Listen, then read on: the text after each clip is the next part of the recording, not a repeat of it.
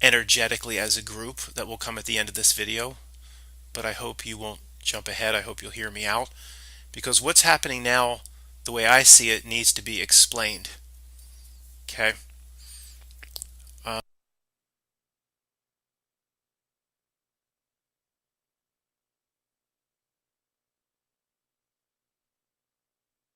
Um, I've said this on and off for about a year, but well, before we get into the concept of wet cement and wet cement hardening, and a time period in human history when they can harden the cement on the next 20 years, or potentially a whole lot longer than that, if they can put humanity and society into a certain trajectory by a certain time period, that trajectory could continue.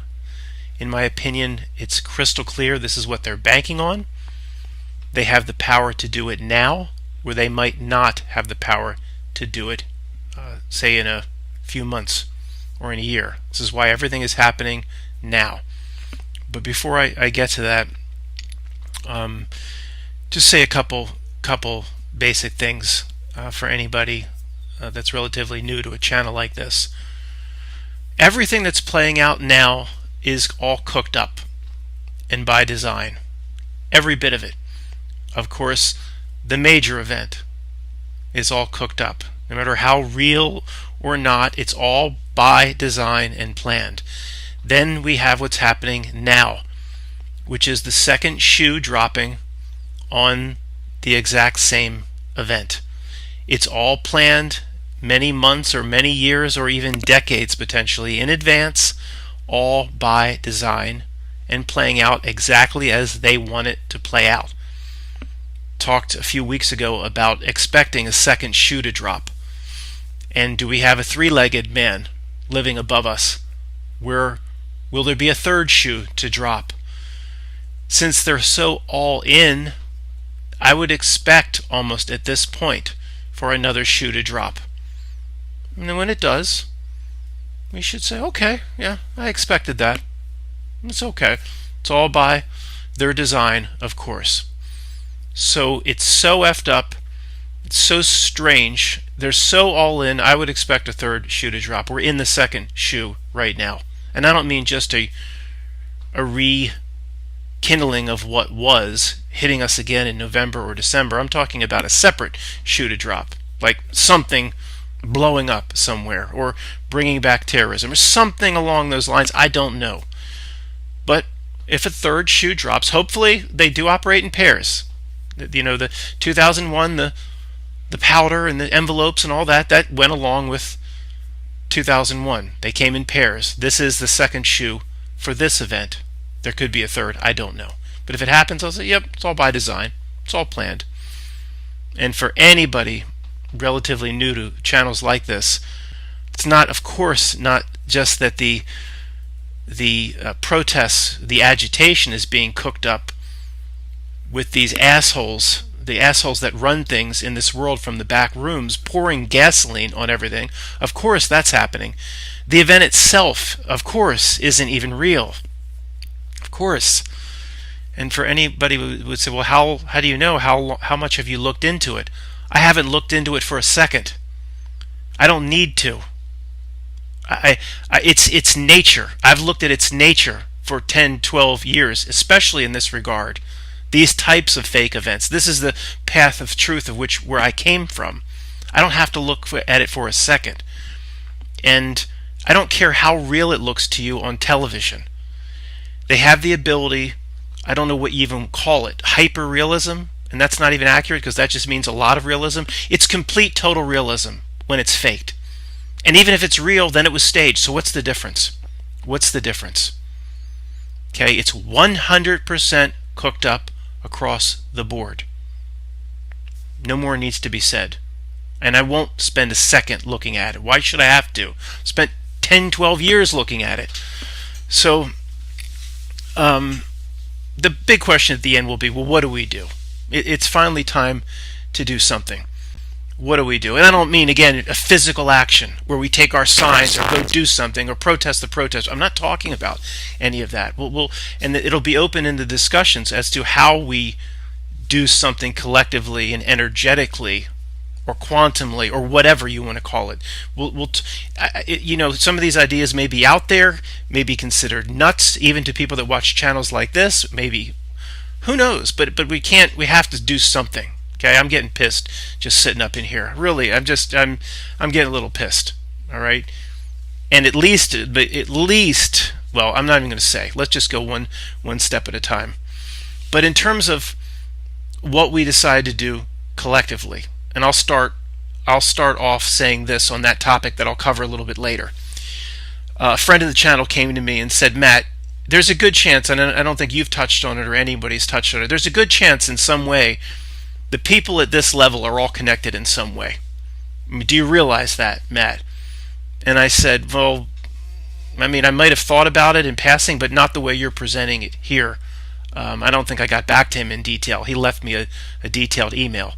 So the message back is, yeah, I've thought about it in passing, but not in the way you're presenting it. Maybe we are tied in together.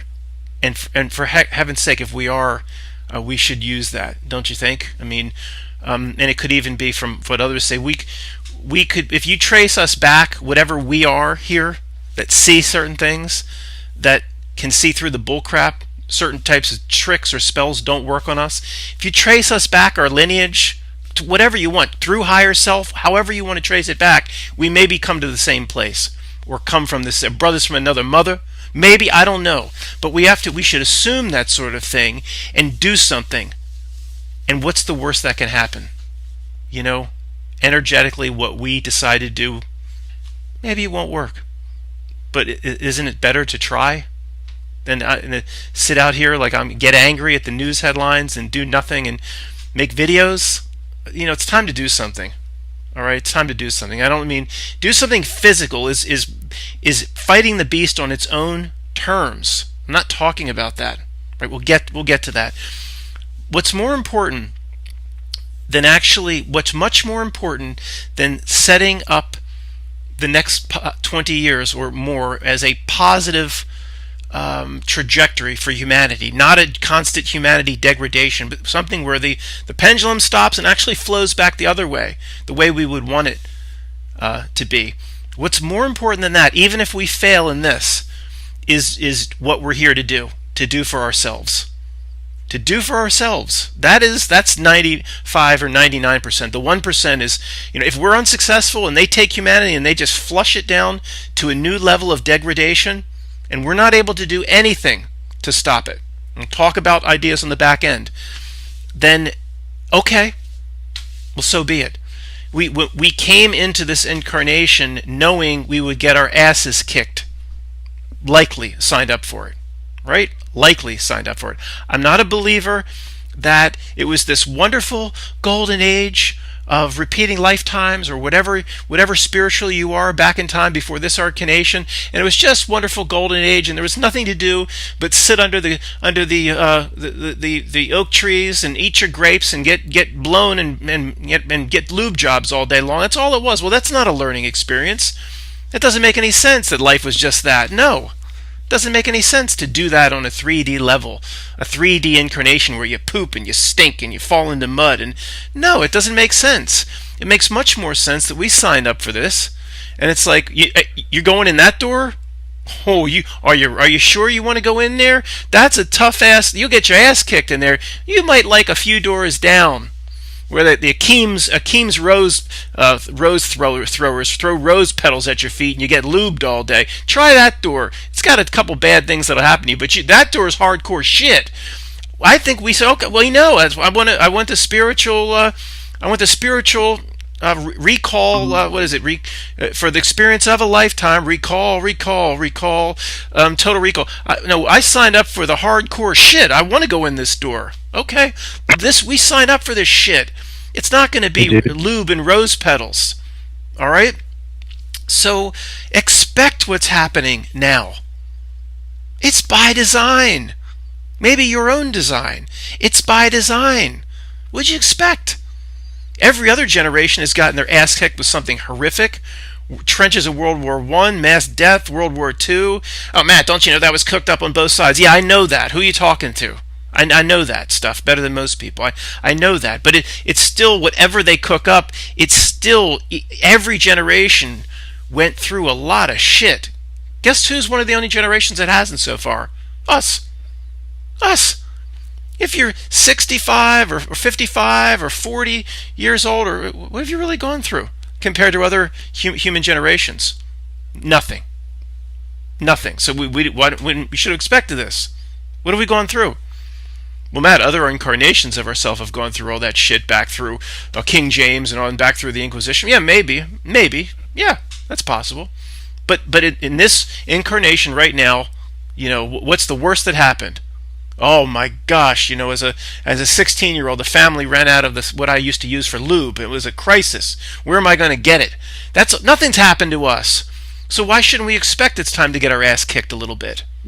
Yeah, dude. Nevertheless, because we can see much more now, we are impatient with it and we're angry about it. We're potentially past incarnations of ourselves. It was like, oh, the war made total sense. Everything made total sense. So we went along with everything, probably. Maybe a few of us had, and I'm assuming past lifetimes. I don't know. I've heard evidence on both sides. It does resonate that this is possibly not the first rodeo. Okay, but we'll leave that aside. All right, we'll leave that aside. It's probably time in this incarnation to get our asses kicked. But because we have a perception that's different now, coming to what I call, many people say, the end of an era, the end of an age. We have a unique perception that came in for many of us, not all of us, right around 2010, 2012 or so. So it's not like in the past everything made sense, or whatever human went through all this crap back through the Inquisition, back through all the wars and all the bullshit. People just thought, yeah, I'm a patriotic Greek, and I think, yo, snack, yo, where'd you go? Okay, he left. Okay, Agamemnon's right. We need to fight Troy, and everybody went along with it. So we have finally a mass group of people that has a new level of perception, like me and you, going, this is bullshit, man. You can see through everything. Just see through everything immediately. So we get angry and we get fearful. All right? In terms of anything we're going to do where we potentially can work together to collectively move humanity out of this degraded ditch back into something that looks normal, and we're going to try. But what do you have in mind, Matt? I don't know. There's a lot of smart people here. It's time to start doing something. Even energetically working together. Okay, let's towards the end. Even if we're unsuccessful, remember that's 1%. 99% is what you're here to do for yourself. And we're all, no matter how bad it gets, we're learning those lessons now. And actually, as it gets worse, we're learning more. We're learning more exponentially right now. Focus on that. That's what's important. If you back up far enough, again, an 80 or 90 year incarnation if you're lucky, 80 if you're lucky, that ain't shit compared to the entire all that is, all that will be, cosmos. If you back up far enough, again, I've said this many times, this life is a joke. It's nothing. So what if we don't change the trajectory of the next 20 years and the minions are they're gonna do their thing? See, the last 20 years was about terror, and that cooked up nonsense, bullcrap, completely fake. Other than a few bombs that went off in Gaza and West Bank to protest against their slave masters. Other than that, it was all fake, all cooked up, even outside of the big event. 95% bullcrap. If a bomb went off, it was because they wanted it to go off. The masters on the back of the bill, the back of the dollar bill that live in the pyramid, wanted it to go off. That was the last 20 years. That was that gig. Then they do operate in 20-year cycles. We'll talk about the astrology of it coming up. So that's what Basher said in Ocean's 11. You don't do that old gig. That's the old gig. You do a new gig. The new gig is afraid of viruses and being sick. That's the new gig. You don't do the old gig. That's last century stuff, and or the beginning of the century. But terror carried 20 years. They can't get any more out of that washcloth. They keep ringing it. Anything? No, we'll do something different. We'll do a new gig. The new gig is just constant germs. That's the new gig. Obviously, that's what's planned, all by design, 50, 100 years ago, or even more than that. So that's the new gig. They need to put the new gig into a certain trajectory going forward for the next 20 years at least, if not a lot longer. And right now the cement, you can feel it. We'll talk about the astrology of it in a little bit again, but you can feel it. The cement is wet. Reality at least has the ability to go either way, or in many directions at this point, even though they're highly successful so far in leading it exactly where they want it to go, based on what you see happening out your window, of course. But nevertheless, they can't make an intricate thing because the cement's wet and it'll just go back to level and there's water along the top of it and somebody with a trowel. It's wet cement right now. You can feel it. It's wet cement. But there's a time limit, it seems like, where it'll harden, or where they can shape their sick, perverted images, and it just eventually falls down. It's wet. But if they can shape their perverted images and put society and put humanity into a degraded place at a certain time, potentially the alignment of constellations and stars, and that's how they do business, then it feels like if they get it, they cross that finish line at a certain time, it'll set up cement hard as a rock. You can feel that, can't you? I mean, all this stuff now, it's wet cement, right? I talk real fast sometimes. I'll shut up. Just think about that. Think about it. All this work they're doing, all these magic tricks, all this getting in our business at every level, eliciting our emotions on steroids, getting people into a degraded place. It's almost like putting something into a trajectory, or Captain Kirk's orbit. And then once it's in a trajectory, if you don't like that, Matt, don't you know that ain't real? If you don't like that, then Napoleon Dynamite's, what is that ball he spins around the pole with the rope? Well, once he lets go, he doesn't have to do anymore. It goes around and around and around until it hits. It's putting something into motion. It's wet cement right now. Can you feel that? Yeah, I think most people would go, yeah, it seems like that. And if they can get to a certain finish line, it hardens. And they can sit back and relax a little bit. Sit back, not have to crack the whip on us as much, because we'll be put into a certain trajectory where we'll just carry it forth ourselves. Okay, we generally agree. If somebody's not on board with that, I feel that in every ounce of my being, then I'm not going to be able to convince you at this point if you don't see that. So again, let's just do the personal side first before the group side.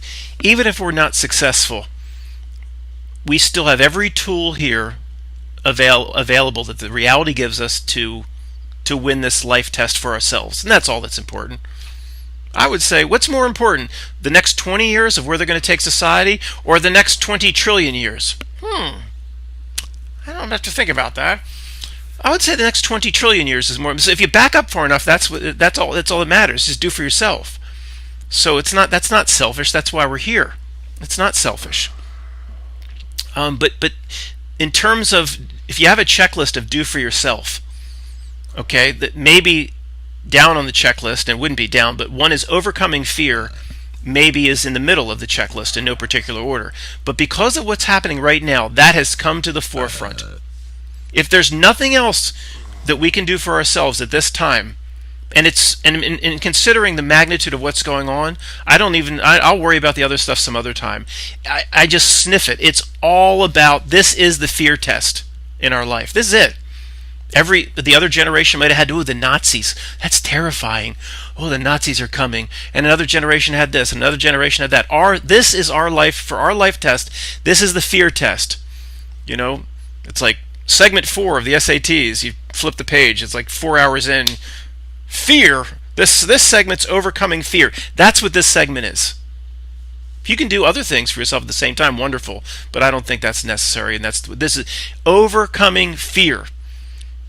Now, we'll talk about the ways to do that going forward. And I'm no genius, because every day that goes by, something about the news headlines of what's happening now on two fronts, scares me.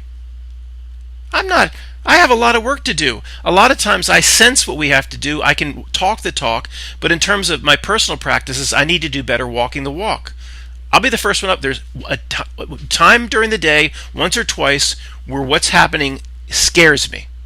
Okay, we're in the human avatar. We have human limitations. You know, that shouldn't. I don't think that would surprise anybody. We're all scared to a degree by what's happening now on two fronts. But the first step, I'm sure of this, the first step in overcoming it, and we'll talk about techniques. These are personal things we can do for ourselves in this life test.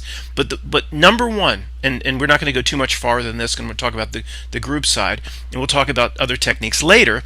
And again, I need help from the commenters on techniques. But I know this aspect is to embrace it, to notice it, to monitor yourself from afar, to monitor yourself almost from a third person perspective, or to look down upon yourself and to just say, okay, that made me, my heart rate went up, to notice it and to basically embrace it. The opposite of some tough guy would make a video like this and say, I'm this YouTube channel, I'm not afraid of nothing, this doesn't scare me. That's just sweeping it under the rug. It's lying to yourself. It's saying I don't get scared or whatever. If you're saying that about what's going on now, you're not being honest with you. Either you are one in a million, absolutely hardcore badass mother effer like Jules's wallet, or a reincarnation of King Leonidas from Sparta, where not a true sense of self. Where by the way, I'll take that back. If you've had an out of body experience and a after death experience where you've seen your mortality, seen your so much else, you maybe have no fear because you've seen other places. That's different. If for someone that hasn't had those experiences, and even if you're confident, or like I am completely confident, this is just a tiny little train stop along the way. This is a tiny little incarnation. The train's this is one stop. It's a joke. We did a lot more before this, and we'll do a lot more after this, and I'm very, very convinced of that. But unless you're 100%, we are still in the human avatar, and that the natural fears will arise.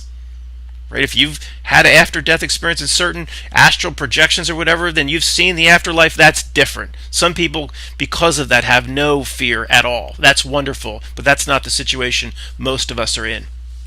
All right? So this, for most of us, is the fear test. Number one thing, absolute step one, is to not hide from it or say it's not there, or I'm just going to have 3 or 4 extra beers to squash it, so I'm not afraid and I can sleep at night, or take an extra Quaalude, or do something like that. No, to embrace it. I'm fearful. I just saw a news headline of another store with rocks thrown through the glass, and I'm fearful. And to embrace it and say, okay, I'm in the human avatar. Is completely normal, completely natural. What is the main reason I feel this way? Okay?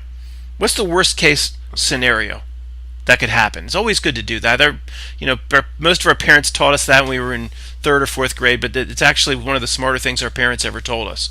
What's the worst thing that could happen? Well, the looters expand out of the cities, and then they eventually come marching down, and we'll have to have a gun battle with them. And those without guns, they might come in and they'll kill us all. They'll just string us up. The looters will become a giant gang, like the humongous gang from I'm not going to do it, from the Road Warrior, Mad Max the Road Warriors, and we're all going to die. So what? Let's just say that is the worst case scenario.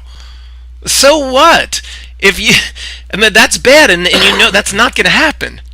This will quiet down in a week or two. It's not going to happen.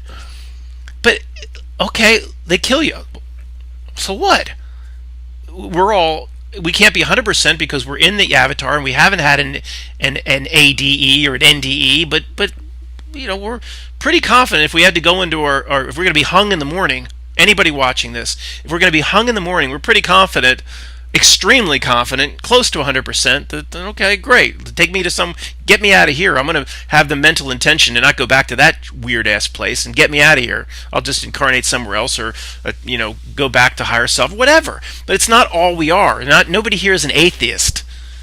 Nobody. As you investigate truth topics, the atheist position becomes not weak, absurd, ridiculous. So that's the worst case scenario. We all die. And we've talked about a fear, an incredible fear of death, is actually creating your own attachment, Jacob Marley chains, to this place. Where if you create enough potentially upon your death, you look down and say, "Oh, I can't get out of here because I made all these attachments to this place. I didn't see these when I was alive." Well, you had the opportunity to cut them all off while you were alive, but you didn't. All you did was keep creating more attachments, and you actually did cut a few of them, but you were so afraid of death. See, that metaphysically tells us demons that you McDonald's love in that place. So you died, and there's this huge chain, and you said you feared your death. You feared your death so bad you made this last ass chain that's going around your stomach like a hula hoop, and you can't. Oh, you go metaphysically. You can't get out. You got to go back. You got to go back. You still, no matter how bad it gets, you still can do the work for yourself. You can still cut ties. You can still cut chains. You can still cut attachments. That's not. I said 99% is the individual work versus the 1%. No, it's like 99.999 nines for like a billion miles to 0.0000s for a billion miles in the one. So what happens over the next 20 years if we can't help shape the trajectory of society? 20 years? How about 20 billion years? How about 20 trillion years? How about a spirit that always will be? So it's all the individual. We shouldn't even be worrying about the group stuff, but we'll.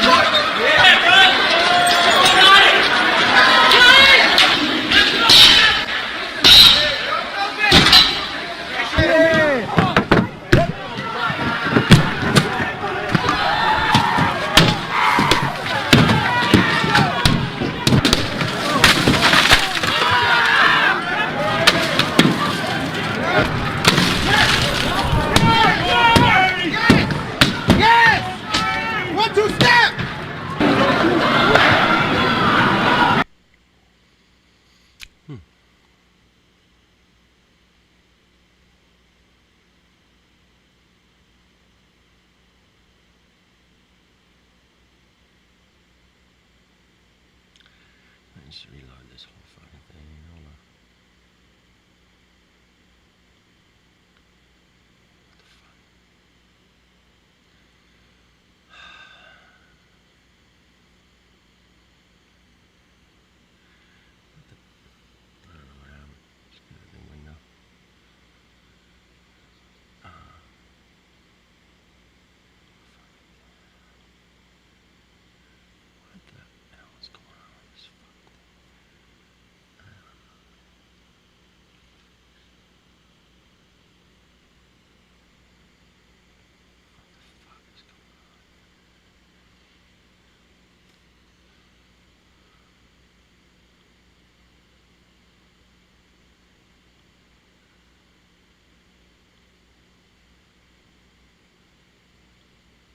of our darkest moments of despair.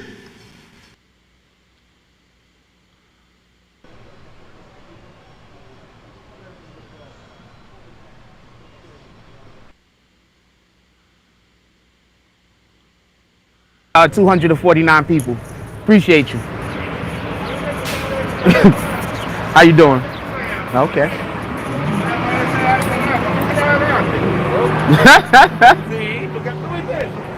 Shorty walked past. She had like, you could tell she had like surgery or something. So, you know, her body was looking good, I guess. So everybody looked except for one guy, but you could tell he wanted to look. So I let him know, you know, it's okay. Nobody's gonna be mad at you.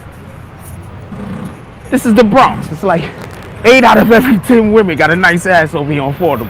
If you don't turn around and look at a couple, I don't know what to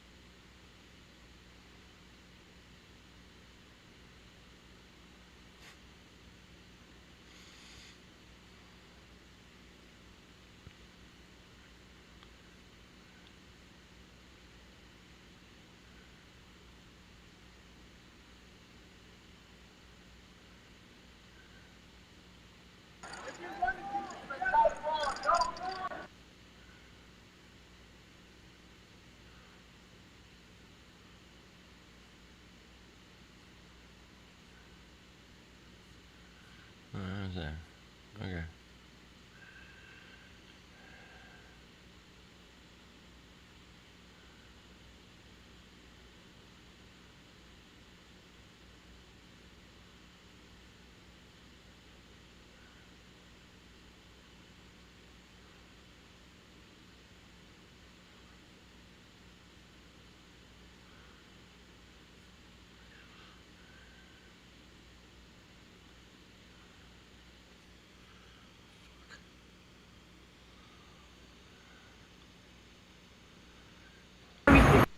But not Old Navy. Old Navy was well protected. It was like 27 of them in front of Old Navy while all the other stores was gonna hit up. The delis, everything. You was out here? Yeah. Tell me what happened. We on live right now. We got almost 300 people. It was mad bullshit. Like the cops was just standing there. They was shooting rubber bullets at us. People throwing rocks. They stole. Stop snitching on niggas. You go.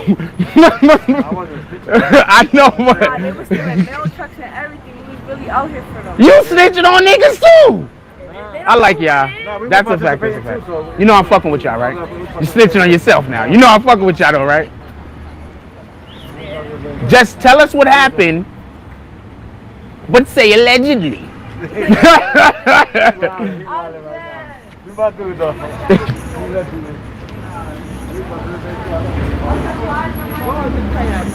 Huh? These motherfuckers really was snitching on themselves. This motherfucker really said that he was a... This motherfucker really just said that he was a part of the shit that was going on. This nigga out here really just snitching on himself and then got mad at me for telling him about it. What in the fuck? Is these niggas crazy or is that me? Is they crazy or is that me? No, the police had this place guarded though. This is all they were able to do. And then the police chased them off to go loot the places up the block. Ah!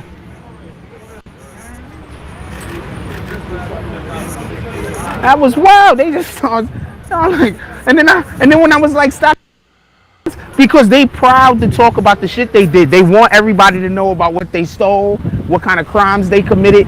They want niggas to know. Oh shit. Oh shit. They want niggas to know about the crimes committed, and then when they get locked up, and when people come pull up on them and they go get locked up, you're gonna swear somebody snitched. No, nigga, you snitched on yourself. How you doing?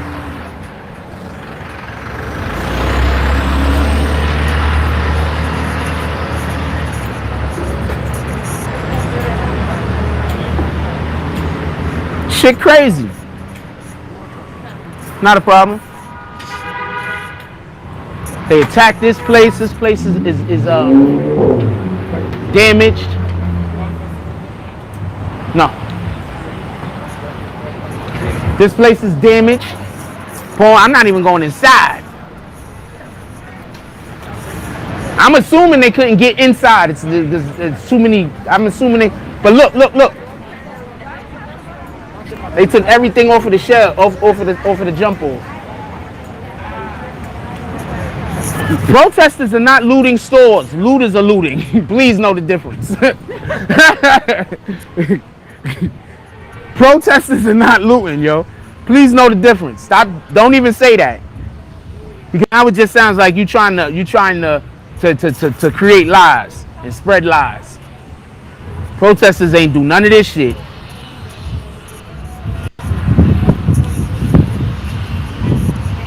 I know some of the cops was mad they couldn't loot. Hey, yo, sorry about that. How y'all doing tonight? Oh, shit. Look at this. This is crazy. This is your own neighborhood, yo. This don't make sense. Somebody worked in this store right now that now can't come to work. You are literally putting people out of jobs, yo. This is crazy. I mean, yeah, I get it. It's Sprint, so fuck it, right? They got insurance, right? Sprint got insurance. I get it. Fuck it, right? But you know, there's people that work at the Sprint. What about them? What if Sprint decide that they don't want to reopen no time soon? So now you just put some people out of work for like a month or two. What about that? Ever thought about that?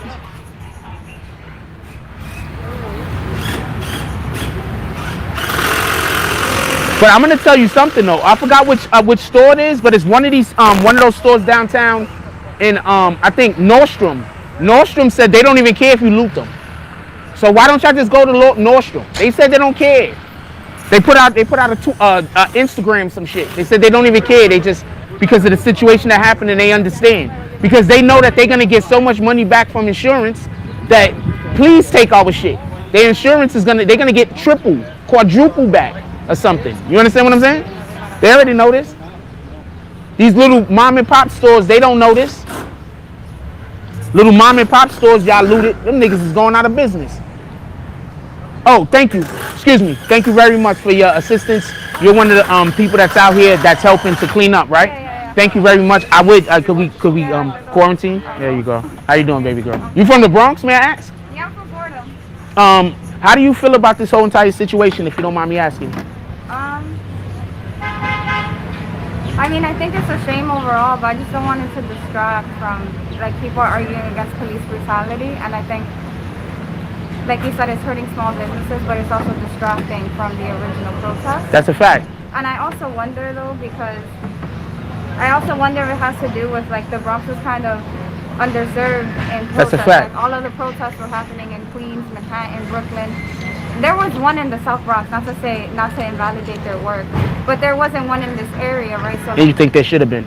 I'm just wondering, like, if some of those people had another way to kind of show whatever they're feeling and show their emotions, like, then that could have also changed things, you know? That's a fact. I mean, definitely. If they had organized, you know, like it wasn't. Like I saw it was mostly young males, and it wasn't organized, so yeah. I do have a question. Okay, so I got tons, but I'm just gonna ask one more. Yeah. So Are you recording? I'm just curious. actually we're on live. We got about 300 people in here. What's up? Okay, so this is what I want to say. So initially, and the initial issue actually is those 4 policemen, not all police, but those 4 policemen. How do you feel that people are trying to, even though there are a lot of other incidents that we have had where there have been police misconduct, that obviously the appropriate oversight wasn't given to those situations because a lot of these individuals didn't even like, the public feels like no justice was done. Do you think that because all those other situations that were so obvious, like this situation that just happened, is it looks very obvious, that the public has lost trust in that the police that are supposed to be good police will prevent the bad police from being bad police? Yeah, I don't really think it's a question of good and bad. Like, I kind of think that distracts also. I think it's just a question of there's not many ways to hold the police accountable. There's too many walls to get to, like that you got to go through to hold them accountable, and it's like virtually impossible. So it's not. I'm not really interested if you're good or you're bad. I'm just interested that whatever action you take, you can be held accountable. Right? It's not about your character. Like a lot of the times we think, oh, good cop, bad cop. That doesn't matter because even if you're a quote unquote bad cop, but you're going to be held accountable. But that's basically what my question is. Do you think that because previously officers have not been held accountable, do you think that the public has lost their trust that there are police out there that will do the right thing? Yeah, I think they have lost their trust because it's hard to have trust if you know that you have no power, that you have no way of like holding someone accountable. Thank you for your time. You are the best. I really want to. I want to give you a hug. Actually, I'm gonna go. Different times. I'm Jack Frost, BBN Network, and you are Francesca. Francesca. Would you like to drop your IG if you? I actually have no social media. I've been off for a while. Really? Yeah. You live in the woods? Nah, I live around Florida. I know it's a joke. Yeah. I'm gonna see you later. All right.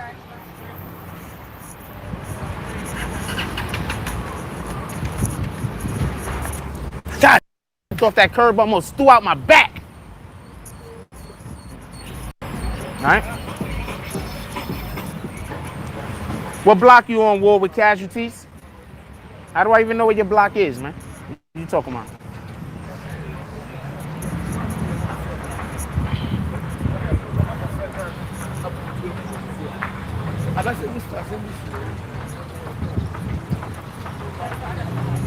I just don't think. Look, very happy. I'm happy it wasn't looted. Hey, somebody should go tell Takashi to buy this. Or that elk or whatever the hell that shit is right there. You see it?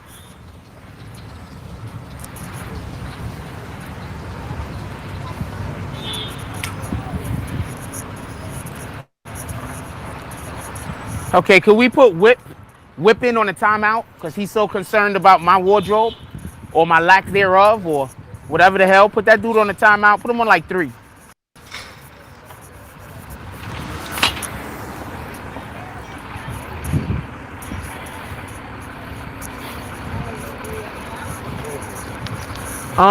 I don't know. I would love to. Hey, how y'all doing today? Excellent. There was some situations that happened last night. Could y'all discuss any of this?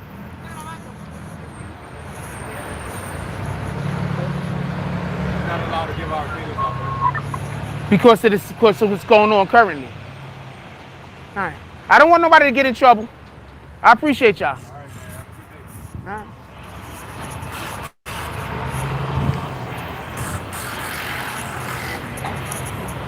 Yeah, they know who I am, and they want to talk about other shit, but I don't talk about other shit. I'm going to talk about what we got to talk about. About that guy, it's long time already. Now it's about themselves. We feel for them, we're with them, but not. And they walked over to me so happy until I started asking what the fuck I asked them. Why in the hell they needed donuts? What the fuck? This shit is bananas. Why Baskin Robbins and Dunkin' Donuts? No, he take a register and a safe. Oh, they took the safe? Yeah. They took the safe. Oh, shout out to them. I mean, they need to stop. This is not good. Did you own this spot? No. I'm just worried. That's my job fuck up today. I have no job today. So now you can't even work. Where I go? Like this shit takes and lot of process, everything like a team come. People forget about the people that actually. Me lose, lot of like a woman people work here lose. Everyone lose. Because now that the place is messed up, you don't know when your boss is gonna get back up or what. Yeah, maybe fix this one and something fix inside. Lot of mess inside. Sorry to hear that your brothers went through that. You know, we are loser, no one lose, you know. No, I get it. Yeah. Because you ain't hurting Dunkin' Donuts because they got a shitload of money. You know, they're still gonna get paid for working today. It is what it is. I'm sorry to hear that happened to you, my brothers. Yeah. Okay, my brother. Enjoy your day.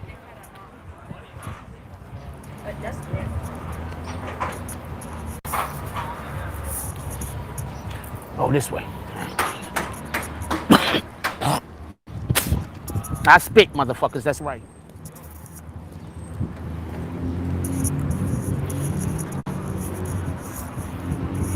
They stole a whole safe, homie.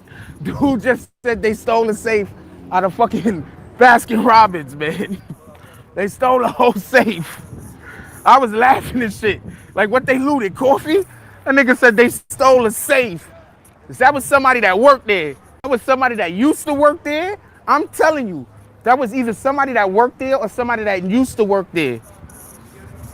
Oh, shoot. I gotta plug my phone in. Hold on.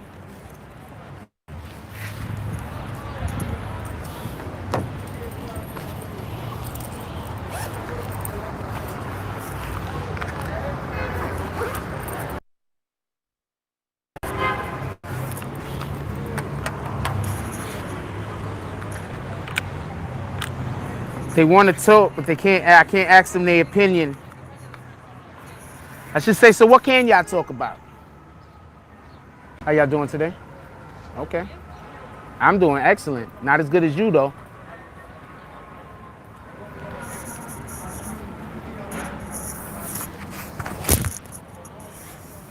Okay, so they could talk to me. They just can't talk about the situation. So maybe I walk back around and ask those cops some other questions or ask them what they can talk about, see what they can discuss. We don't know. How you doing today? Okay.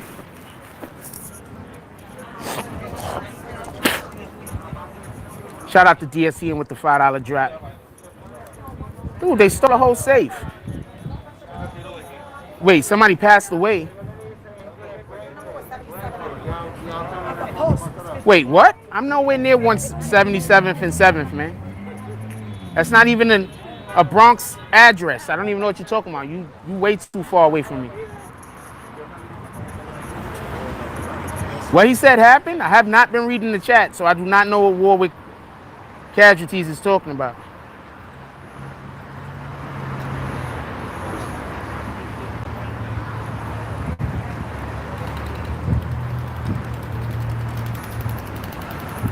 Whose cousin died? What is he talking about?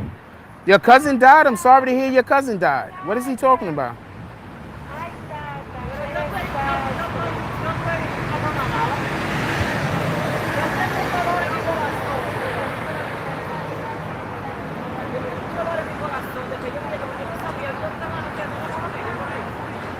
His cousin got shot by, I'm scrolling up right now reading. So if he want to be upset that I didn't see something when obviously I wasn't reading the chat, I can't go to 177th and 7th.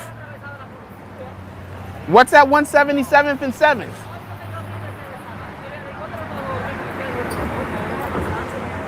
That's not even a Bronx area address. What are you talking about?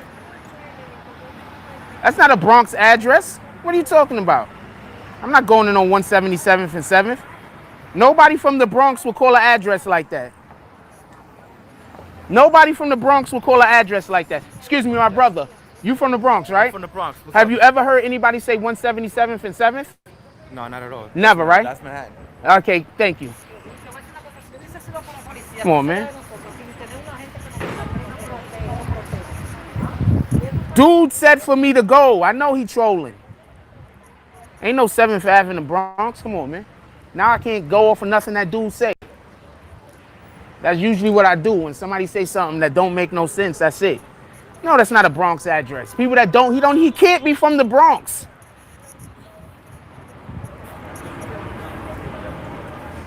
Well, I can't go wherever you're talking about, so I'm sorry to tell you. You have a phone though. You should be recording what's going on. I was about to call you yesterday.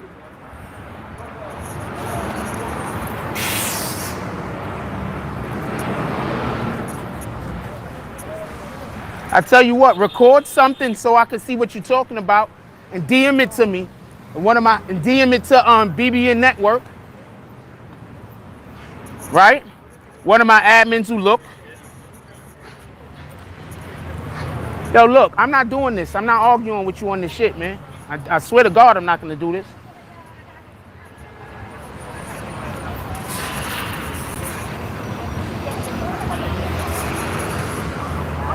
Hola, ¿qué tal? Este es quien te habla Matute 56, vigente del show de Matute 56. Estamos directamente en la calle Flora.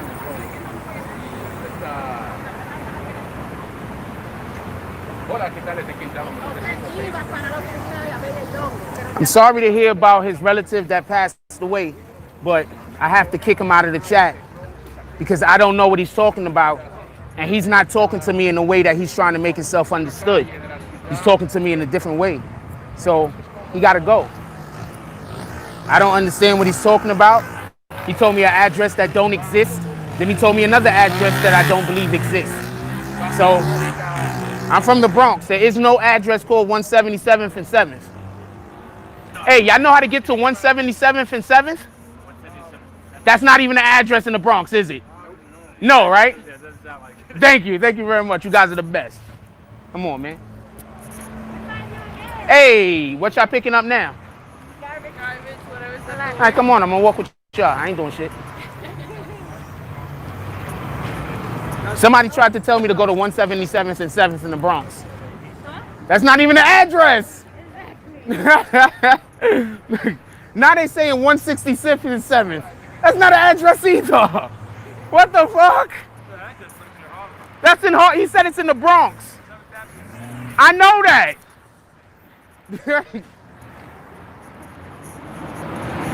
It's somebody trying to get me to go somewhere to stop being where I'm at because they can't come here and get the coverage. You understand what I'm saying? Because I do YouTube. So there's always YouTubers trying to stop me from going places because they not in New York, so there ain't shit they could do. So he trying to get me to leave here to go somewhere where ain't nothing happening.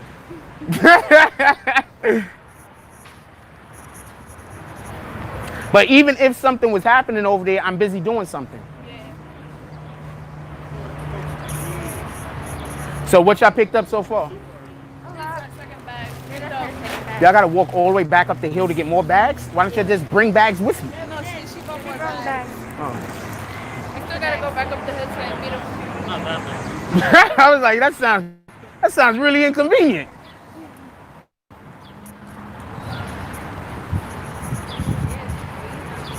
Go to Fordham Plaza. What's happening at Fordham Plaza? I think somebody's just throwing out some random shit. Like, when you do YouTube as long as I do, you could kind of tell who the people that's bullshitting you is.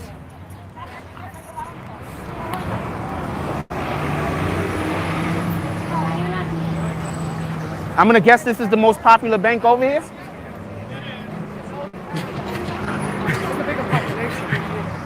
The name of the bank is popular. That was a dad joke. Yeah. So I heard some people say that when the rioting was actually happening, police was standing around watching them as long as they didn't attack certain buildings. Did you hear the same thing? No. But I heard on the internet that some buildings got attacked. That's not our bag. You gotta go pick it up. Yeah. But I heard that some buildings that got attacked like downtown were mostly from to like start off the riots. No, I heard that. Oh, you saw me look at them? Yeah, like I seen videos and stuff of like Cops doing stuff. Yeah. Yeah, that's a fact. We've all seen that. That's how they've been giving it up. Yo, they stole the safe out of that place. Yeah. The safe. That's crazy. Shout out to them. But they also put some people out of work. You know, the people that actually work in the Dunkin' Donuts, who's probably getting minimum wage, now he don't got a job. Shout out to them. Are y'all gonna make this like a every week thing? I'm just curious. Like, hey, let's go pick up shit. If it happens again, then. Yeah, if it happens again, by all means, I'll do it, no problem. So y'all found this on IG. How did you find it? A friend to me. I wanted to go to a protest today and they couldn't find anything. It's hard to find There is a protest today, though. Where? I can't show you because I have it on my phone, and I'm currently using my phone to live stream. But there is one. I think it's yeah, we got a 277 in here with us right now. Hello. So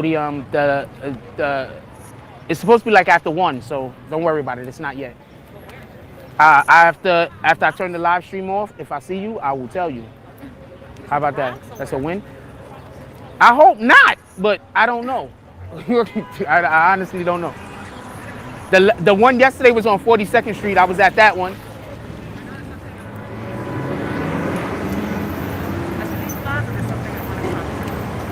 Police Plaza. One Police Plaza. That is where it's at. How you thought you said you ain't know? I'm giving her the Clint Eastwood eyes. Where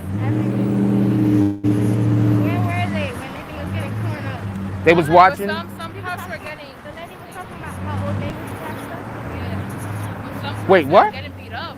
Yeah?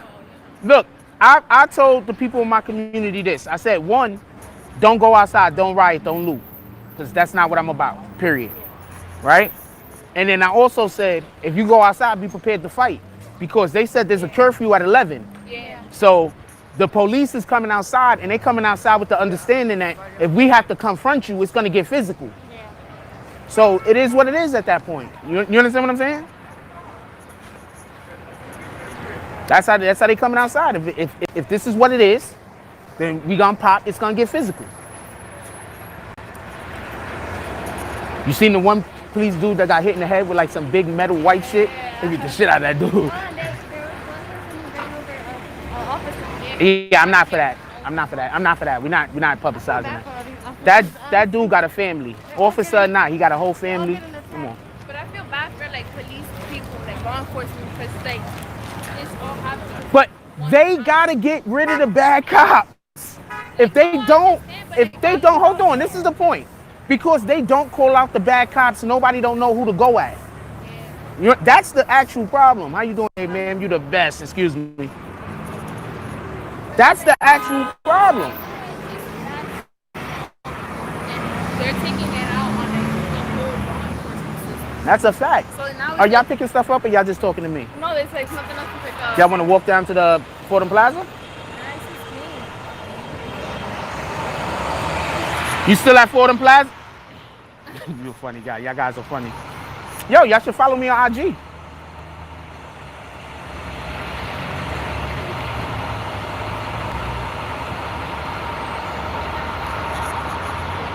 I just feel bad because this is making like kids wanna deal with law enforcement, change their career. Yeah, we need more of ours becoming being in law enforcement. So people can't if we raise our kids to hate the police. Wait, that's not me. God damn it. I got fake accounts. That's somebody with a fake account of me. Shout out to that. That's not me though. Hold on. We ain't following that rat bastard. Hold on. I am.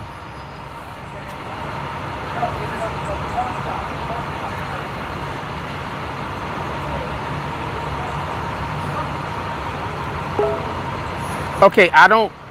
I am the. Nah, y'all good. Y'all gonna go right back up the block to that same spot, Yeah, right? we gotta go back up anyway. That's me. God damn it. I'll just find it off of hers. All right. It took me a while. Yeah. All right. So let's go back up. Go back up? Yeah. I'm gonna go see. That way? Yeah, cause I'm gonna go see. Somebody said go to the plaza, so I'm gonna go check out the plaza. Ladies.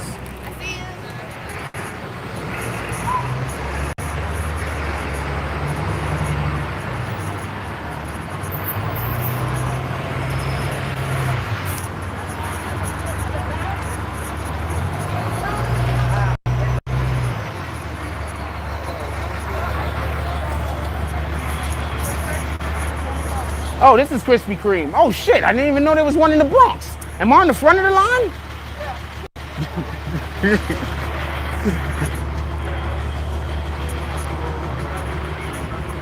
I did not know there was a Krispy Kreme in the Bronx.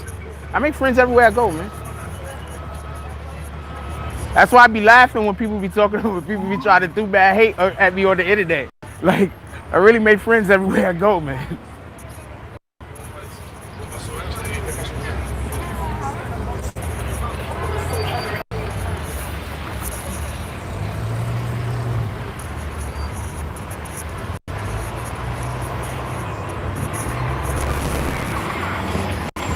Them girls was too young though. I think they both. I'm gonna be quiet. I'm gonna be quiet. You guys are too young though, man.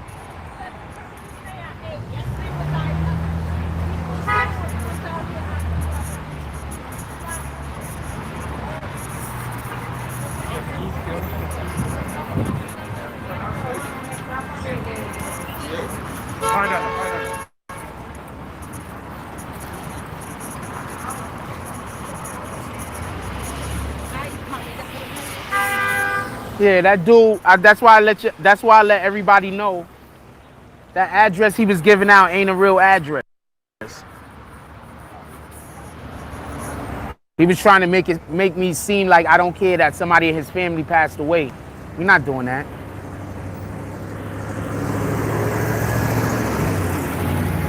Nobody shot at Fordham Plaza. See, our dude right there is lying about somebody being shot at Fordham Plaza.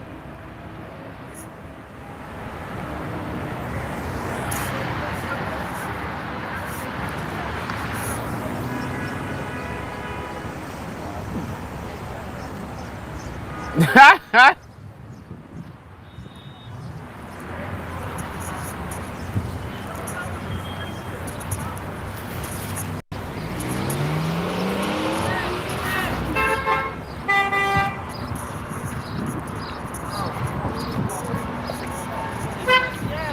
don't realize you would not just about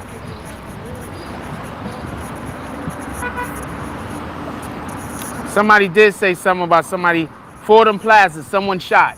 That's what that dude said. But I know he lying though, because ain't nothing happened because the police is all up the block calm. So of course nothing happened on Fordham. But I didn't know that's why he was saying come down to Fordham Plaza though. Let's give dude the heave ho, by the way. Let's hit homeboy with his bags. I took too long to be able to do my own damn IG. And then I had a fake IG account. God damn it. Why y'all keep making fake accounts of me?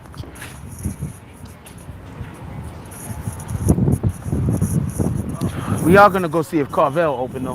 Why y'all keep making fake accounts of me? What the fuck, man? Are y'all really tricking people with them fake accounts? So what's cleaning up that needed to be done down here? How y'all doing today? Doing good. Oh, so you also are y'all with this all with the same group or they're different groups? I'm not sure. We're just helping out. Just randoms. Hi, y'all some of the y'all randoms deserve MVP. Hey, there she goes. What's up there?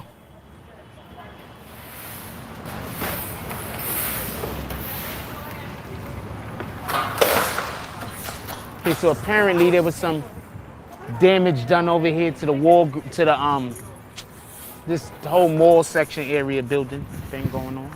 Apparently.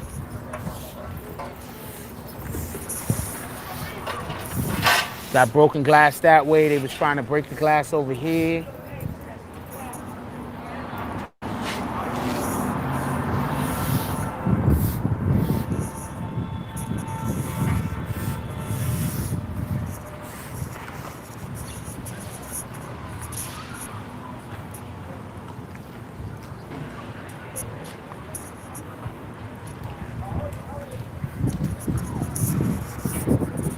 Oh, I know they was pissed. Because they took all of this time to break this glass. And then it got to the fucking wall right here. They was like, God damn it. Look, they even tried to go through the wall. Yo, like, this shit ain't do nothing.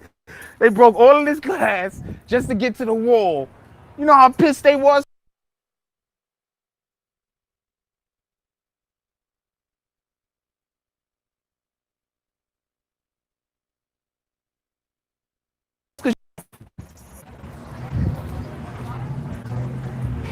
They broke the glass and then had nowhere to go. Why would you even break the glass? Pick the lock? This is what I mean. Like, this shit don't even make sense. At this point, this don't even look like nothing looters did. Like, why would looters do this? There's nothing to steal. You telling me that this, maybe they just broke the glass to break the glass. What is there to loot?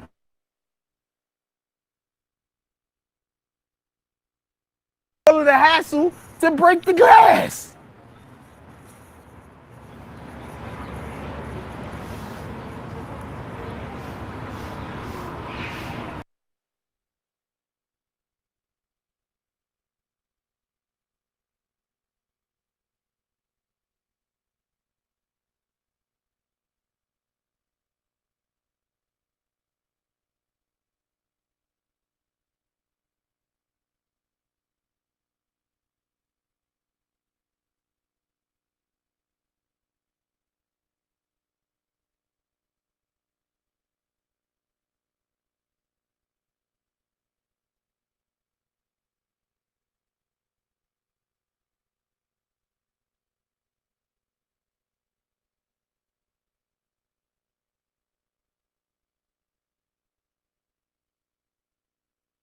Look.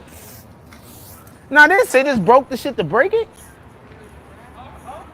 I mean, nothing really makes sense right now. So just that isn't. It doesn't have to make sense. It's something that happened. I told you, it's civil unrest. It's what happens when this country is in a state that it's in right now. What is there to be? You know what I mean? What is there to be shocked about? We just literally witnessed a man be murdered in cold blood by the police. Who gives a fuck why they did this? People are angry. People ain't making no sense. Nothing makes any sense right now. I think the concern shouldn't be why they did it, but like let's keep our communities going. And that's it. Actually, my concern is whether the police is doing this themselves or agitators. Because I personally seen agitators and police breaking windows. Yeah, we've seen it, but That's all I'm saying. I'm not saying no more than that. I do think everything that you just said is correct. I agree with you. I agree with everything that you just said. But my point is, if somebody was gonna did they break it just for fun? Because there's nothing in there. Or was this glass broken just to show that there was people being belligerent?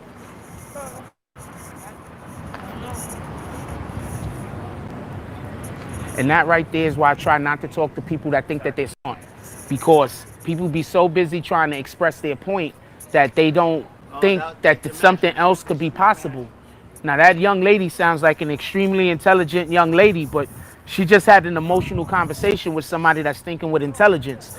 She wasn't gonna win that one. Look, we know for a fact that there's police and everybody breaking windows. We know for a fact that there's agents breaking windows. Do you see where these windows are broke? These windows ain't broke on the front of the fucking building. These windows are broke in the back where people couldn't see who broke them. Look, you even got cover. Look, there's even cover. These windows was broke in the back where you couldn't really see who was breaking the windows. And now homegirl was so emotional that she can't even conceive in her brain that there's a possibility that someone other than angry black people broke this. She doesn't know that to even be true. Look where it's at. This is the type of conversations I be having with people in the chat. And people be getting upset at me. These are the type of conversations I have with people in the chat when they say shit and they leave out important things. Look at all of this cover. All of this cover. This building doesn't even, you don't even know what's in this building. Look. You don't even know what's in this building. Yo, wait, Shorty, is that right though? Why break the glass? You don't even know what's in the building. Am I wrong though? You don't even know what's in the building. Why break the glass? Do you know how tough these glasses are to break? You know how long it took them to probably break this window?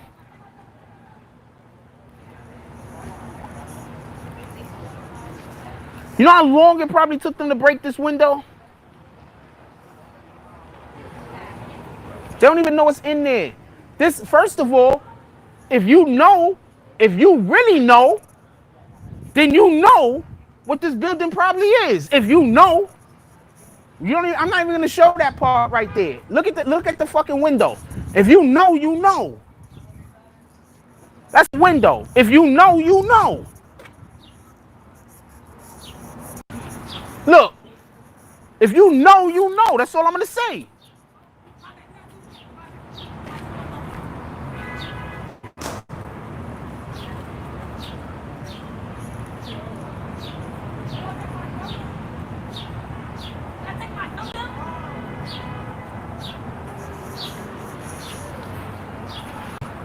Look at this kid taking selfies in the damn window. Fucking kids. Fucking kids. Fucking kids. What the hell? Look at selfie in the window. What the hell? I'm not mad at them. I'd probably be doing the same thing. What the fuck? That's a fact. Kids, man, crazy as hell. I'm glad I came down here. See, always make the best out of, always make lemonade, man. Always be making lemonade. Always be making lemonade. Yo, hold on. Can I ask y'all a question real quick? Do you think that this is weird? Look at this building right here, right? Now, people looting, right? Do you see any reason for somebody to break that glass to get in that building? maybe they got a reason. We don't know. No, but the point in which I'm trying to make, we do know that there's these police officers that's running around trying to make it look like like during the riots, trying to make it look worse, right? Yeah. Now look at this. Look at all that cover. If somebody decided to break these and they didn't want to get seen. Yeah, true. Also, why come to this side of the building? If everybody's riding and looting, you might as well. Why not go on the other side where you know you got access if you get in? That's just regular, right? That makes sense, right? Even though I may be wrong, it makes sense. Get in from here? You mean here where there's no access? I don't know. I don't even know what's inside. Exactly. And what was they gonna do here? Pick the lock?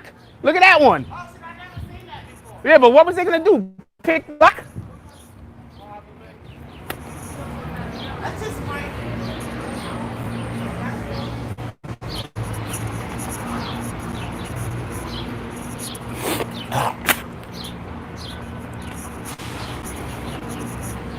Yeah, but that's the back of Best Buy. They're not getting in that way. There's no way to get in. That's my point.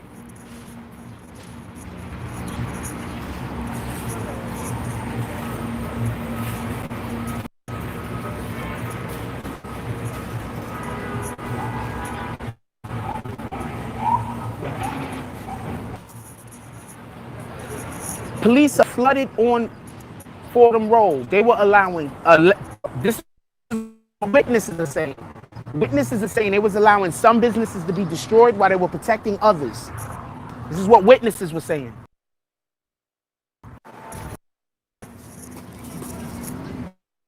Witnesses are saying that they were guarding some businesses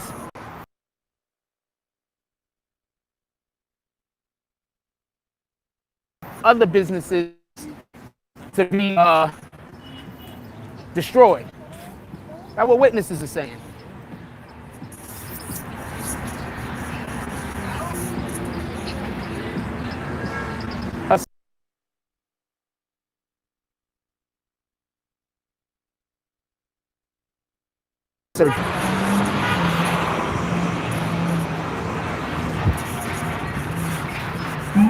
I mean, yeah, granted, it could have just been some idiot that didn't know that they couldn't break in through the other side.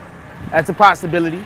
I'm just saying that the other possibilities also, it's I think Carvel's is closed. We're gonna go. I think it closed down a couple of years ago. I hope not. I'm gonna get a fucking sandwich. If anybody ever seen those North End commercials and watching the Knicks games, that's North End Wine and Liquor.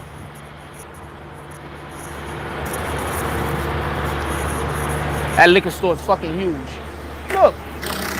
Now you see the people breaking in on this side, they were trying to steal shit. They were looters. Do you get what I'm trying to say? These people were looters. The people that was breaking in on the other side was just breaking shit. Look.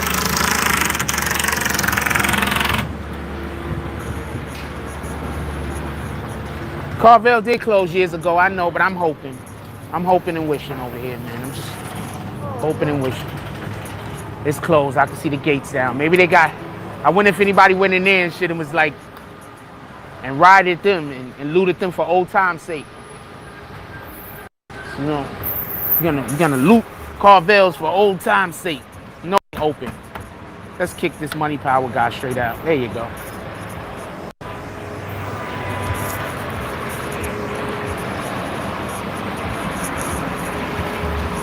Dude, I'm pretty sure if you get caught on Fifth Ave doing anything, you might get shot. Mama, that's where Crippy got shot.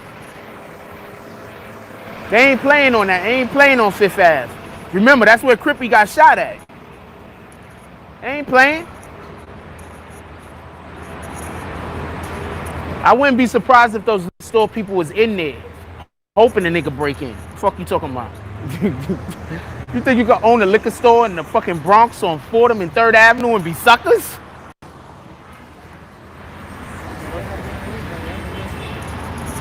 Anyway, we're gonna call it a wrap.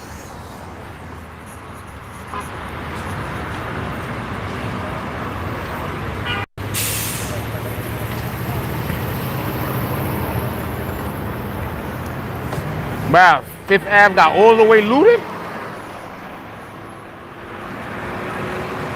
Shout out to that. That actually makes sense. I'm very happy nobody got hurt in the process.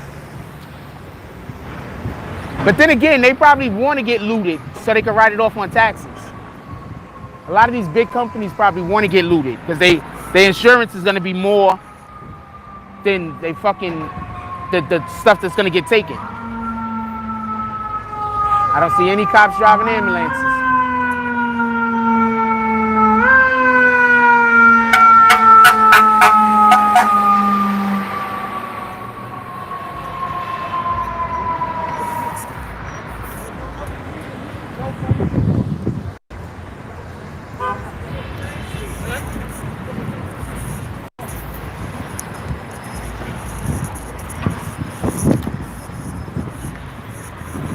Hey, how much is your mangoes? $1.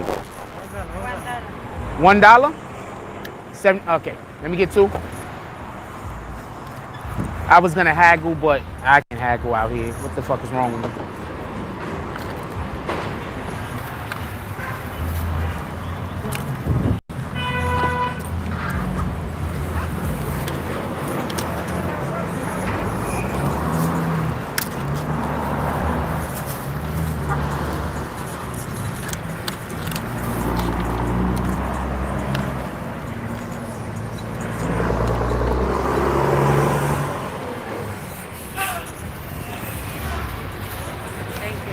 Thank you. Appreciate you.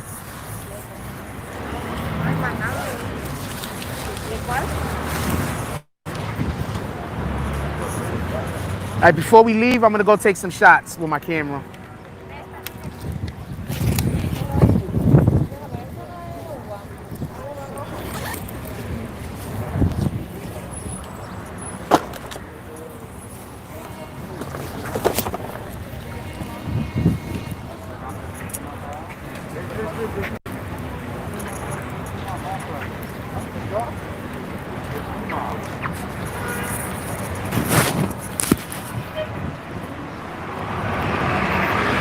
Yeah, got some mangoes. I always try to. I think it's important to buy from vendors, street vendors and stuff like that. Like that, they're part of the ecosystem. Feel me? Like we need to spend our money more economically friendly for our environment. I don't think we do enough of that. Hold on one second. I need to put my camera together.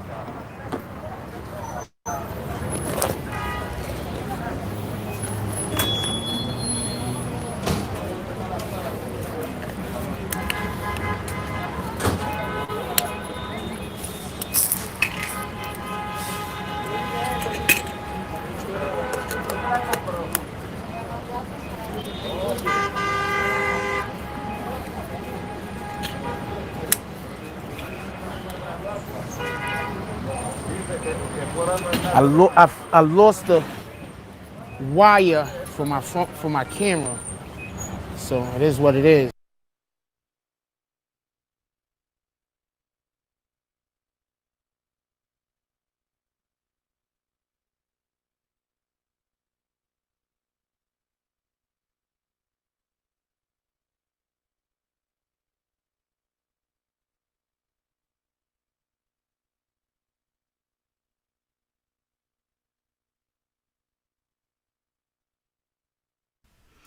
There's a lot going on right now. I think everybody can agree. Unless you're hiding under a rock, you know that the news is moving really fast, especially because of this massive outbreak of, what do you want to call it? Protests?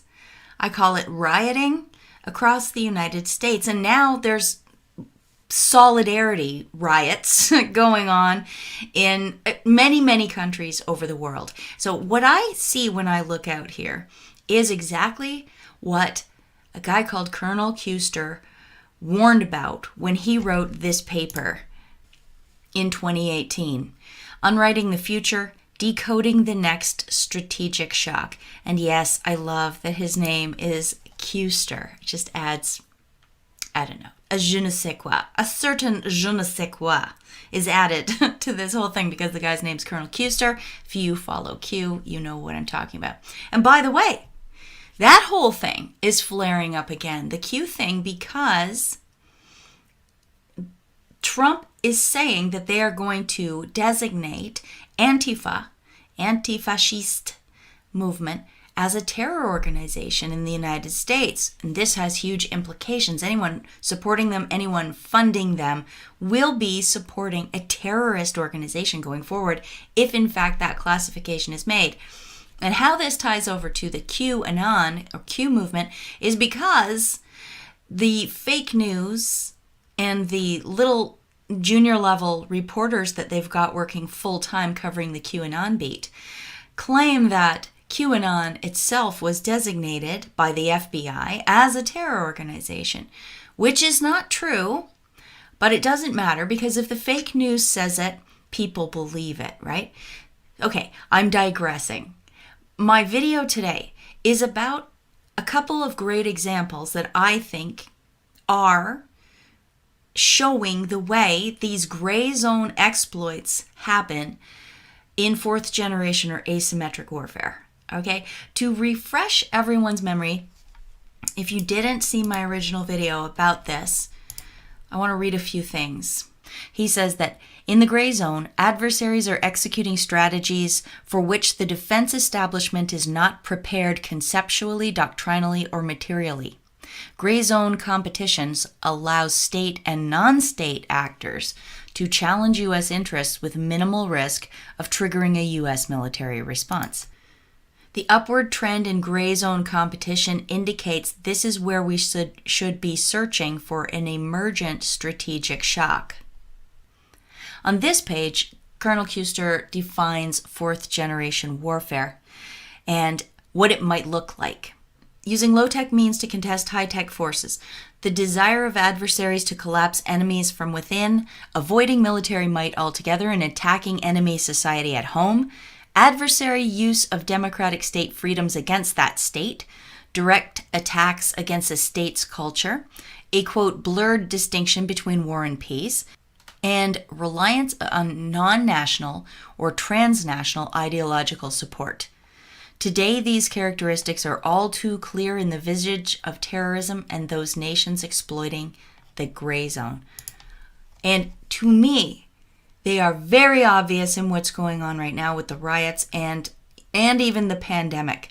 So the examples I want to show you today, one is the protests and how they are bringing together sort of an all gray zone approach to using the protests to create chaos. And then from that chaos, who knows where they can push us.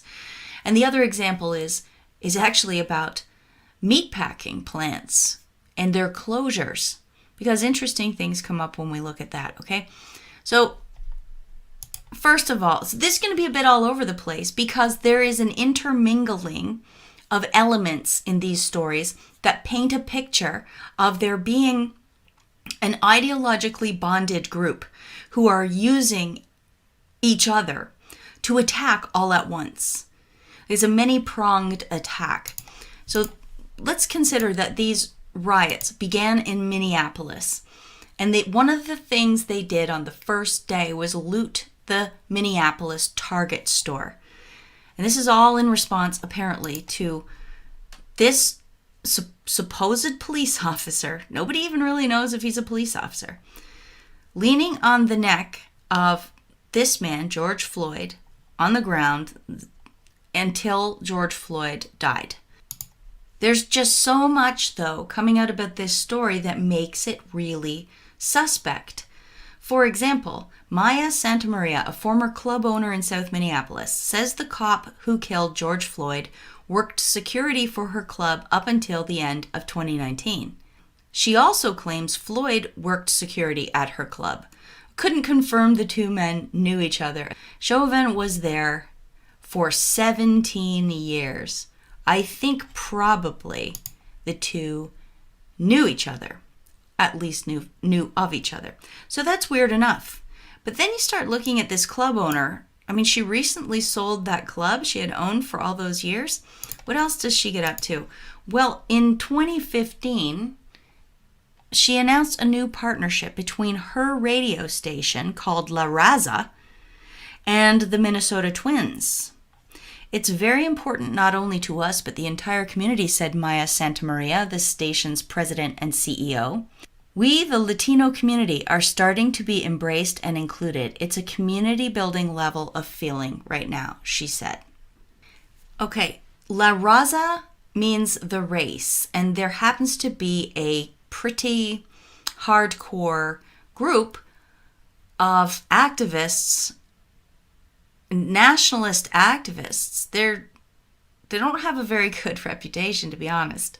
I don't want to slam them unnecessarily, but La Raza is the name of that group.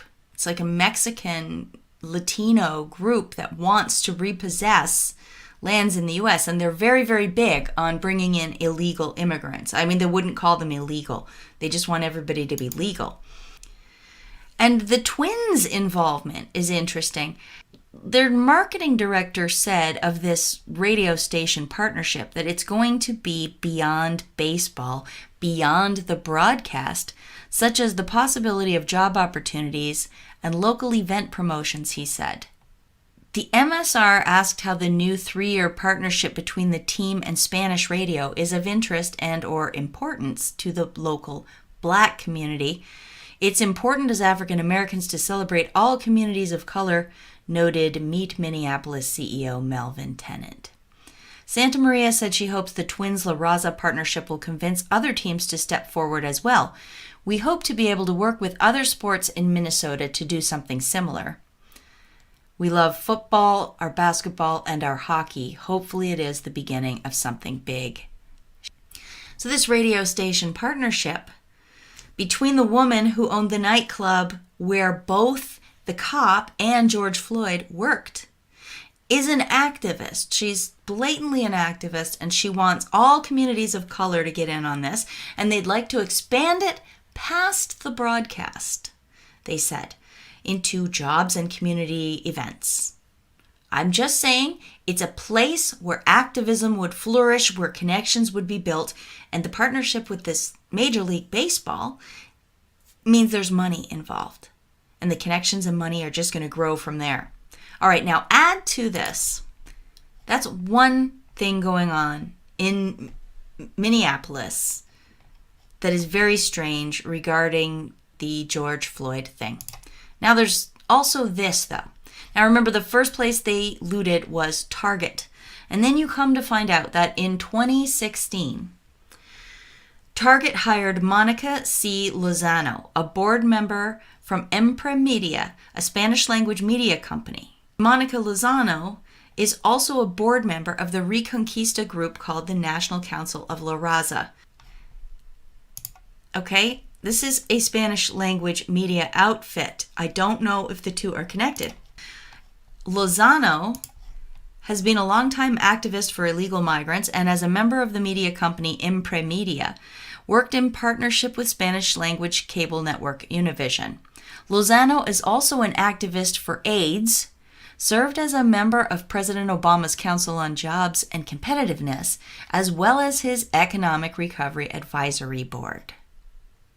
Are you seeing what I'm seeing? Like, that if you wanted to set up an insurrection in the United States from within, right? An insurrection, an attack on the United States from within, that is precisely the type of network you would need.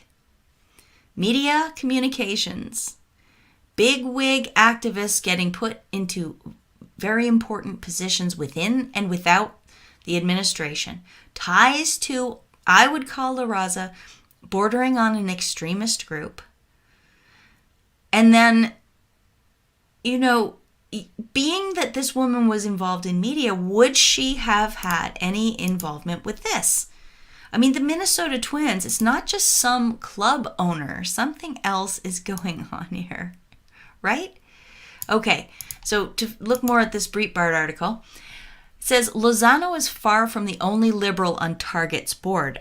Also Also a member of the board is former Obama Interior Secretary and former liberal Colorado Senator Ken Salazar, and former Mexican grocery market chain Casa Le ADS de CV, sorry for that pronunciation, executive Robert L. Edwards.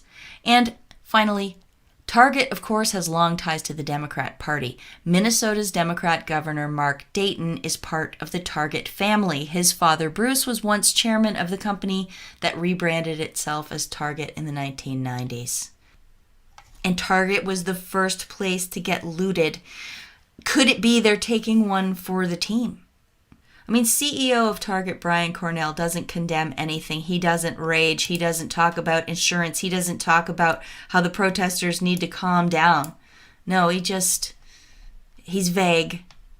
A lot of corporations during this riot/protest are virtue signaling in favor of the rioters. Here's one from Microsoft saying we can't be silent about this. Logitech, Netflix, to be silent is to be complicit. Spotify, same. Amazon, same. And even Nike, when they got looted this time, they decry George Floyd's killing as rioters loot stores. They don't talk about their business losses. They don't talk about needing to calm down. They don't ask where the police are. They're all about the insurrection. So to me, this is a gray zone exploit. And if you really look at the network that's supporting this, that both brought it on, they're connected to the original murderer and the original victim. They're connected directly. All of it is connected. The stores getting looted are connected, etc. So, all right. And the media, let's not forget the media. The media is being very sympathetic as usual to the leftist rioters. They're going all over the place saying that these are white nationalists. This is completely insane. It's completely insane. But they don't mind lying straight to your face. So this looks like an organized, planned insurrection. And I can see some of the players straight out in the broad daylight, in my opinion. And there's lots more. But I want to go on to the second topic now, which is meatpacking plants. This is pandemic related. This is a separate group. Well, it's the same group, but they're just running a different gray zone exploit. And this is the food supply. Okay, but you'll see as we go along that it intersects with a whole bunch of other areas. And they all benefit. Memphis Meats. This is fake meat. This is what they're calling cell-based meat, where they take a stem cell from a cow and they put it in a gloppy solution and it multiplies, and eventually they have enough to form it into a hamburger shape. It's gross. It's disgusting. It's not meat, but they want to be able to call it meat without telling us that they grew it in a lab. Anyway, I've talked enough about that. Let's not get stuck there. Uma Valetti and Nicholas Genovese founded Memphis Meats in 2015. The company's goal is to feed 10 billion people by 2050 and countless more beyond that. Blah, blah, blah. This is part of UN Agenda 21, 2030, 2050. They want us never to eat animals. I do not agree with factory farming, but if you were the head of a company of factory farms, like the guy from Tyson or the guy from Cargill, what would you do about this cell-based meat thing? In saner days, I would probably just laugh it off because that's disgusting and people won't want it. And who cares if some fringe tiny number of people want it, right? That's not what they did. For some reason, what they did instead was they invested in it. Tyson and Cargill invested in cell-based meat, along with who? Bill Gates and Richard Branson and SoftBank and other people too. But there's some of your usual suspects right there. And what happens when the COVID hits? Well, all of a sudden, wouldn't you know, there's strange high number of outbreaks of positive tests for it at meatpacking plants. As they rushed to maintain U.S. meat supply, big processors saw plants become COVID-19 hotspots. Worker illnesses spike. Over 30 plants run by these companies? Really? What are the chances? Have we heard of outbreaks at the grocery stores at all? Any other companies? No, just the meat packing plants. What are the chances of this? Well, I say there's a really good chance because meat packing plants combine a lot of the globalist agendas. This article in the Globe and Mail shows you one of them. Meat packing plants operate out of the spotlight, primarily staffed by people born and raised abroad.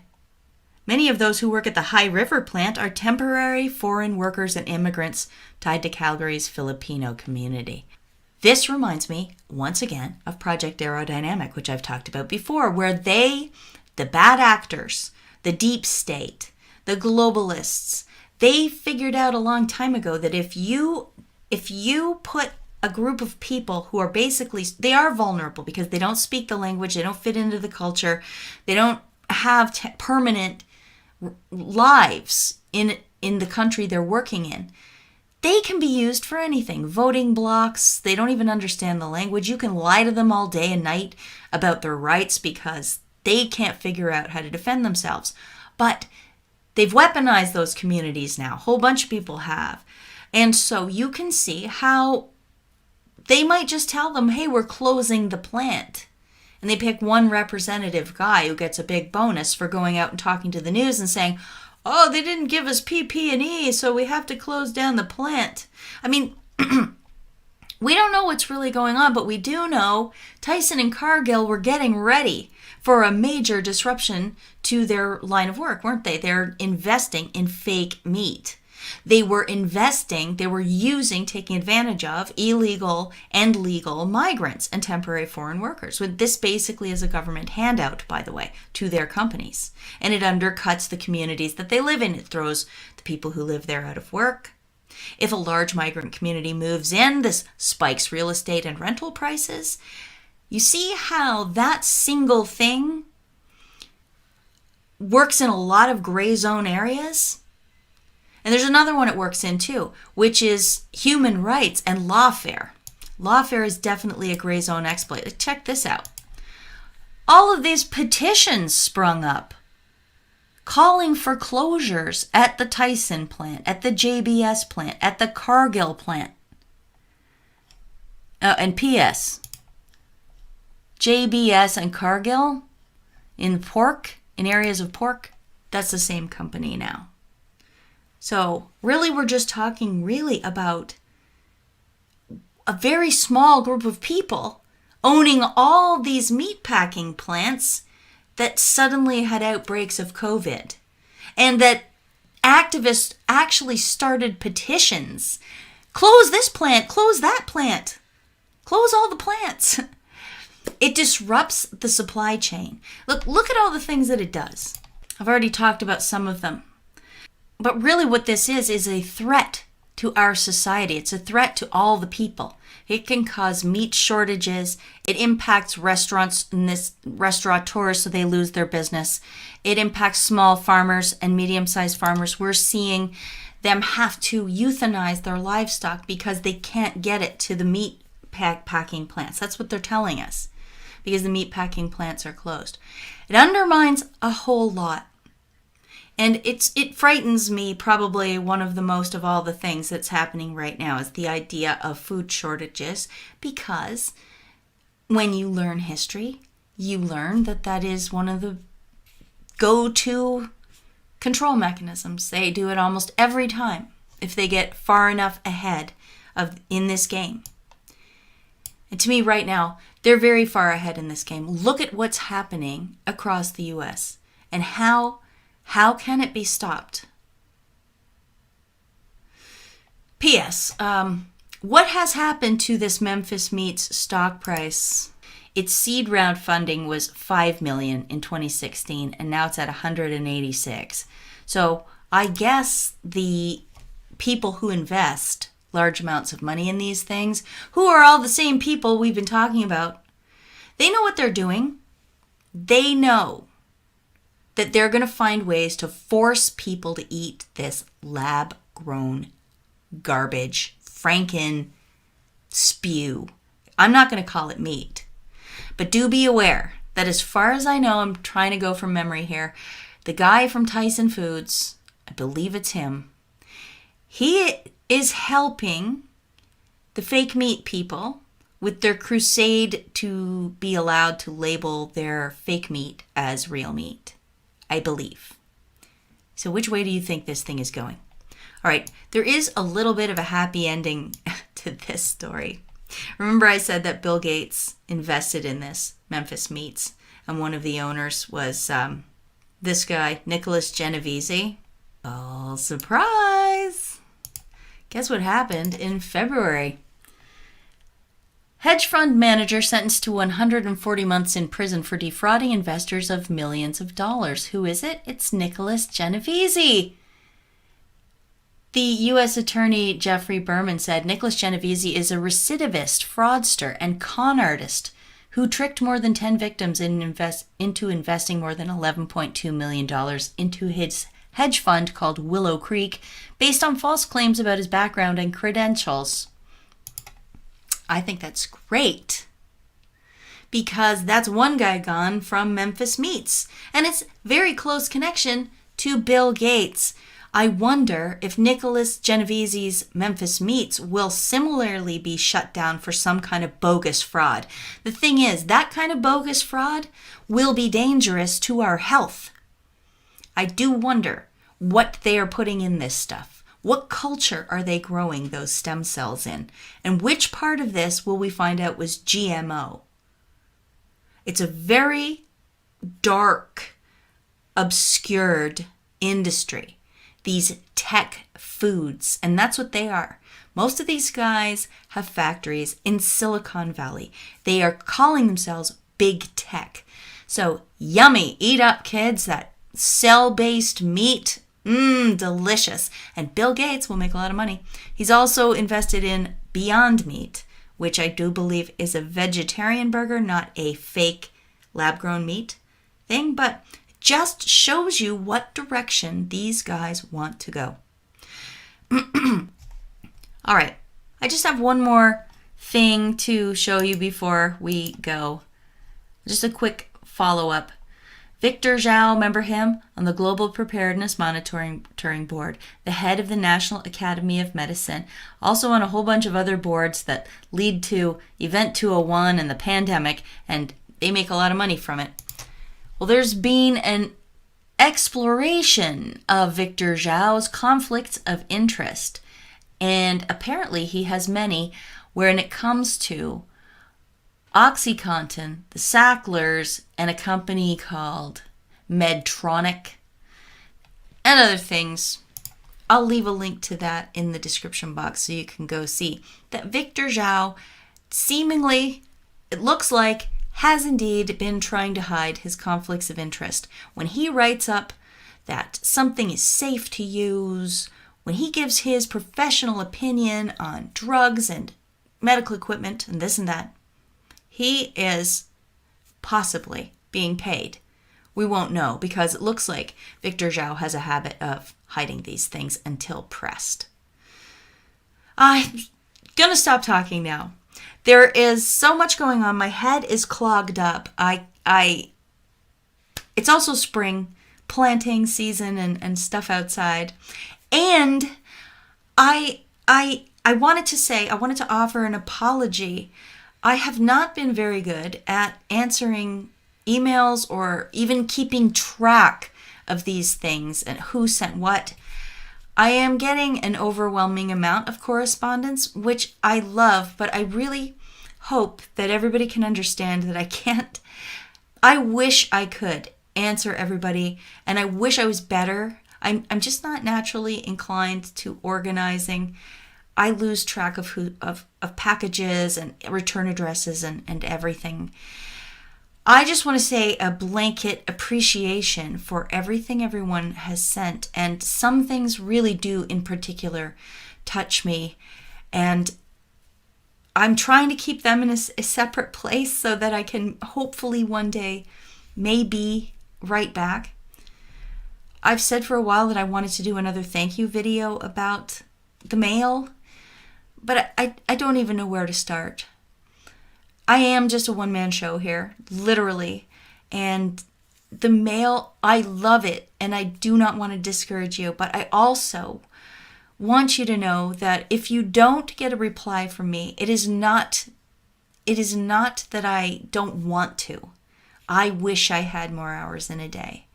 I truly do. Because all of you deserve a response, but I'm just not able. And then the idea of picking and choosing some things for a video about it, that also gives me anxiety because I don't want anyone to feel left out. So I know you're all adults, and this was probably an unnecessary speech I just made because you're all adults and you get it. I know. But for my own conscience, I had to say it. I just want you to let you all know that there are so many of you out there. You're so many good, smart people. And I wish there was a way I could connect everybody together to each other. But we are connected in prayer. We're connected in spirit. So just know that. Thank you very much, everybody, for your donations and for just being here and listening and spreading the word. Until next time, everybody.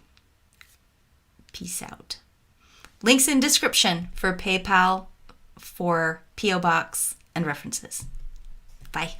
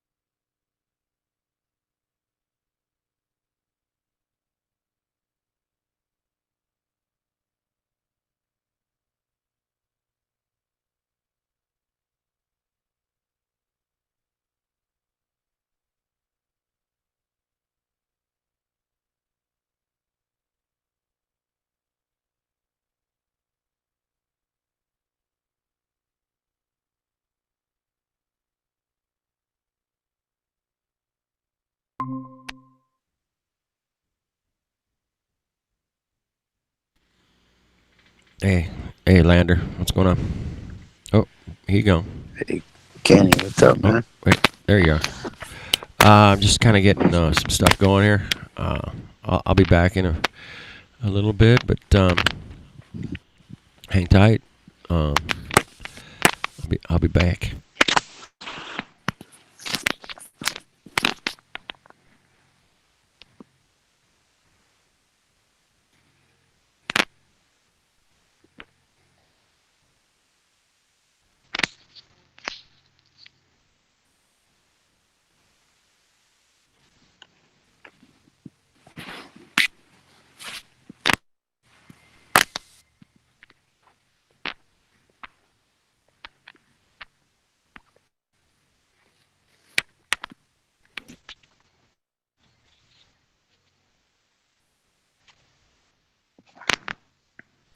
Yeah, no riots going on over here.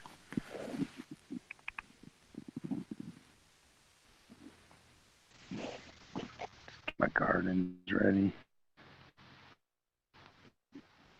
Chilling. Fucking bugs are trying to eat me alive.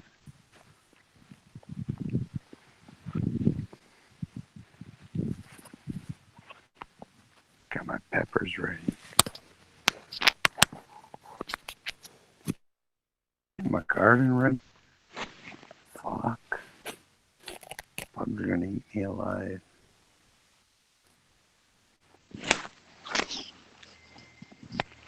I don't know what happened. Snack is gone. What, everybody just fucking rage quit or what?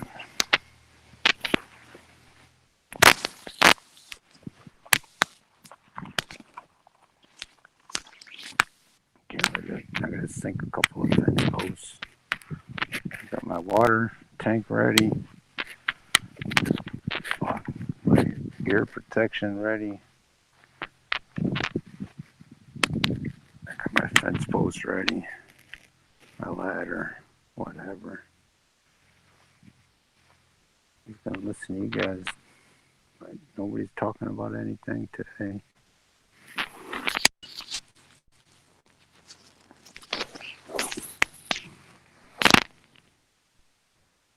No riots going on. At least there's a fuck.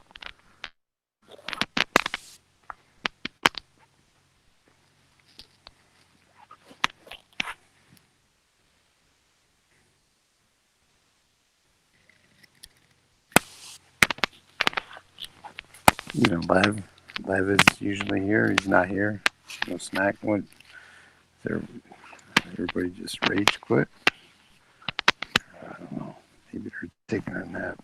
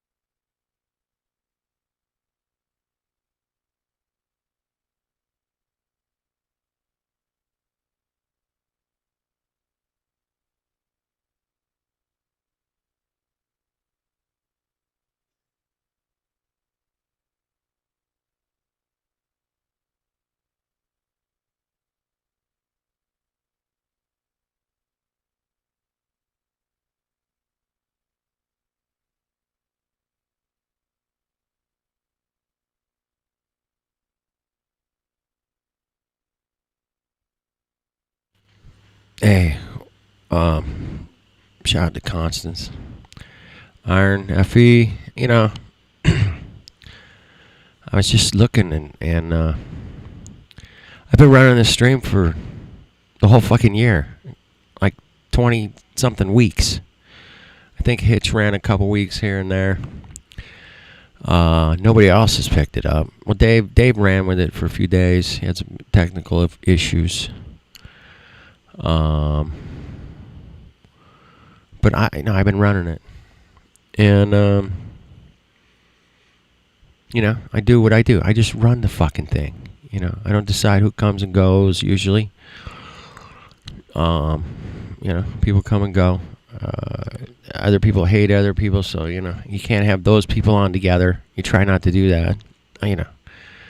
But do I really have any control? No. Fuck no. I don't. You know. Should I just fucking end this shit? Be done? Walk away? You know? Or halfway through the year? Somebody else has got a better place to go? Is it Discord? Or is there some other live stream that's better? Or anything would be fine. Fucking somebody else fucking run for fucking 2 months. I've been out here this whole goddamn COVID thing.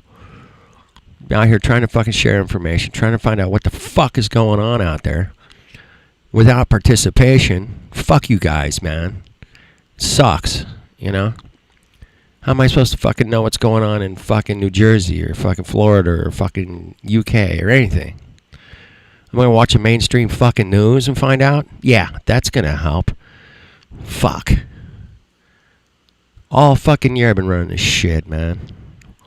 People get pissed off and they fucking leave and they fucking rage quit. It's like, you called me a liar. You lying piece of shit.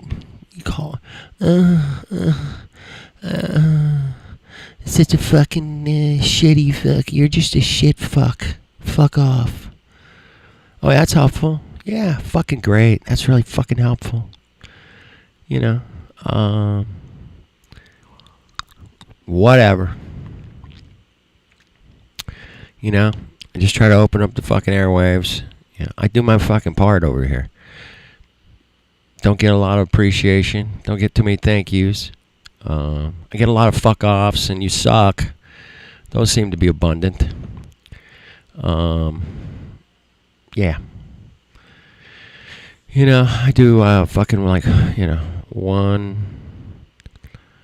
a couple of shows a week, just where it's kind of scheduled.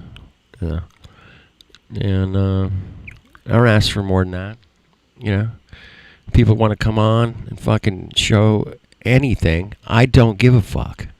You want to crash my fucking channel? It's been done before. Feel free to do it again. I don't care. I'll just fire up another one. No big deal.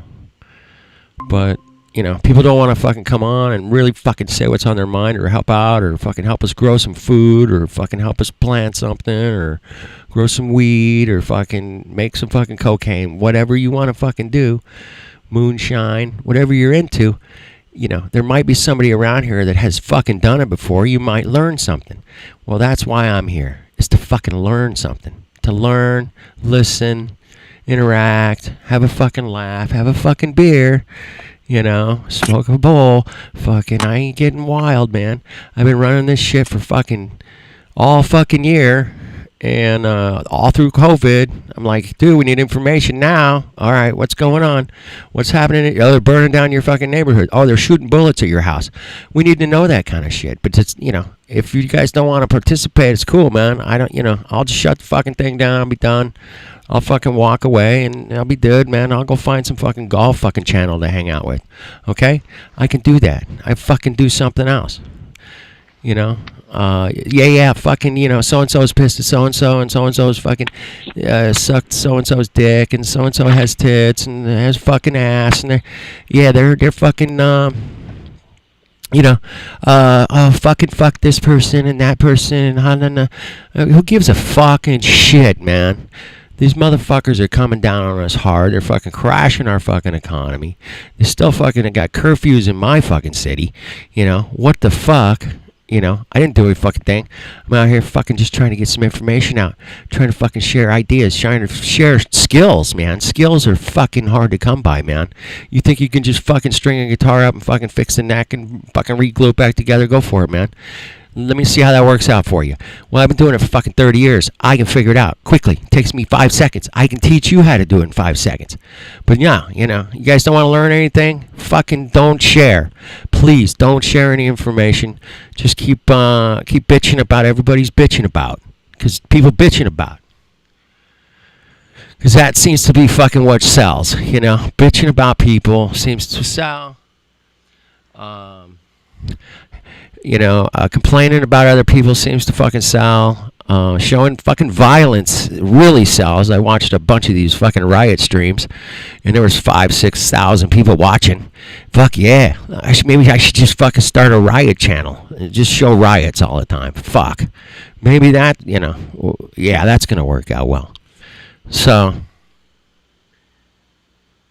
that's, you know, that's what's up my ass. You guys don't want me to fucking do it. Let me know. I'm out. I'm going to leave the stream up. I got to take off right now, but enjoy my clock. Because that's all you're going to get, apparently, is my fucking clock. So, there you go. Enjoy. You guys have the links. You guys got the invites. Email me. If you don't, I'll send you a fucking invite. All right? That's that.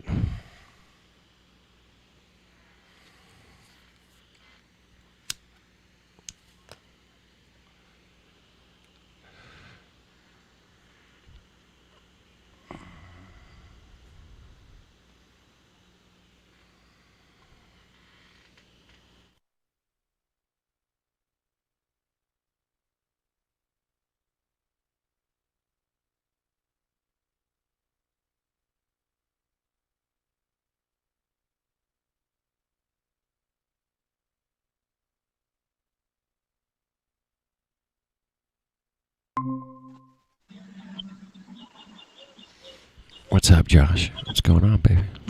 The man, one of the best researchers out there, man. Dropping in. Thank you, brother. How's it going, bro? Yeah, I'm good, man. I'm golfing. Yeah, I'm kind of on like mini vacation right now. I'm on precog vacation. I was supposed to be camping this week, but it got pushed to the next weekend. Anyway, because of these fucking riots and this whole no, COVID no, thing? it was a weather issue. It was gonna be like okay. it was gonna be too hot where I was going, so I just moved it to the weekends, looking a lot more pleasant. So I didn't want to bake to death, man. Fuck, that's not good. You going mountain camping or like yeah, desert camping? I did. Well, the only site I could get was kind of in a 1,000-foot elevation. But it's right on the edge of the Sequoia National Forest. And it's going to take a couple day trips, go up to the big trees and hang out. Yeah, that's the plan anyway. Still doing that, but I'm just going to be doing it this weekend, not this week. And that's that. Yeah.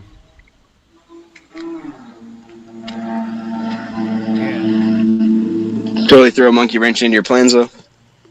Not really, man. You know, I just roll. It's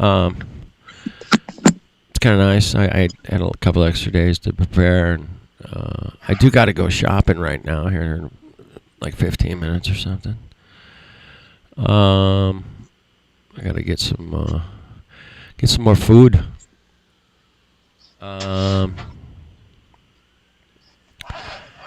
The email, yeah. Yeah, I'm just sending invites through my email. I'm not posting the link anywhere. So there's that. Somebody else might have. I didn't, but people do it. It's okay. Whatever. You can't get in without the acceptance. So I just don't want Pete Mars to bother us every 14 seconds with a, let me in. Let me in. It bothers me. So, yeah, thank P. Mars for that. Otherwise, the link would be out there all over the place. Yeah. So I'm just bitching, complaining that I've been running the stream all year, and about 22 weeks out of 25. Yep. Straight, 24/7. Add you. Yeah, I've lost, a little connection to It's a great place to, get information, share skills, ideas, and, I like to know what's going on in South Carolina or Riverside. Dude, Riverside, they were fucking busting it out last night, dude. Did you see that? No, actually, we were watching. Yeah, there was some. What were we watching? We were watching like, Hollywood for riots a while. and shit going down downtown Riverside, bro. Yeah.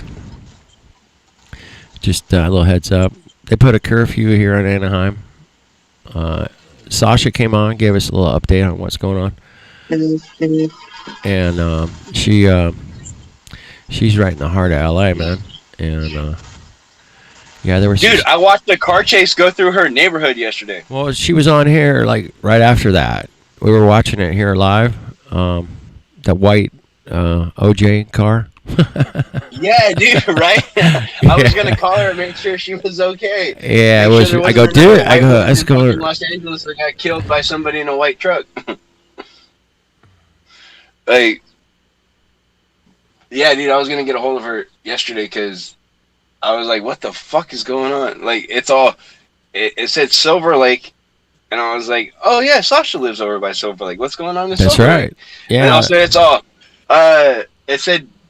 Burglary suspect or yeah, it was a burglary suspect or something like that. Like that's hilarious, like, right? Oh, that's not good. Yeah. Anyway, I don't know if they got him. I know they got one guy. I saw him get taken down, but the other guy, I don't know. They were still looking for him, and they cut away. So there's that. Just trying to, provide us a platform to hang out and do what we do best, man. Is communicate, talk, share. But I know, people are stressed out apparently, and they got to lash out at other people, man. Right to their faces. Okay, that's cool. Anyway, I'm just bitching and complaining. So it's Tuesday. Oh, you're all good, dude. I need tacos. Calm me down. I need some fucking tacos. Let's see here.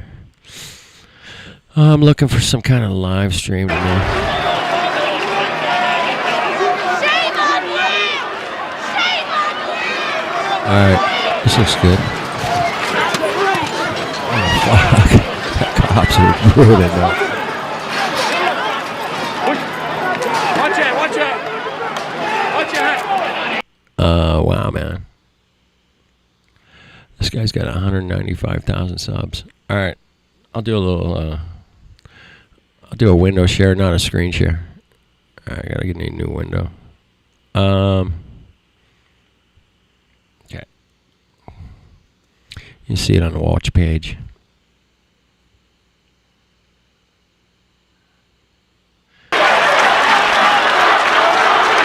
Turn the ball.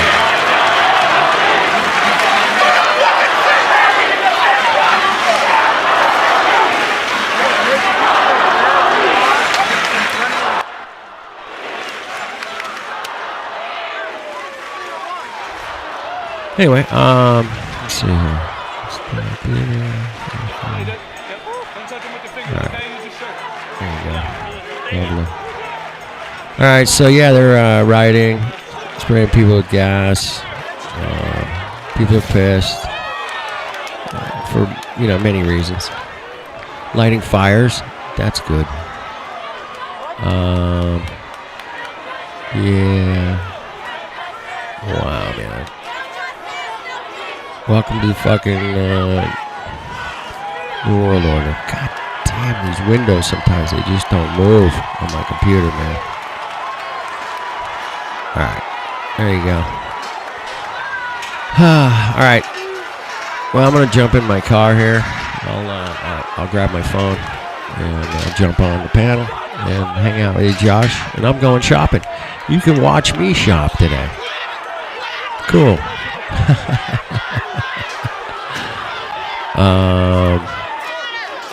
I'll let you know what's going on in the stores around me. Everybody's wearing masks still, I think. Yeah. All right. I'll be back in 8 minutes. Okay, go. All right, man. See you.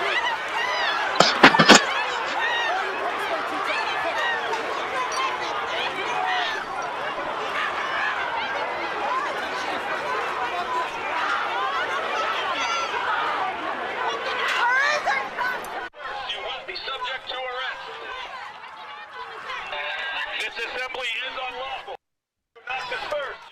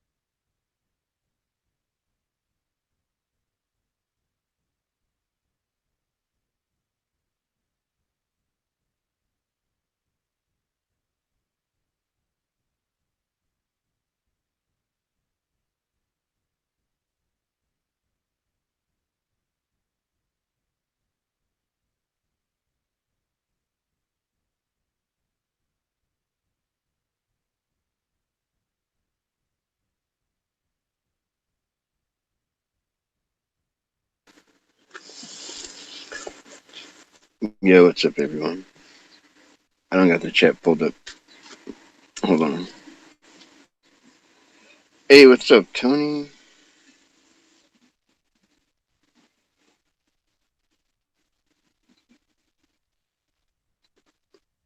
Outer Passion Zone 261. What's up, buddy? How's it going, Tony? What's up, Udic? How's it going, Iron?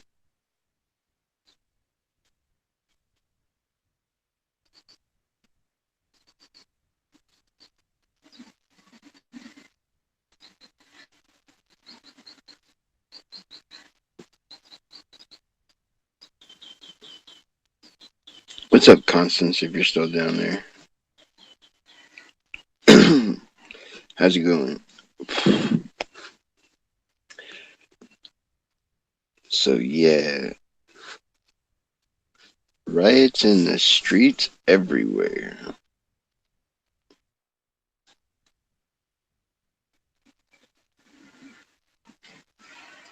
Have you heard about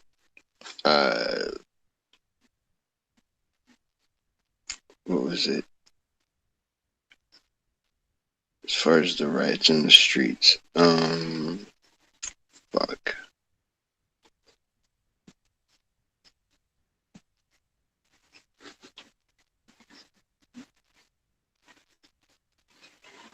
Yeah. Totally spaced. Oops.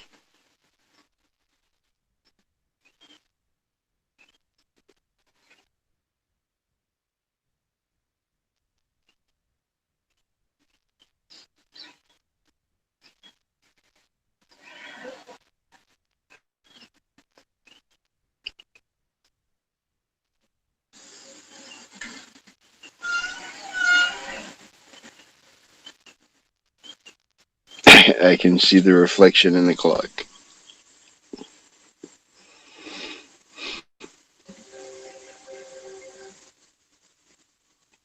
The clock has Dave High, Merle, Jin, Sergey Artis.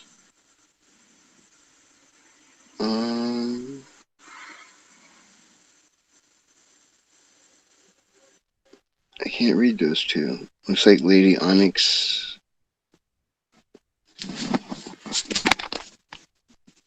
Up with Poncho. Okay, so Poncho, Jez, Lady Onyx, Artez, Gathica, Marcel. Okay, now I can see it. And then up at the top, it's got Jibby,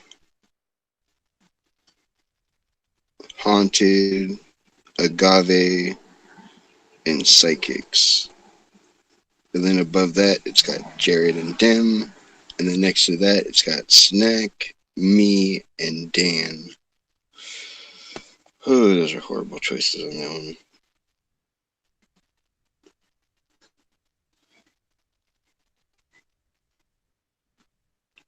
I do love how the plane goes around and around and around on the, because it's part of the second hand.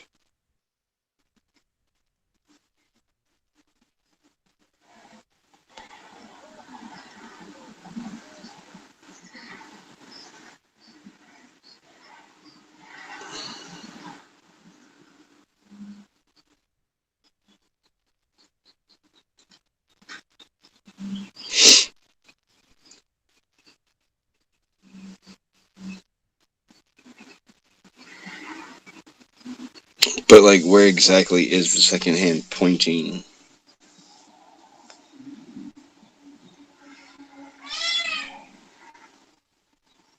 Which second is it pointing to? 'Cause it comes to the wing. Oh, can you do your clock? It hesitates right there down at the bottom.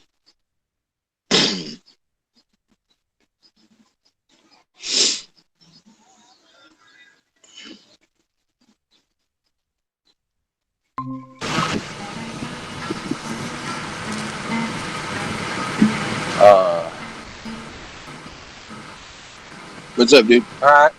I'm back. Dude, your second hand on your clock that little Yeah. airplane, Yeah. on the bottom, like when you look at the clock on the bottom left, it hesitates for like a couple seconds. Like it's weird. Like it Yeah. goes perfectly all the way around, nice and even, and then it gets right there, and it just like it's got like a hitch, like it just stops, Yeah. and then it goes.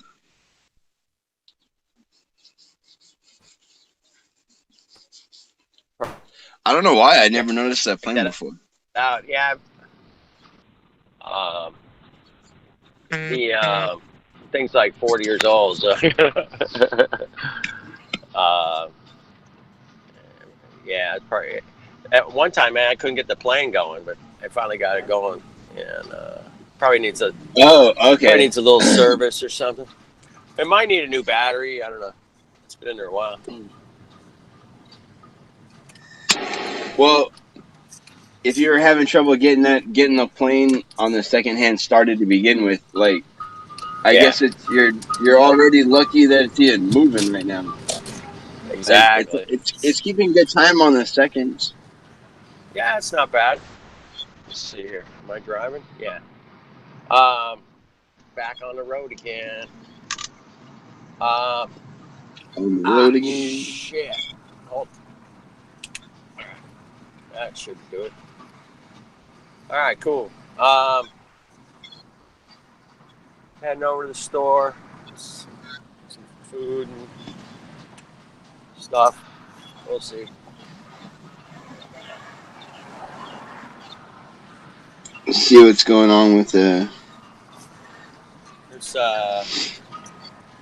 Dude, these stores closing at like 5 o'clock yesterday pissed me off. Well, that kind of cuts into your shopping time, right? Fuck. Cuts into work, but not even that, dude. I went to the store to get some of these little bottles of propane, right? Yeah. Mm-hmm. Fucking Walmart was closed. Stater Brothers was closed. Fucking Aldi's was closed. I saw Albertsons was closed. Martin Finally was closed. I saw a cool little gadget, man, that allows you to refill those green bottles yourself if you got a propane tank. Cool, huh? You mean if you have like a bigger propane tank that you use for the barbecue? Yeah, you can fill up the little ones. There's a little attachment. You screw it on and open the valve, and boom, fills it back up. Yeah, that's cool. Oh, I'm gonna have to look this up. Yeah, I've been looking at a lot of camping shit the last. Well, I've been looking at a lot of camping shit all year, but over the last few weeks, and that came across. I came across that. I was like, damn, that looks cool.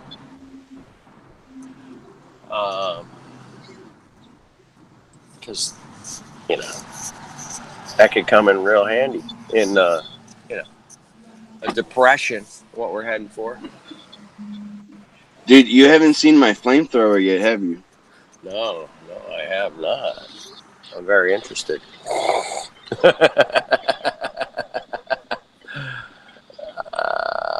Flamethrowers, dude, exciting. It shoots out like a 2 to 3 foot fucking flame. Nice.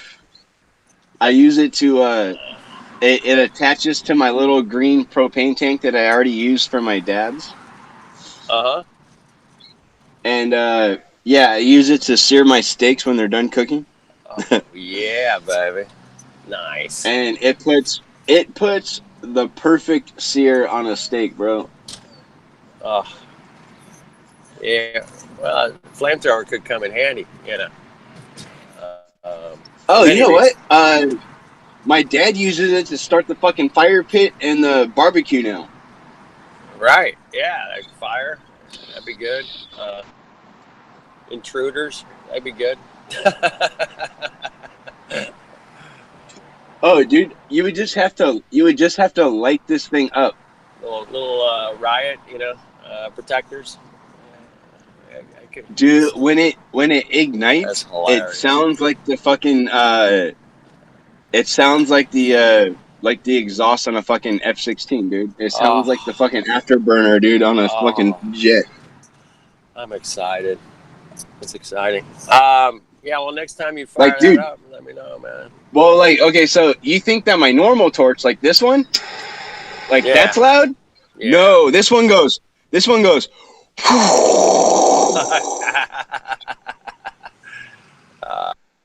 I love it.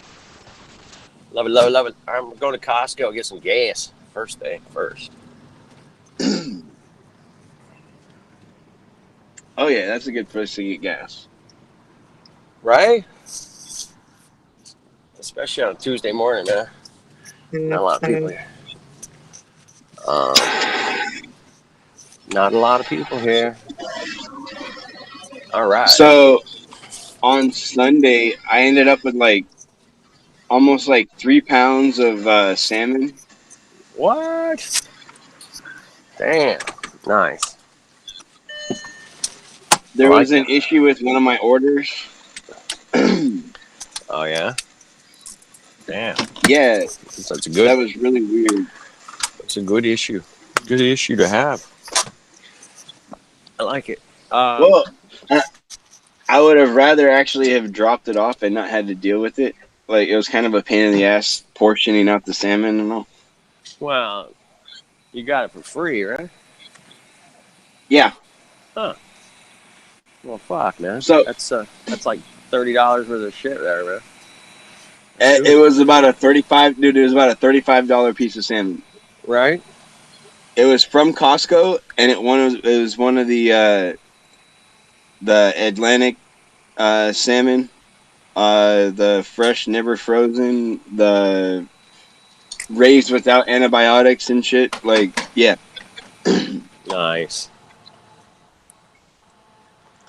But so I sectioned it off, threw it in some vacuum seal bags with some lemon, some salt, pepper, and butter.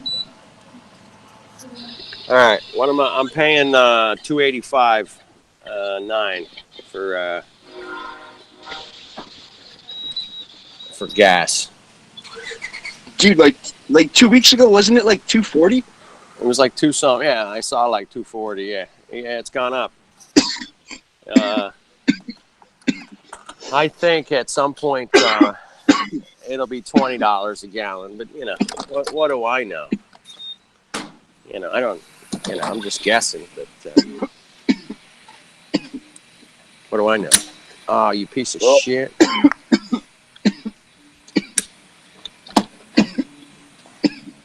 Well, that sounds like it'll be around the same time it takes you a whole wheelbarrow full of cash to buy a loaf of bread. Yeah. I don't know. We'll see, man. It's a there's nobody here. It's the gas station part of Costco. The parking lot looks pretty empty over there. Yeah, good time to come. It's good. Yeah, it's good. Well,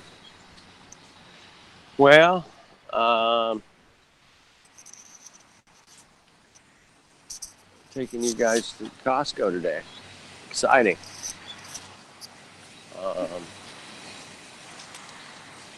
All right. What's happening in the chat? Anything? I put the word riot in the title. That'll probably attract some fucking people. Help us. All right, looking at the chat. Dave, Hawaii doesn't have a wrench. That sucks. What are you gonna do? Udit, Constance, Iron FE.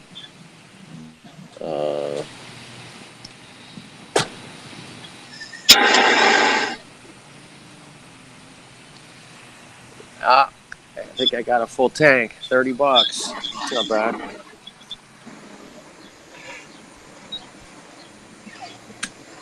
Yep. All right. That's better than $50. shit. How big of a tank do you have? You probably didn't have. You probably weren't empty It's like when I you wasn't. went to I fill up. wasn't. I wasn't. Yeah, I had a What did little you do? bit. Did you have like an eighth of a tank? Yeah. Yeah. Okay. So what do you have? What do you Like have? Like a 12. 15-gallon tank then? 12 or Okay, like a 12. I think it's 12. All right, cool. All right, park over here. Yeah, there's nobody here today, man. This is really nice. And then there's always that one in reserve. Well,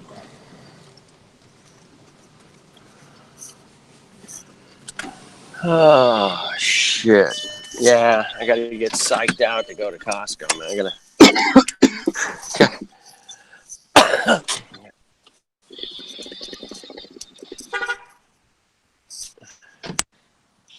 All right. I'm gonna get in here. I'll turn my camera on for you guys. It should be 50 cents a gallon, but Is there a line to get in? It's $3 a gallon. I see some people standing around, but I don't think there's a line. So there's a line for the returns. Dude, you are hitting it hard, man.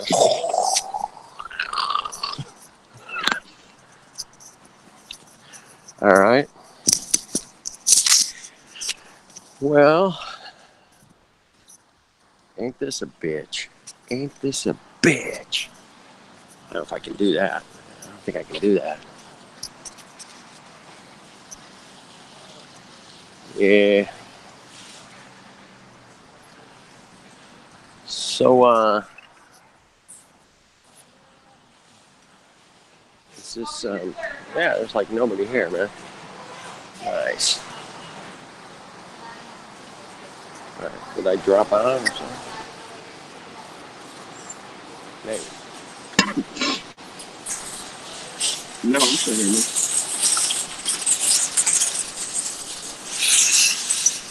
All right.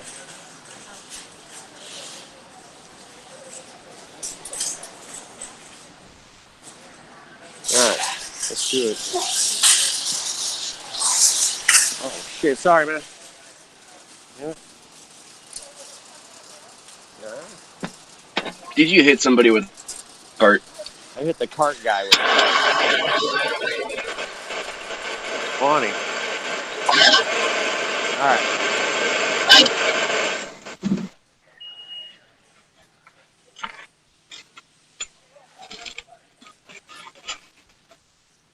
All right. Oh, yeah, this is great. All right, let me get my camera going. So there's like no line to get in, no line to check out, no nothing. No, this place is pretty. It's pretty shitty. All right. Hold on. Dude, honestly, I think once again people are like afraid to fucking leave their house now again. What's that? I said I think people are afraid to leave their house again, dude.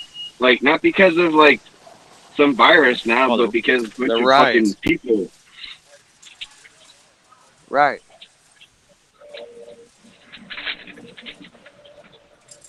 Got it.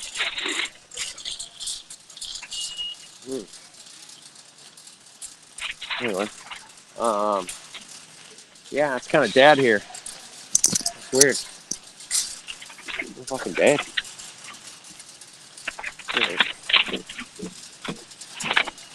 All right, nice. All right, I gotta get my list. Shit. All right, I need cat litter. I need cat litter. Right. I'm good, thank you. All right. Yeah.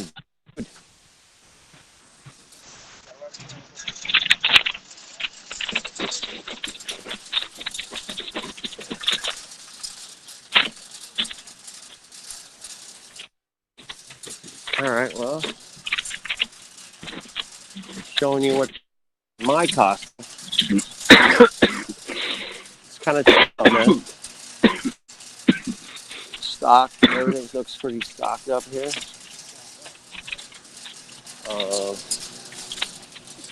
Well, they moved the bread. They moved the bread. Oh no, they got a whole row of bread here. Wow. Damn.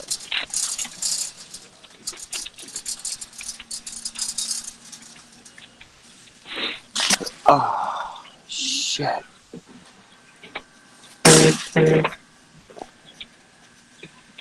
All right. Fuck. Yeah, this is messed up. Okay. I'll tell you. Oh, sorry, man.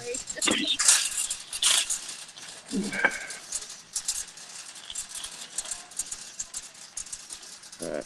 Let's try it this way. That's better. All right. Cat litter. All right. All right.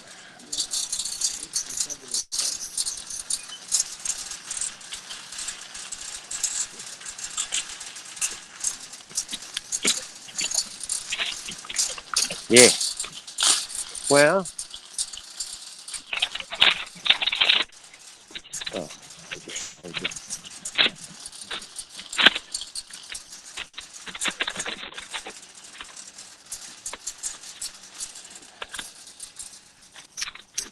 OJ. They got the best. They got the best OJ, man.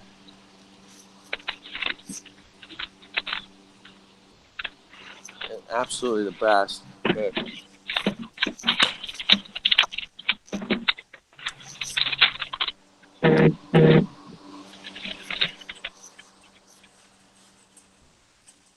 So you get two 59 ounces for $8.49, or three 59 ounces for $7.99. How does that make sense? Because one's organic, dude. Oh, that's the difference. I get it. I get it. Okay. See? Okay, got it. Trust me, the only reason why I know that is because I'm in Costco every fucking day. That's it. Organic. Cat litter. It's supposed to be down here on the left. It's not here. It's down by with the dog stuff. Yeah. Usually it's by the chips too. Like it's an aisle away from the chips usually. I just passed the chips. Let's see it. I don't fucking see it. Huh. Oh. Lots of toilet paper here, man. Lots. Lots and lots. Huggies. Get your Huggies. Oh, wow. Wow, dude, they moved everything around here. You're good. You're good. You know what? I'm looking. I'm still looking. What's that? Kenny, it's probably on the other side. Yeah, I think it is, too. Are the sodas next to you? No. They're on the other side of the store. They got a whole separate room now for the sodas. They got a whole separate room for sodas. For sodas? They have a separate room? Uh-huh. They usually have like a separate room for fucking like dairy and produce. All right. Yeah, they do that. They have that here too, man. They added a whole. They got a frozen walk-in refrigerator for the eggs and stuff. Yeah. And they got a whole separate room for sodas.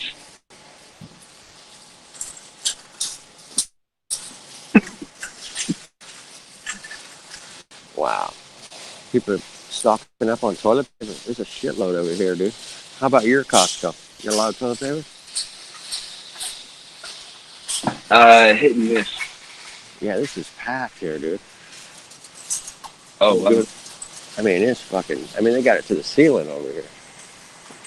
Shit. Dang. Dude. To the fucking ceiling, bro. It looks like they... Wow. Dude, what other products are they not carrying right now because they are packed to the fucking ceiling with toilet paper? Don't know, man. It's really interesting. Right? Because, like, doesn't that mean... Because, like, if there's toilet paper there, that means that there's not some other product that's usually taking its place.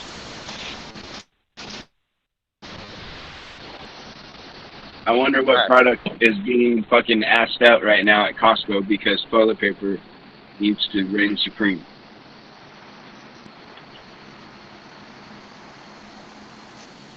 I don't know. Pretty crazy, huh? No shit. All right, I'll take you to this. I'll take you to the soda room. Yeah, dude, I want to see this. I want to see this soda room. That sounds interesting. Oh, it's interesting. Everybody's over here by the toilet paper. It's because they're afraid it's gonna leave. They're afraid it's gonna go away. Okay. Oh my God, they moved the sodas. They got toilet paper to the ceiling in here too. Holy crap. See what I'm saying, dude? Like, all that stuff used to be filled with other products, dude. When you walk through there, you didn't always see, like, just fucking toilet paper. All right. This used to be sodas. Now it's just water and toilet paper. Wow. Look at that. To the fucking ceiling, man. 30 feet up. Is it a controlled substance, dude? Apparently. Hey. What's up, Constance? What's up, Constance? Hey, Kenny, Josh, everybody else. Cool. Well, you see, though, Kenny, that's not really, like, its own separate room, though. Like, you didn't have to walk through a door to get in there. Like, you walked into, a different section of the store. Yeah, just like, an entryway. It's what used to thought be you like... meant, like, it was like a locker. Yeah. Like the dairy and the produce, like, if they wanted to, they could, like, close a door on that. Oh, I see the dog food. Okay. Is it all the way across the store? Yeah. Totally. Go on in. What's going on in Carolina? I don't know. They's my neighbors. But they're a bit too far for me to see. I didn't even realize that they were rioting. They weren't rioting, that they were demonstrating in downtown Athens. I mean, I heard stuff, right? I heard sirens, I heard shit, but I didn't know there was anything going on. Right. And it just felt weird that it kind of went into the night. And then today, I mentioned it casually to my daughter. I said, protests going on. She says, I read something about that on the Athens Online. I'm like, no kidding. So she sent me a link, and I'm like, holy shit. Yeah. Even here. Even there. They were protesting the guy. Right. The one, I can't breathe. They had signs, I can't breathe, and stop police brutality and stuff like that. I don't know, but it got ugly. And for the National Guard and the police to come out saying this assembly is unlawful, return to your homes or whatever, disband. And I'm like, no, right? No. Yeah. It's not unlawful. No, it's not. So the mayor was not happy. She wants to start replacing people, getting them out and start adding counselors, social counselors to the police force. You dig? Now we're gonna have feelsy cops. Yeah. Oh, Cops with feels. Oh, no. Starting to look like that show with the alien guy who is they're both cops and there's one is human, the other guy's alien. Right. No, we can't do that. Why not? Wow. This is crazy. Fucking nuts, man. Get prepared for stupid. Oh, it's already here. It's been been rolling for 2 months. Come on.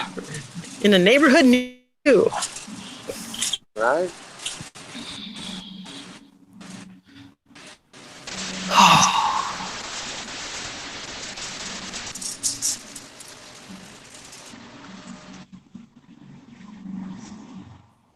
Josh, how you doing? You okay? You sounding chipper. I'm good. How you doing? I'm all right.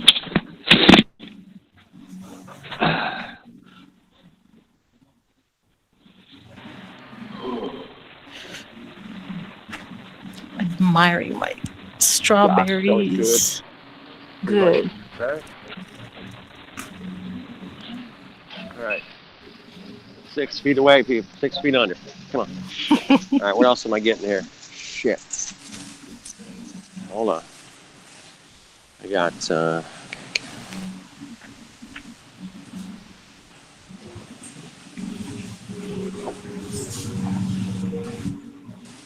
Sorry, the neighbor's mowing the yard. No, you're good.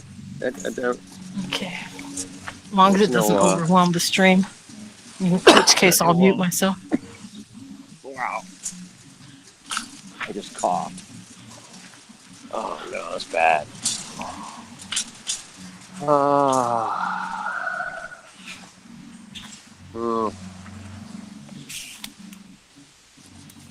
Oh, this sucks, man.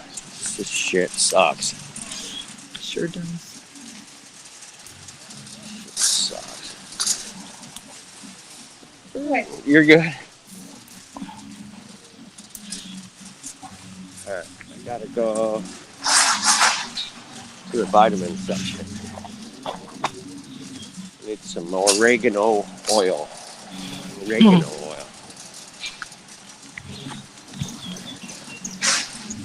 One thing this whole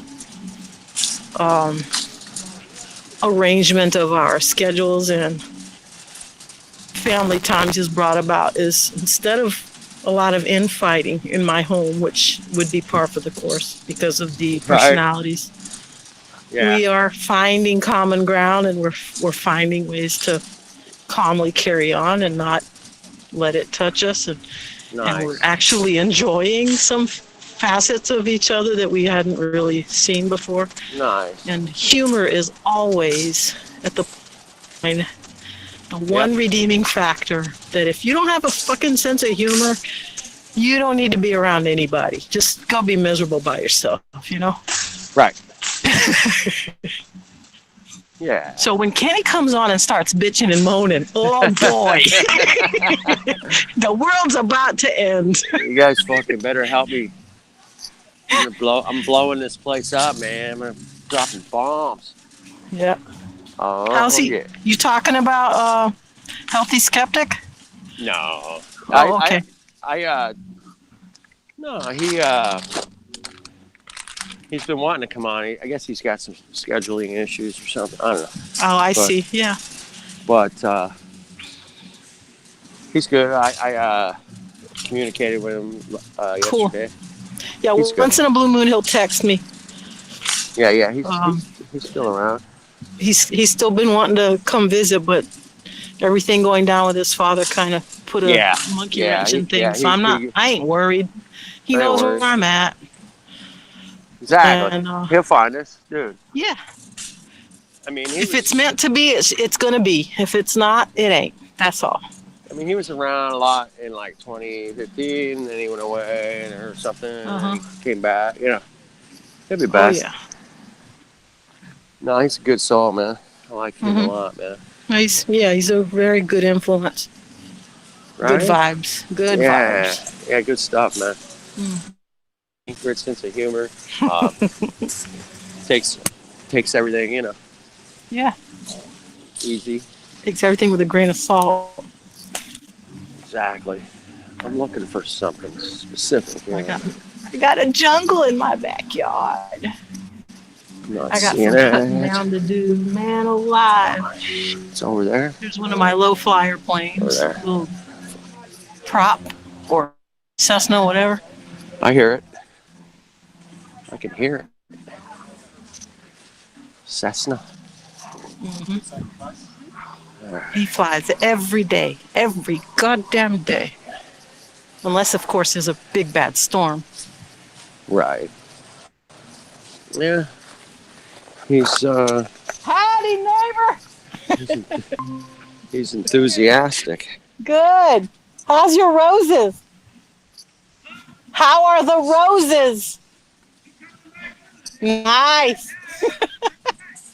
Awesome. That's great. Keep carrying on. The bees love them. Yeah, I got the shade. You too. He's a elderly gentleman. Every time we walk past his house to go to Dollar General, he comes out, says hi. Please take some roses. Take them. Want them? Take them. That's cool. He's so sweet. You don't like that. He's working hard in his backyard. He's mowing and cleaning. He really keeps a really nice appearance of his abode.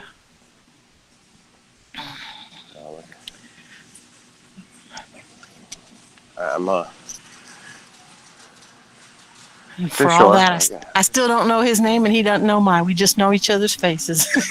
Wow. Yeah. One day I'll introduce myself. Yeah. Almost everybody, if I get to talking, almost everybody in this neighborhood with whom I have spoken, they're semi-awoke. They know there's something's wrong. Right.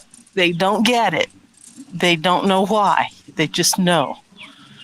And then we talk, and I mention a few things, and they're going, even on the bus, one guy, he's like, man, I hadn't thought about it that way. And so he starts looking at it from coming at it from a different tack.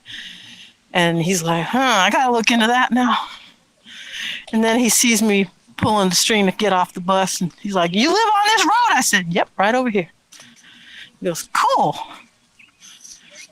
Because he was asking me, are you from here? I'm like, nope, I'm from out of town. But I'm enjoying my stay while I'm here. I cannot believe the backyard that I have and the amount of house space that I have for the money that we pay. Yeah. And I'm telling you, this was organized outside of my hands. All I did was ask pretty please. We made a list, all three of us made a list of what was important to have and what we needed to be close enough to. And my sister and her husband had said, we're praying one of the places in some other town. What town was that? Not Covington, Georgia, some other. We're praying for a place, and there's a Walmart just like right next to you, and you're gonna be fine. You can walk to shop. I said, I have lived right behind a Walmart before, and no, it's not fun. No. And I said, I'm not looking for that. I'm looking for nearby, but I want to feel secure in my own spot. I don't want to be worried about people running away from the cops coming through my yard or whatever. And so far, so good. All my neighbors are seriously wonderful people.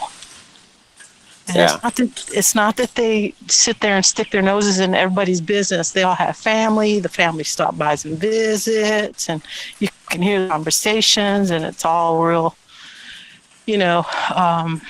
positive and encouragement, and just visiting, just talking, hugging, lots of loving.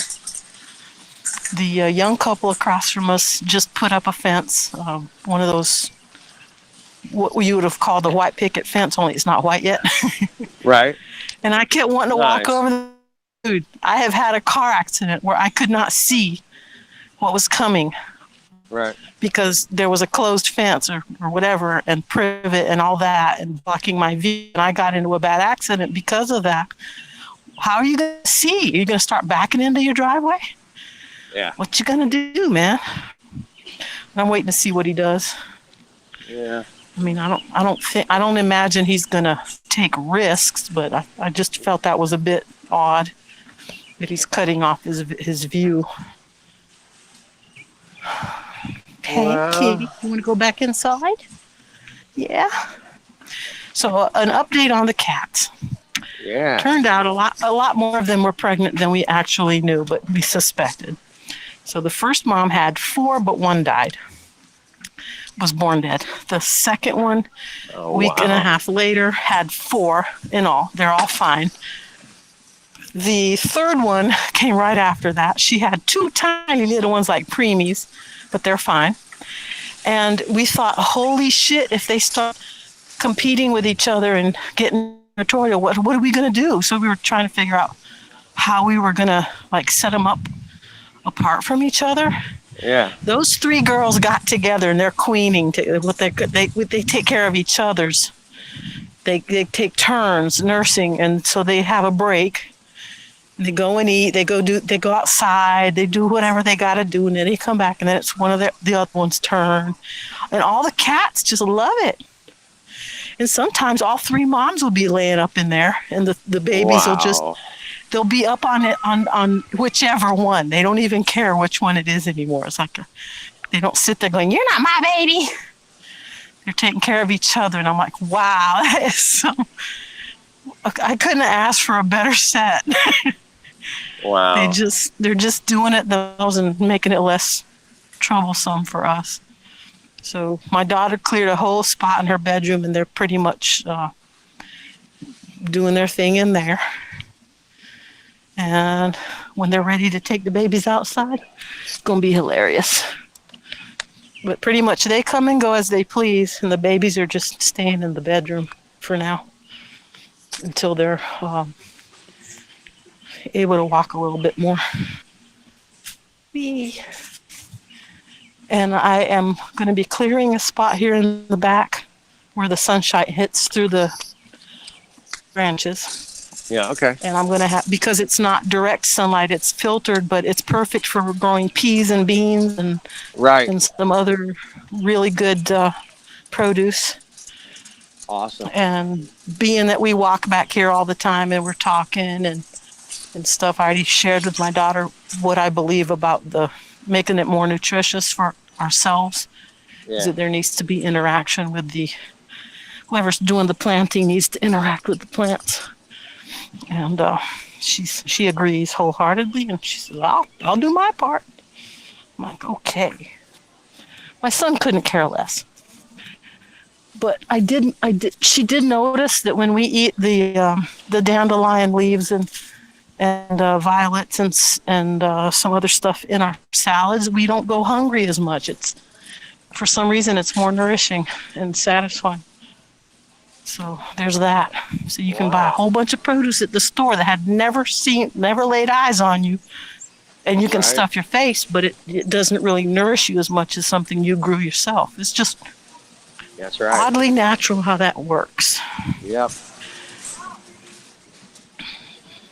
I got I'm trying to grow some stuff, man. No, you're doing good. My corn's good. Tomatoes are great. Oh yeah. My onions are really starting to go. Awesome. Carrots are taking off. They're slow. They seem really slow though. It's worth the wait, man. My bean stalk is 6 feet tall now. Nice. Corn's about 6 feet tall too. It's like bumping, man. I love it. All my melons and stuff are starting to fill out. I guess cantaloupe. mostly cantaloupe. My cilantro's good. I love cilantro.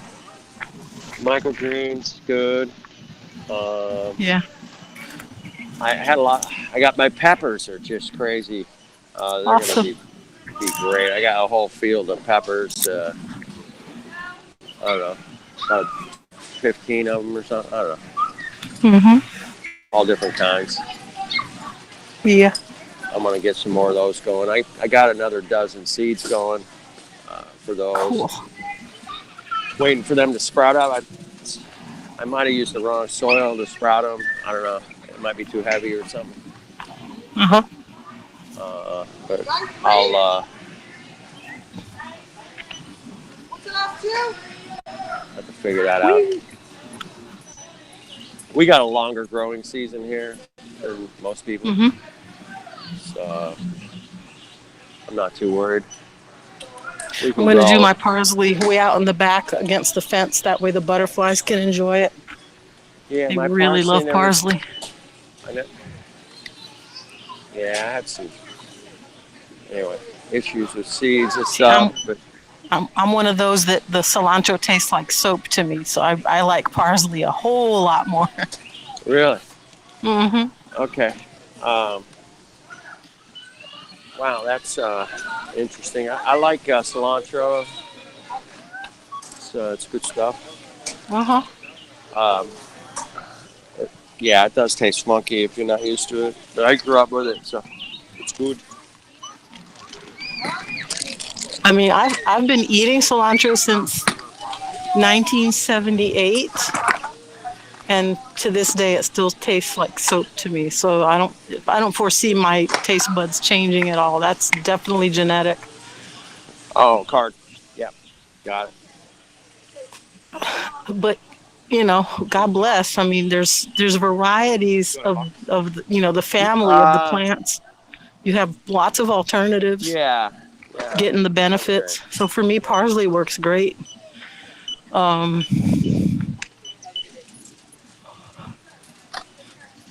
I'm trying to pay You're fine. And like for every squash you don't want, I bet you I could find a squash that you would like, right? Oh yeah. Squash. So many kinds of squashes. They're so good for you. I got to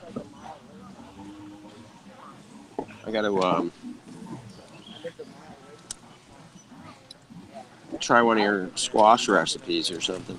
Oh yeah. I'm gonna try to show the fence that Thank you. our neighbor built. All right, hang on. I got you in my pocket. Can't see it. Got you in my pocket. All right.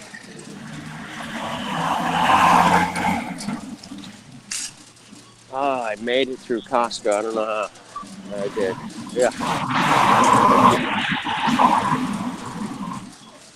I used to love coming here, man.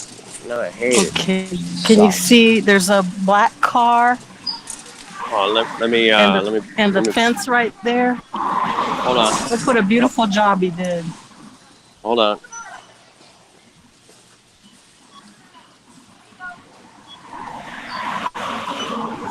Oh, that's great. Yeah. Right on a major highway? Yeah. Well, it's called the Hancock Corridor, and it's an alternate. It looks like a busy street. To the main road. There is a lot of traffic, but nothing like the actual highway, which is 2 blocks away from me. Thank you, man. So, the house is, let's see, the front porch is 6 foot from the door, extended out 6 feet from the front door. And the road is 1, 2, 3, 4, 5, 6, 7, 8, 9, 10, 11, 12 yards from the street. So I get the sounds of traffic if I'm in the front of the house, and I get some of it through my bedroom window. if I have the windows open, which I do. The breezes have been wonderful. I wake up around 4 o'clock in the morning with the birds telling me the sun is coming, the sun is coming. And it gives me time, you know, to stretch and get ready and make coffee and just get my thoughts together before the daylight starts becoming more apparent. I was on Twitter and some douchebag was going, "What are you doing up at 4 in the morning? Are you okay?" And I didn't even respond to that. I'm like, I wasn't even going to get into personal shit. Right. Like, it's none of your business, man. Don't feign concern for me, globetard. What are you I doing ain't your up? buddy. You ain't my friend. You're not concerned. You're just trying to be nosy. Early. Fucker. I'm a flat earther. I'm up all night. Oh, so dude, I don't know if you remember, someone called me using the Zoom flat earther locator. Really? And I thought, oh great, I'm going to get to meet a flat earther in my area. Well, he blocked his number. And as he, like a minute into the conversation, I'm already realizing this fucker's a glober. He's calling to argue with me. Oh, He's calling my number to argue with me. Wow. And out of 6 phone calls, I answered 3 of them. I had told him, do not call me back again. And I said, you got no balls to show your number, then don't you call me back. I'm warning you. I will have your call referred to the police department. And he didn't call back. I'm like, damn you. So I need to find that site and remove my info. I'm done. No flat earthers have contacted me via email or phone. I had one via email. Other than you and our people that we know. Yeah, I had one. No strangers. I signed up for that, and I was going to be using it to like invite people to come on here and hang out with us and stuff. Right. And it didn't work out that way. It didn't work out that way. When he first set it up, it was great. I was like, "Fuck, this is awesome!" But then some people did get to use it appropriately, and it just went to shit afterwards. Man, this is so good. No, it's gone. Of course, it's gone. It's too good. It was been too invaded. good. Yep. It was so good. I'm like, oh my God, look at all these flat earthers around me. Oh, I love it. And I can email them or call them or whatever, It's like, good. I felt like, okay, we finally could build a really nice community here. And, I got fucked up, man. I wish you'd fix that shit. Yeah, I was... Come on, David. Get that shit fixed.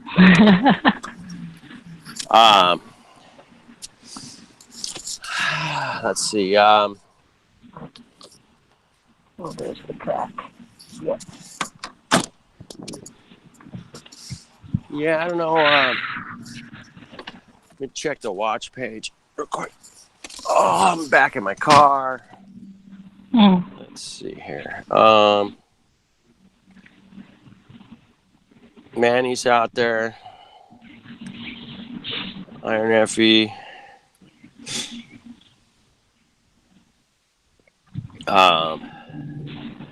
Let me just check something.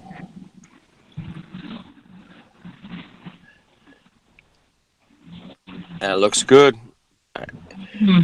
Are you guys enjoying the riots on the page? Because, apparently people like to tune in for riot videos. I was watching. Riots are us. Riots were hitting the high thousands of people watching. And there was a few channels that had like 5 or 10 different live streams of cities that are burning down, and it was like thousands of people were watching, man. It was like, wow. This one, I saw a couple people getting some big super chats and stuff. And I'm like, oh fuck. I guess I'll just put the word riot in the hangout in the description. Yeah, why not? So I did that, and see what kind of fish bite after all. Just put Minneapolis. And who knows? Maybe they stick around and get a dose of truth. get a dose of the truth, man. Maybe. Mm-hmm. Yeah. This whole thing's a setup, and wow. Thanks to high heaven. Yeah. Manipulation for sure. Yeah, we were going through some of Manufactured evidence. It was a dead so giveaway. bad. So bad, man. We were going through it last night, pointing out the obvious, and it's hilarious. And we were I was laughing. Mm-hmm. So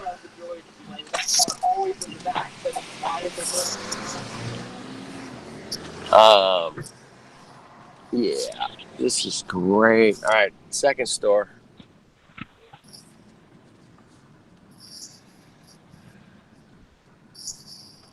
All right. Wow. Like I said, I'm kind of on like a pre-vacation vacation. Went golfing yesterday. Nice. That was fun. I live streamed from my phone the whole time. It was nice.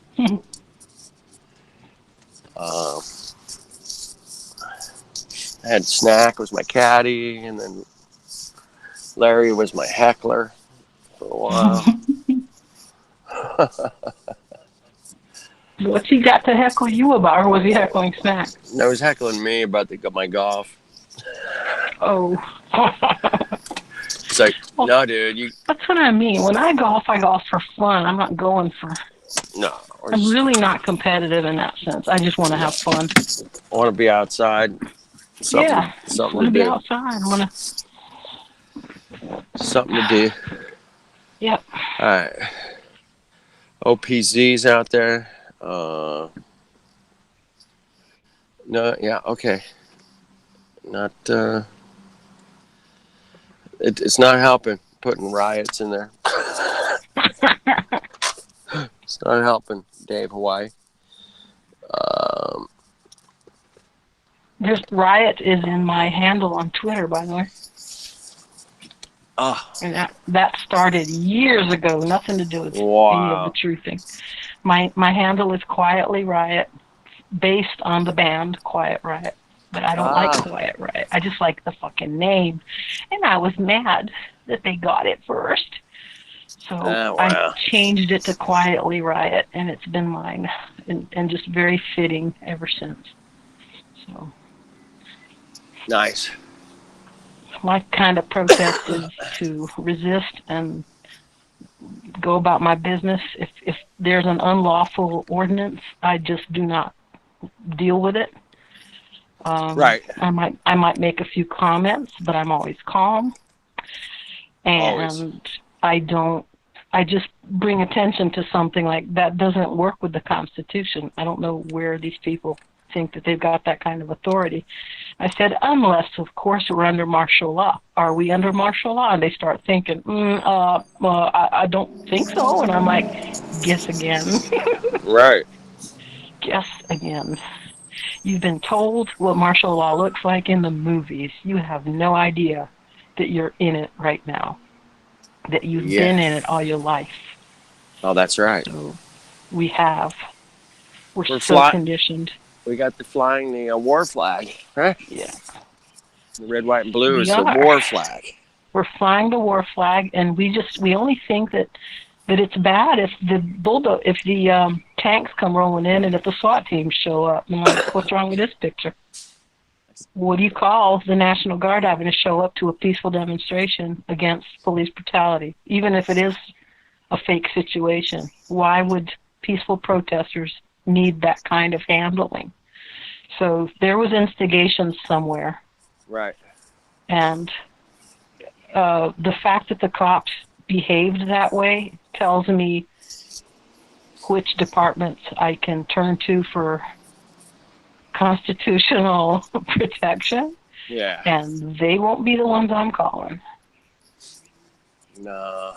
I'll have better luck with my sheriff and possibly with the mayor. She had some ideas, but I still think it's fucking hilarious that she wants to literally hire social workers to be police or whatever. Interesting. Got an echo. Damn it. Got an echo.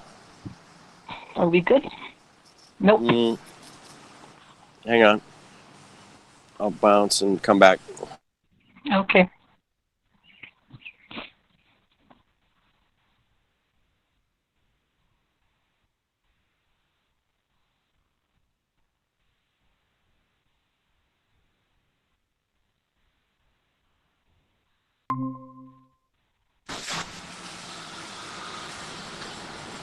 I don't know if that's better. Nope. No, it's echoing. All right, I'll be home in a few minutes. Hold on, I'll fix it when I get home. Okay. All right. Max headroom. Max headroom. Headroom. Echo. Max. Mana.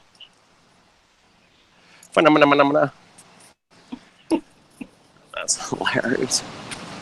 Shit. All right, I'm gonna get in and out of this store and get home. All right, I'll be back.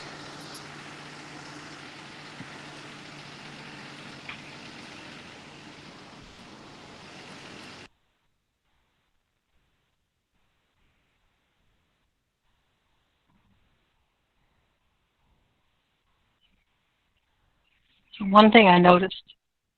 Oh, I'm still echoing. Oh. Fix this.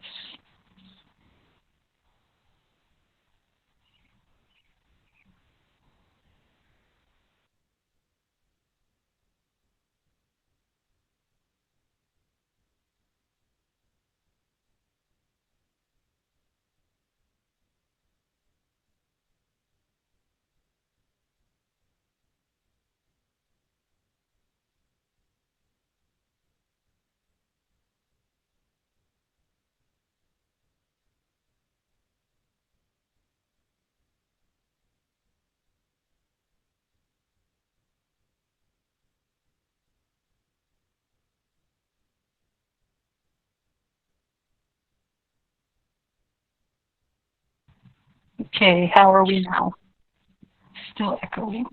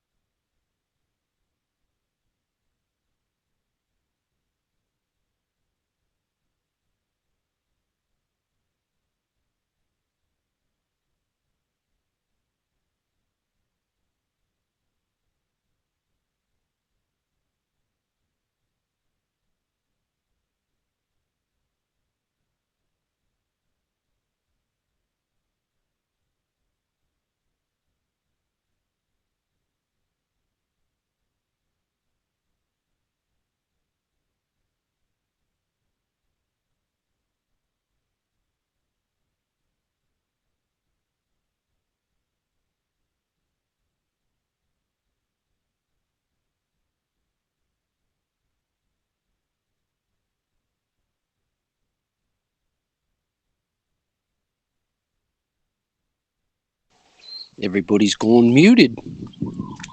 Wait, I hear myself. No wonder. Get echo. Echo 1. This is echo 2. Gonna get you higher, higher, higher, higher, higher, higher.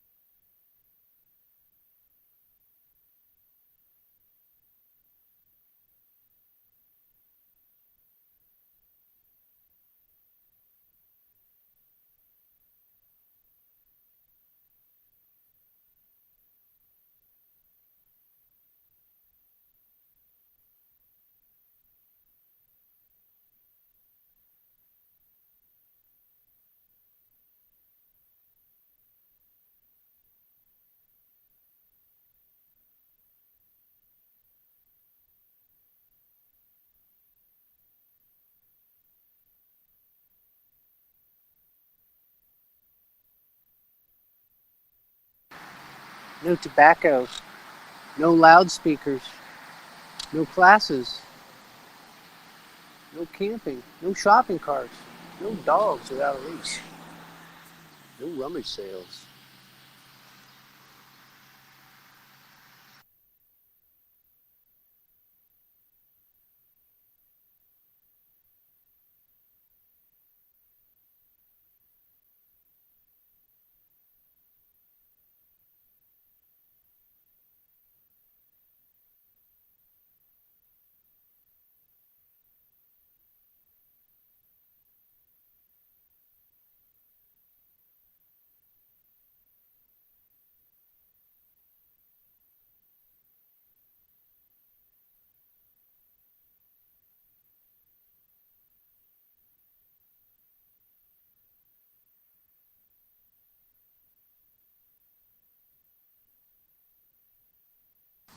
Where's the curvature? Where?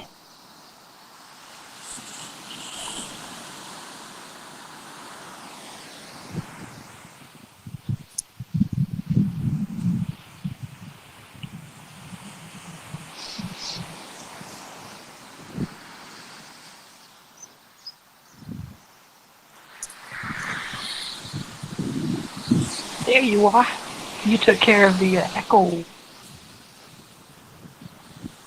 Oh, that's beautiful, bro. That's the sun behind the Mm-hmm. clouds. Behind the cloud. Oh, look at that blue. Turquoise blue. Just love it. Cerulean blue. Not really. You lucky bastard. Yeah, I'm stuck on an island. Look, it's raining back there. I am marooned on paradise. That is just lovely. Ah, your footprints. Cool. Footprints? Yeah, there's other people who've been walking. Okay. Everybody leaving their mark. It's killing my bandwidth. I'm gonna have to turn off my camera and continue in my exercise. Yeah. Yeah. Just thought I'd show the sun, the morning sun. Awesome. Over. Woo-hoo. Thank you for that. What a gift. The noise of the surf is probably a problem too, right? Mm-hmm. The But wind, everything. not terrible. The wind. Well, gotta get down here this morning because it's gonna be hot as hell today. Mm-hmm.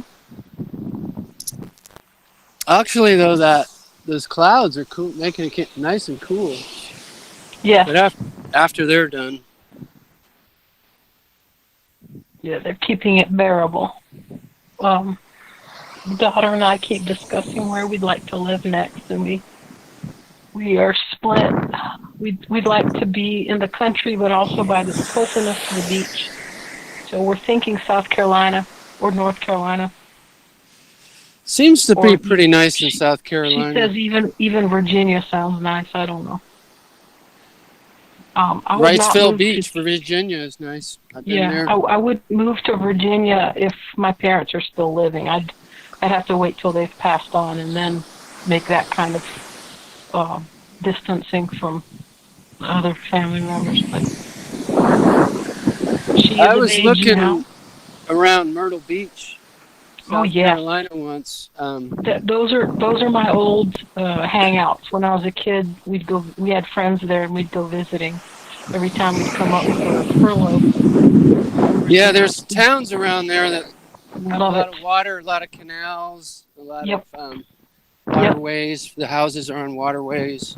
Yeah. It looks like it's pretty idyllic there, from what I could tell with Google Earth. Well, they still managed to terrify the people and make them think that everything's going to get worse, and then there actually is flooding, but it's not necessarily caused by what they tell us it is. So there's that. I mean, that's flooding?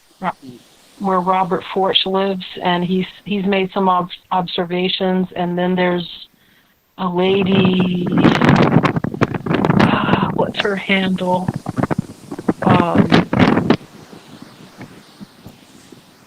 Anyway, she talks to us out of South Carolina.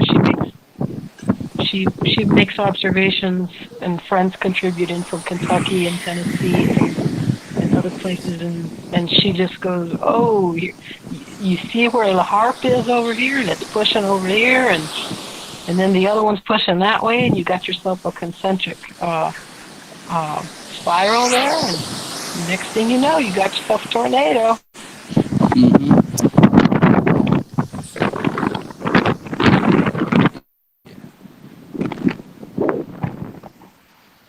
That kind of stuff.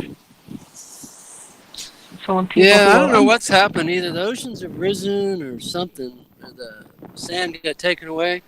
Because when I was a youth, we used to be able that we had a beach that was hundreds of yards wide. People could drive on it, park their car, have set up, and there's just plenty of room for everyone.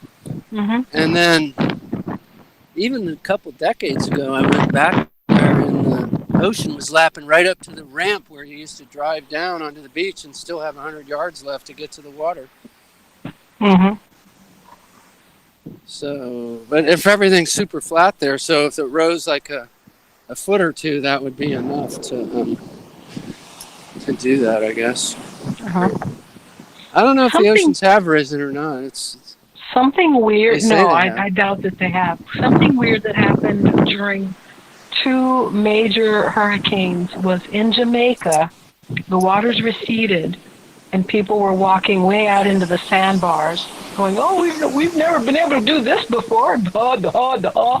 And I'm going, and because you don't know that usually means the precursor to a tsunami, you're not worried at all, right? But instead of a tsunami, it was just, in my opinion, this is my opinion, that the HARP location was sucking the hydrogen or whatever, the air, and causing its condensation formation, like the NASA hydrogen aspirator and expeller, the cloud maker. And there's apparently one of those in Hawaii. And just plain moving where the humidity is.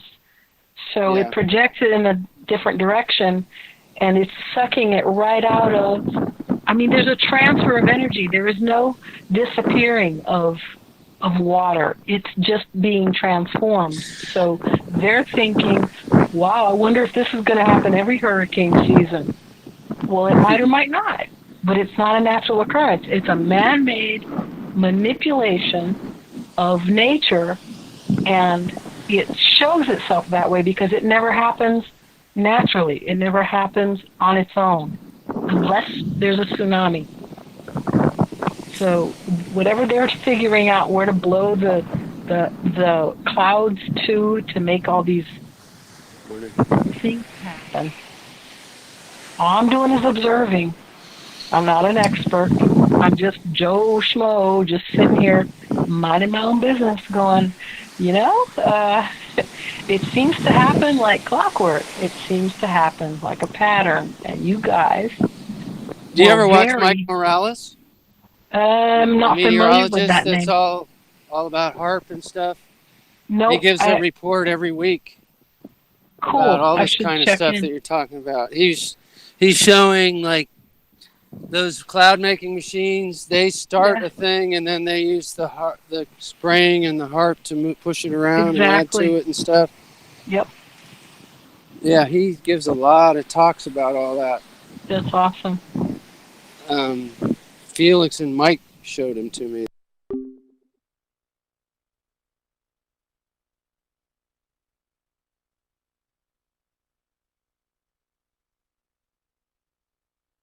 A chemtrail video that's his intro. That's pretty interesting.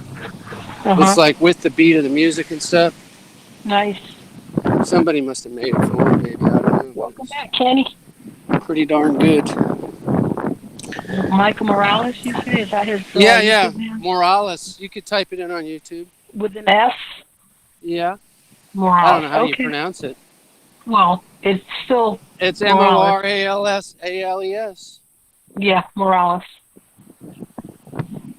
And it's weather warfare type of channel. Yeah, okay, yeah, I do know who that is. I remember when he started up the Weather Wars. I I don't know if that's his tagline. Somebody else has Weather Wars. Well, there Maybe are that is several. him. Maybe that is him. There are several, but I think he started the first one. Uh-huh. To watch a different meteorologist that was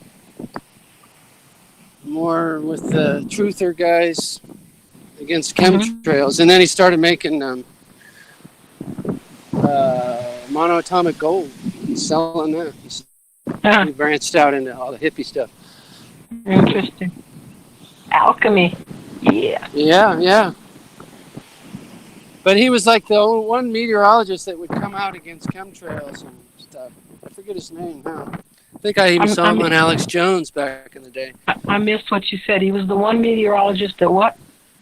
Anti-chemtrail meteorologist. Ah, yeah. But now there's more than one. But back in the when they first started talking about chemtrails, he was like the first meteorologist. Yeah. Can't remember his name though. The one testimony I have of a gentleman who is the father, or he passed away since, but he's the father of a dear friend of mine in Portugal. He was serving in the military. He was out on the Azores, where the Americans have Air Force bases. And he told his son, he saw his son was downcast. We had been talking. I said, chemtrails and all this stuff. I said, I was describing it. And he goes, that sounds awfully familiar. And he started sending me pictures of his sky. And I said, dude, put them on Twitter. So we started posting them on Twitter, and I'd pass them on around my people. And they'd answer back, yes, those are chemtrails. They're not natural clouds. So it was starting to hurt him, like he's feeling it. Like if people are doing this in our air, in our skies, what else the fuck are they doing? And I said, oh God, you have no idea. Yeah, and they're still doing it even during the riots and shit. They're doing it, and so he was mulling these things over, and his father looked at him and said, why are you so sad, son? What's going on? He says, they're fucking up our skies, fucking up the air that we breathe. And all his dad did was his eyes went big, and then he kind of looked down and he looked back up and said, I know, son. When I worked on the Air Force Base, I helped them load up the canisters. I know what they were doing. He says, why do you think I drank so much?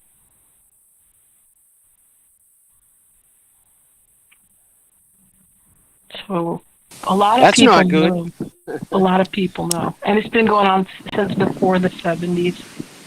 A lot of chemtrails? Well, spraying has been around ever since airplanes. Ever since they started crop dusting, there's been suspicious, like what they were putting into it, especially if they had DDT. Oh, God help us all. But the chemtrails that are like, they do the grid with the jets, that kind of started in like mid-90s, I think. Yeah, they started like the current program that they have now. They started making it more pattern-like. Yeah. It wasn't... And the formulas probably, Yeah, the formulas have changed. It's for different things now. Yes, because even there's different thickness, densities and formations, different rates of dissemination. Mm-hmm. Also, they were more toxic in the beginning. More people. There were more respiratory problems when they first started doing it. It seems like they might have backed off on whatever. They backed off to make it not so obvious. They decided to go long-term as opposed to immediate. Now, on another subject, these people posting videos about the awful sounds they hear in the skies. I'm going, look, is my mind completely bonkers, or didn't we have the story out of Australia where people were actually having heart attacks, dropping to the ground because they were terrified of these sounds, and it was affecting them. And it was on the record. People were posting, and people were complaining, and people were commenting on these horrible, horrible sounds. And it turns out that they had a rainmaker down there. Mm-hmm. And so now I see people posting posting that again about these horrible sounds, and I'm like, dude, would you please check in your vicinity, in your region, for military base, for military facilities, for testing facilities of any kind, for businesses that are like private or whatever that have military type security clearance, et cetera, et cetera, et cetera. Look for harps in your area. Come on, go look for some information. Don't just sit there going, oh my God. That's why you hear on the videos, oh my God, what's that fucking sound? I'm like, stop talking. Let us listen and then go do some research, please. Don't just post the fucking comment video. Go do some research. I'm like putting notes on, comments on people's. Please go look for shit. Don't just sit there reacting. Do something about it. You don't have to go protesting. Just go fucking looking for information. That's what I do. And then share the shit out of it. Share it for anyone to put two and two together and go, that is a pattern. There's a point there. There's a there. Well, when I first started checking into chemtrails, that's when I found out about Orgonite, and then I just started doing Orgonite. Yes. And I actually can put a hole in the chemtrails. Absolutely. And that, to me, is true. Fucking amazing. It works. Yes. I mean, it doesn't get rid of everything. It takes a while. No, but it disrupts. It disrupts, and that's the beauty of it. It's disruptive to them. I like that. That's my kind of thing, where you put a monkey wrench in their stupid mechanics. That's awesome. Yeah. There's purveyors of door do not like Orgonite. Because that's what essentially it's deadly orgone radiation. That's what they are trade. That's what their stock and trade is, according to this one theory, anyway. Mm-hmm.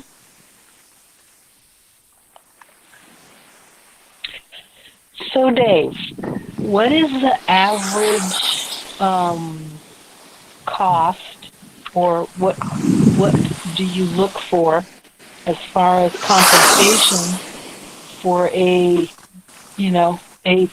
individual Orgonite pyramid? An orgone, like a puck, a muffin-shaped puck is like if you could probably buy like 10 for $20 if you found the right person. That would be about the cost that it would they would have into it. But plus their labor. So like they cost a couple dollars each to make, or maybe $1 if you really have a lot of free stuff.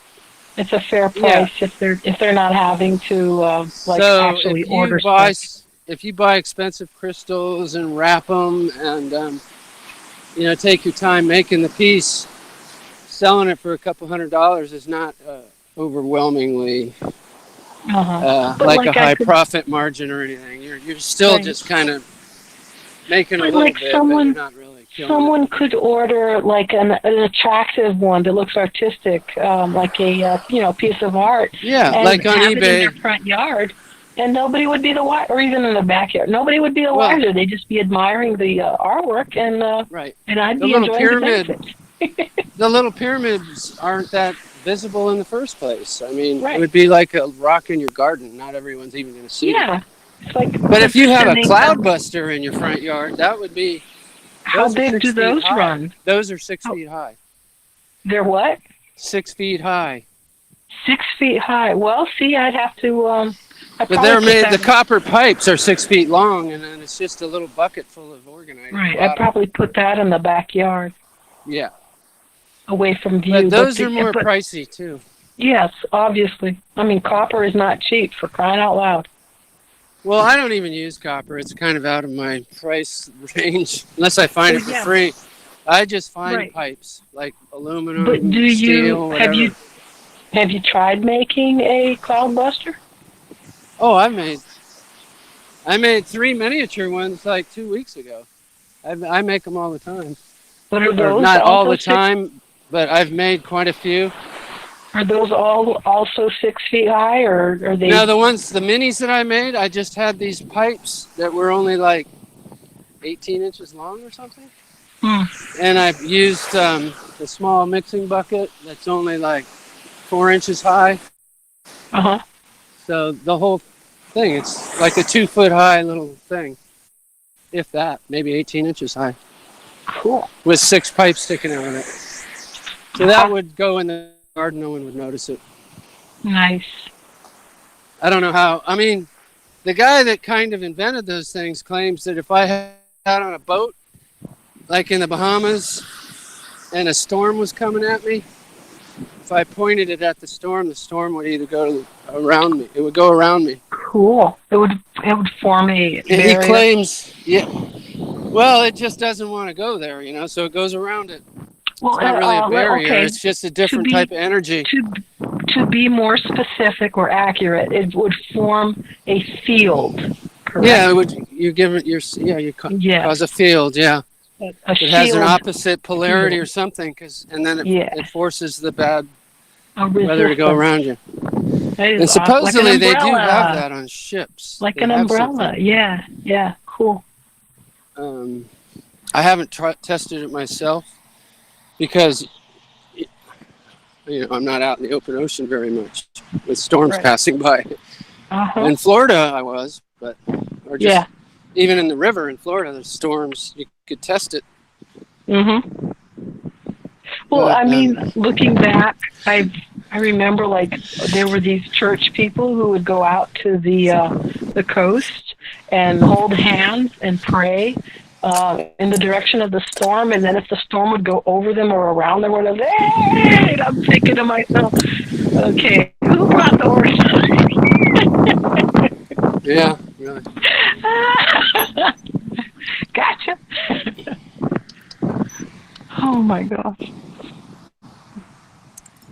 Yeah, there's but other things. I gotta admit, there's some funny shit going on with them religious freaks. Yeah. It's pretty common though to see a cloudbuster, organite cloudbuster, putting a blue hole in the chemtrails. Yeah. But it's only a small hole, it takes. But what happens is when you gift the towers, they turn into cloudbusters. Nice. So that way, once you get all the towers gifted, the sky goes blue again. Nice. And it did happen in LA. I mean, LA used to have totally white air. Completely, yeah. And there's been a lot of gifting in LA, like some good people that knew what they were doing. But it doesn't prove anything, but it's evidence that it might be doing something. I mean, the air did get a lot cleaner in LA for whatever reason.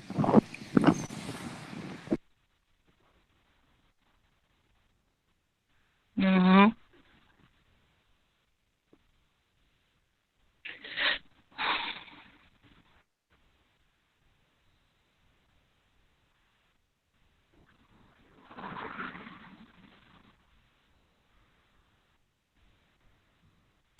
It's a never-ending battle, though. The more organite people make and put around the towers, the more towers they put up. Mm-hmm. So, I mean, it never ends. You got to keep. And they put weird frequencies in the ocean too.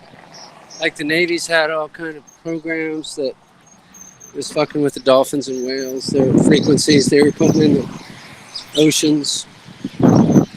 I was told there's even HARP towers underwater.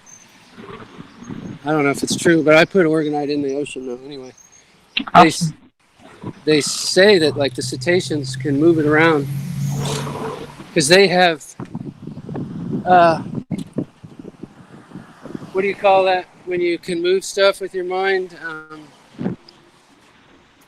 Telekinesis, baby. Yeah. Yeah, allegedly. There's even video of a dolphin using telekinesis in a tank, a captive baby dolphin. Oh my God. They're trying to deliver an iPhone 11 Pro Max to me. No, thank you. I did not. iPhone 11. Did I not haven't. order I that. haven't. Less than a 6. I got an SE. Mm-hmm. I heard originally that it was a 6 in a 4's body, but then this person at the phone company said, no, it's not a 6. It's a 5. Amazing. So anyway, I was noticing that the supermarket was having a very difficult time stocking on flour, just regular all-purpose flour, which sometimes we need. So I went around I eliminated the middleman and I ordered wheat berries from a distributor of, a source, and I'm waiting for delivery this week or thereafter. And I knew a guy that lived on whole soaked bucket wheat of it. berries. Yeah. You soak them and eat them. 5-gallon bucket. I already You ever got eat oats soaked from wheat them. berries? You ever eat soaked wheat berries? Yes, I've had them. I've cooked them whole, and I've also ground them down to some very nice flour. I can either do coarse or I can do fine. Usually I do. No, I mean you just soak them overnight and then just chow down on them. No, it activates only... them; they become alive, and then you're alive. That's for a live foods diet. I knew a guy that was the staple of his live foods diet. That and soaked sunflower seeds. Does it work only if you've recently harvested them, or just No? They're active. I know people that were buying wheat berries as long as they're growing wheatgrass from them. They bought them at the health food store, and then they grew wheatgrass. I will do that. Thank you. That's good to know, to have an option. But yeah, one guy planted in his backyard. He described, he walked us through the whole process. He described the space, the area of his planting, and how he went about it, and how much seed he was putting in the ground, and then his product, the end run, how much he got out of a pound of seed, and showed us the whole process of harvesting it and getting rid of the chaff and all that stuff. Really cool. And then grinding it into flour. Oh my God. So I know to take a half a cup of wheat berries to turn it into 1 cup of flour. And so I can grind only what I need and not have too much sitting around. And it's pretty cool. Nice and fresh. But to know that I can make wheatgrass too, that's awesome. I can even plant them. Jesus. I mean, if you get the live wheat berries, you don't have to toast them first before you make flour. Seems like they'd be too moist to make flour out of, because they're like rubbery almost. Well, as far as I know, they're not roasted. And it's made for it's in a nice container for long-term storage. Those thick white plastic buckets. Yep, food grade 5-gallon buckets. Yeah, the prepper type. Yeah. Those don't last in the sun very well. I had one that broke down really fast. That's the food grade plastic is lower ability to withstand the elements. Right. You still got to keep it in a nice cool, dark place. You don't really want it in a heat. No. Degrades. Or even exposed to sun. Right. The sun tears it up. Definitely. Can't handle the sun. You can't handle the sun.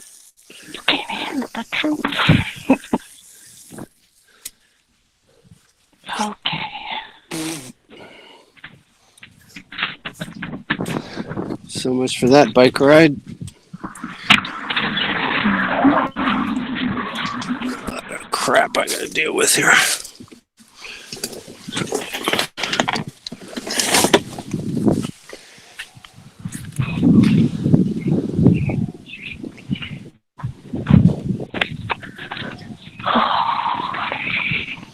What is it, Tuesday?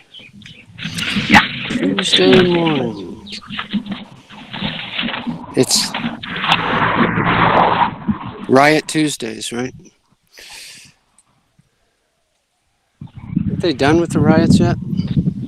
It's Where enough already. specifically? No, I think they're just getting started. What's left I to was burn? joking. Just different I was joking cities? on the watch page where they should have done the riots in the beginning, not now. Yeah. What would that have done? Yeah. But Riots. the reason that they're happening now just shows that they are trying to institute martial law for real, apparent to the public, because we already know it's already going on. Let's see, Bank of America, Kroger.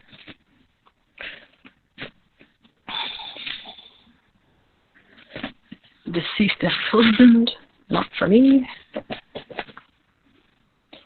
Not for me. Life. My burn pile keeps getting bigger and bigger. Dead male.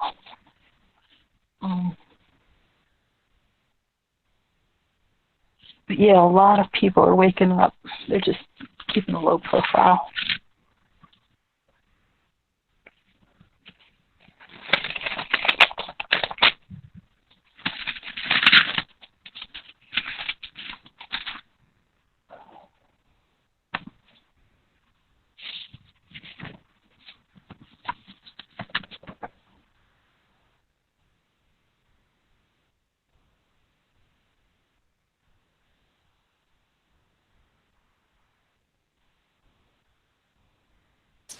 Wonder if I'll be able to start my lawnmower. I gotta test that out.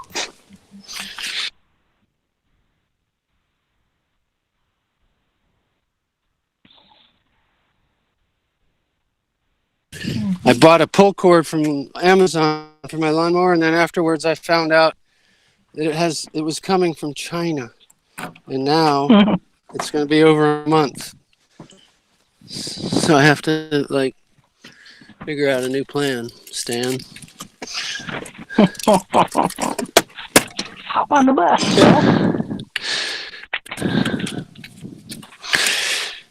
Bill. We don't need to discuss much. Yeah. Drop off the key, Lee. Set yourself free. You know, I really love those guys. Not so much anymore. That but was I really just Paul love Simon by himself. That's Paul Simon by himself. Mm-hmm. On his own. I loved it when he went out around the world, you know, doing all that music stuff. That was awesome. Yeah, when he was down in Africa, that music there came out really good, I thought. Awesome. I totally loved it. And the way they dance. Oh, I love it. As I was saying in the chat room, my dad is born and raised in Angola, Africa. He is an actual African American. By birth, just like I'm a Brazilian-born American. I got the wrong size nuts. Damn it. He said there was one type of tribe that would sing beautiful harmony. There was another kind of tribe that would sing in unison. Just different, what do you call it? One key, but different, shit, my mind is going.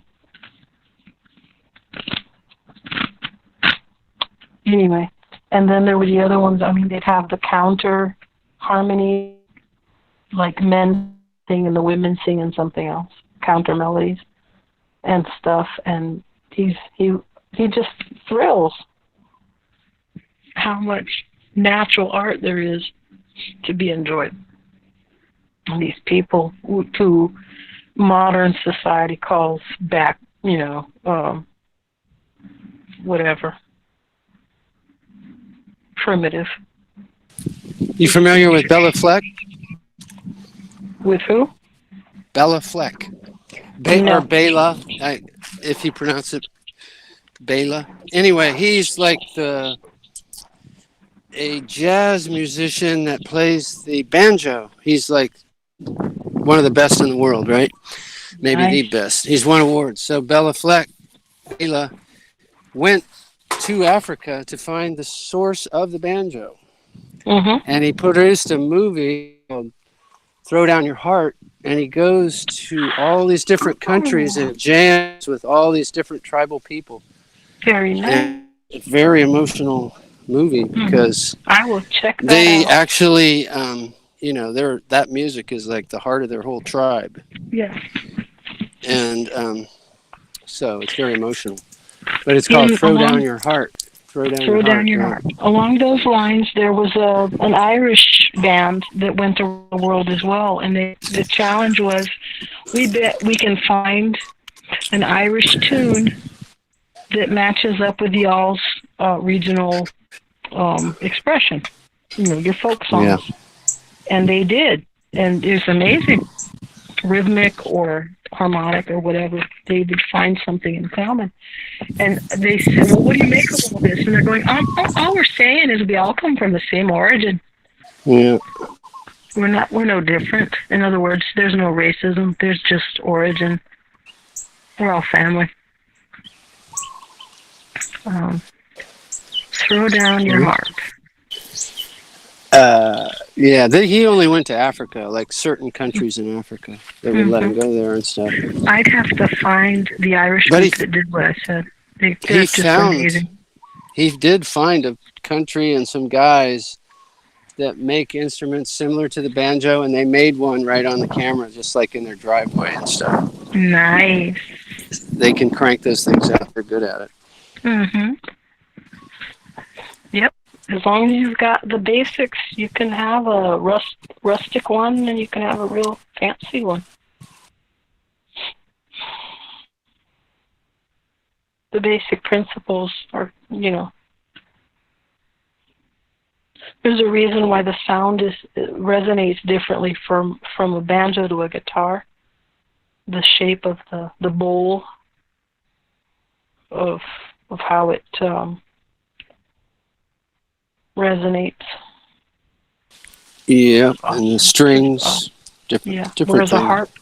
a harp vibrates directly out into the air. It doesn't. There's nothing other than the frame to manipulate the frequencies, but and your hand, of course, your pressure on the strings, but your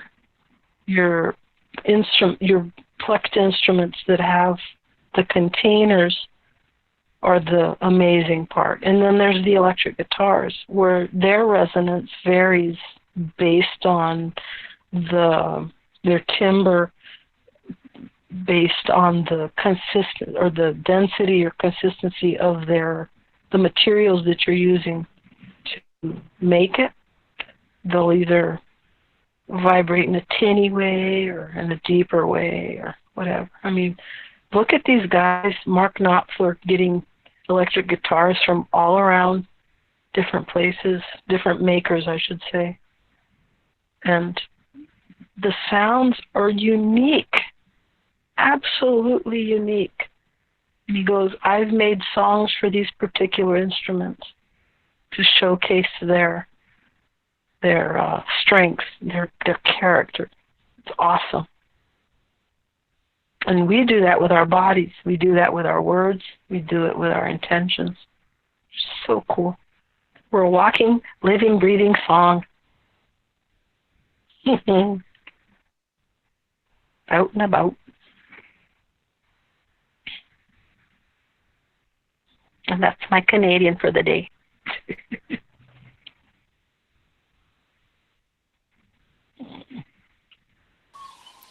Yeah, there's another movie where they start out making an electric guitar out of just like, I don't know. I think they have just the pickup and some strings and like like a pole and a box or something like, and they do it at the beginning of the movie, and then Jimmy Page like plays it. He makes it and then he plays it. Yes. At the beginning of the movie. But I forget what the name of that movie is. It's a few musicians that talk about that kind of stuff, I think, or play it.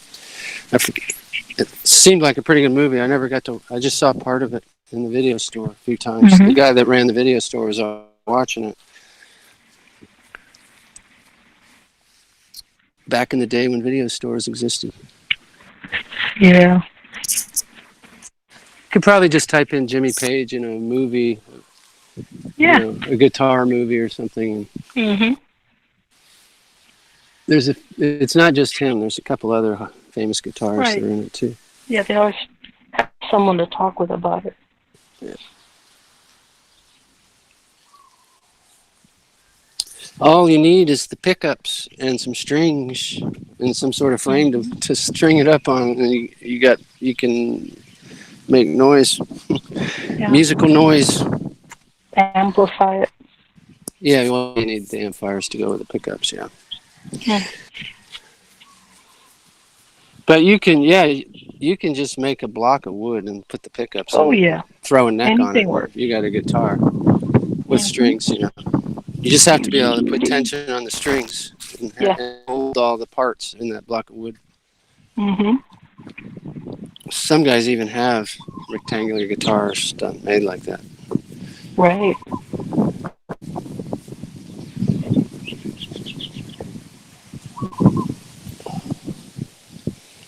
I guess I gotta go inside and find out what time it is.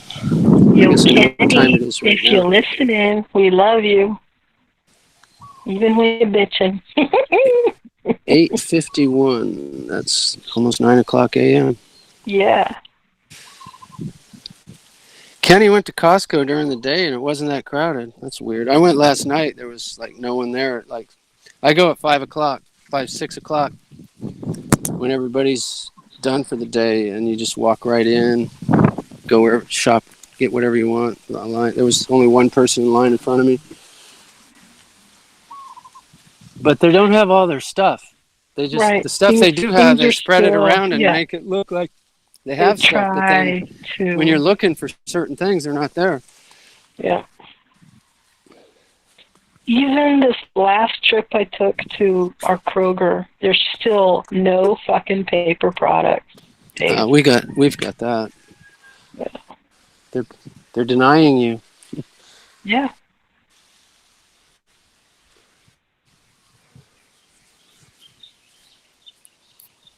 Just have to wait and see how this comes out.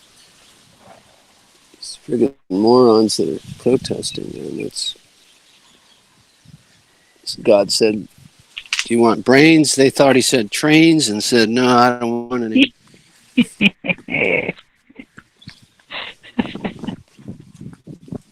No.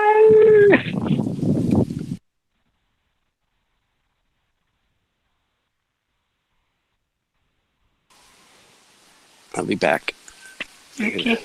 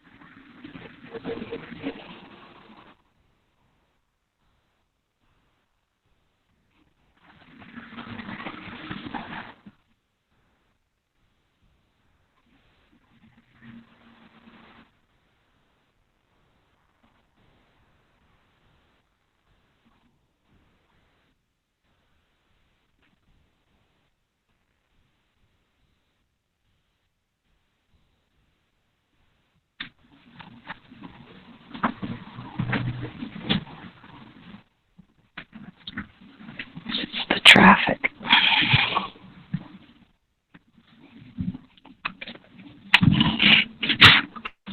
There's a wasp waiting to come in. Not today.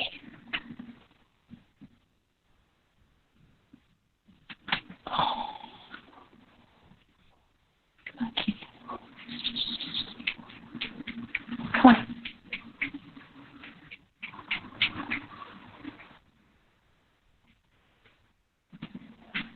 Come on, come on.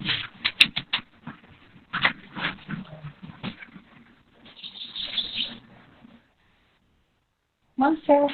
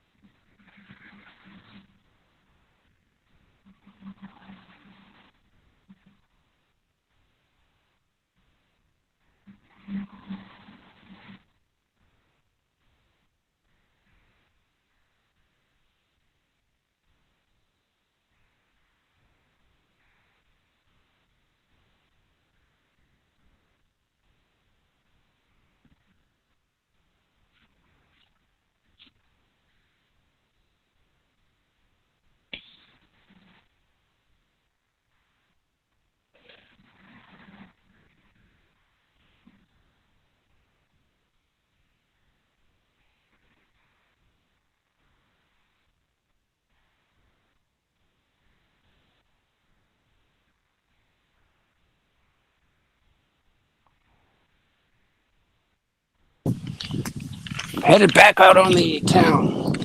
Purchase some food. Yeah. What's your preference?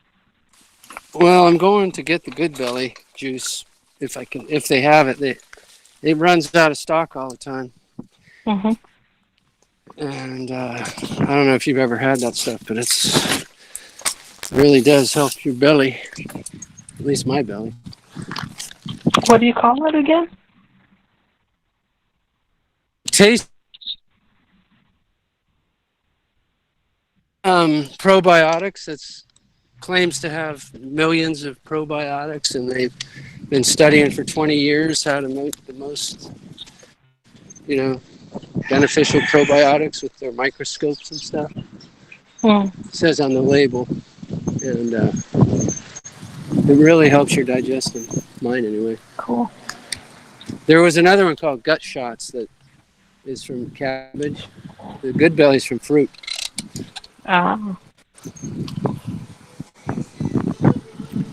Good stuff. The older you get, the harder it is to have good digestion, apparently. Yes. And of course, everything centers around that gut. Your gut's messed up. Your whole gut health is everything. Yeah. Absolutely.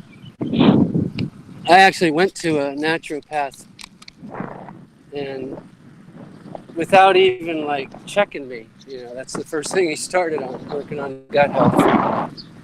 That's what they all do. That. Yeah. They try to heal you with your diet and with your gut health. Mhm. I mean, he did acupuncture and stuff too, but I didn't let him do any of that on me.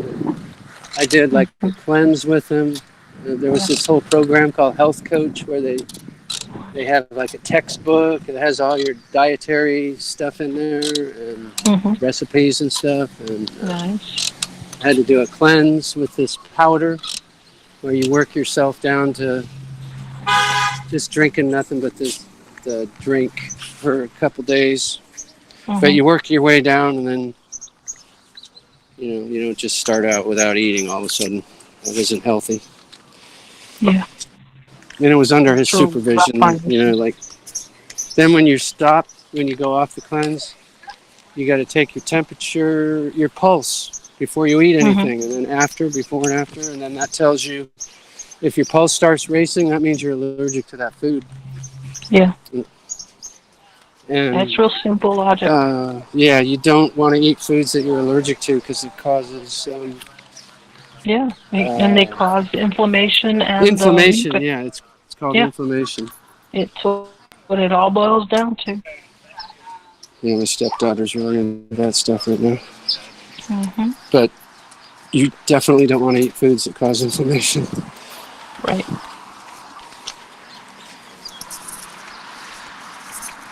I'm here to rob the place. Okay. They came out with the IBS, the intestinal whatever. Bioflora, it's called. Intestinal flora. The where they call it gluten sensitive and all that stuff. I'm like, bullshit. You guys are reacting to pesticides and to additives and to all kinds of, not unnatural things that you're putting in your body, and your body's telling you, stop the fuck doing this to me. Yeah, there's some, but gluten can be bad for you. I mean, some people. Well, it can be, but it's worse if you're actually reacting to the pesticides that you're absorbing that have been put in to the stuff that has the gluten in it, so that you think you're reacting only to the gluten, but you're actually reacting to everything else. No kidding.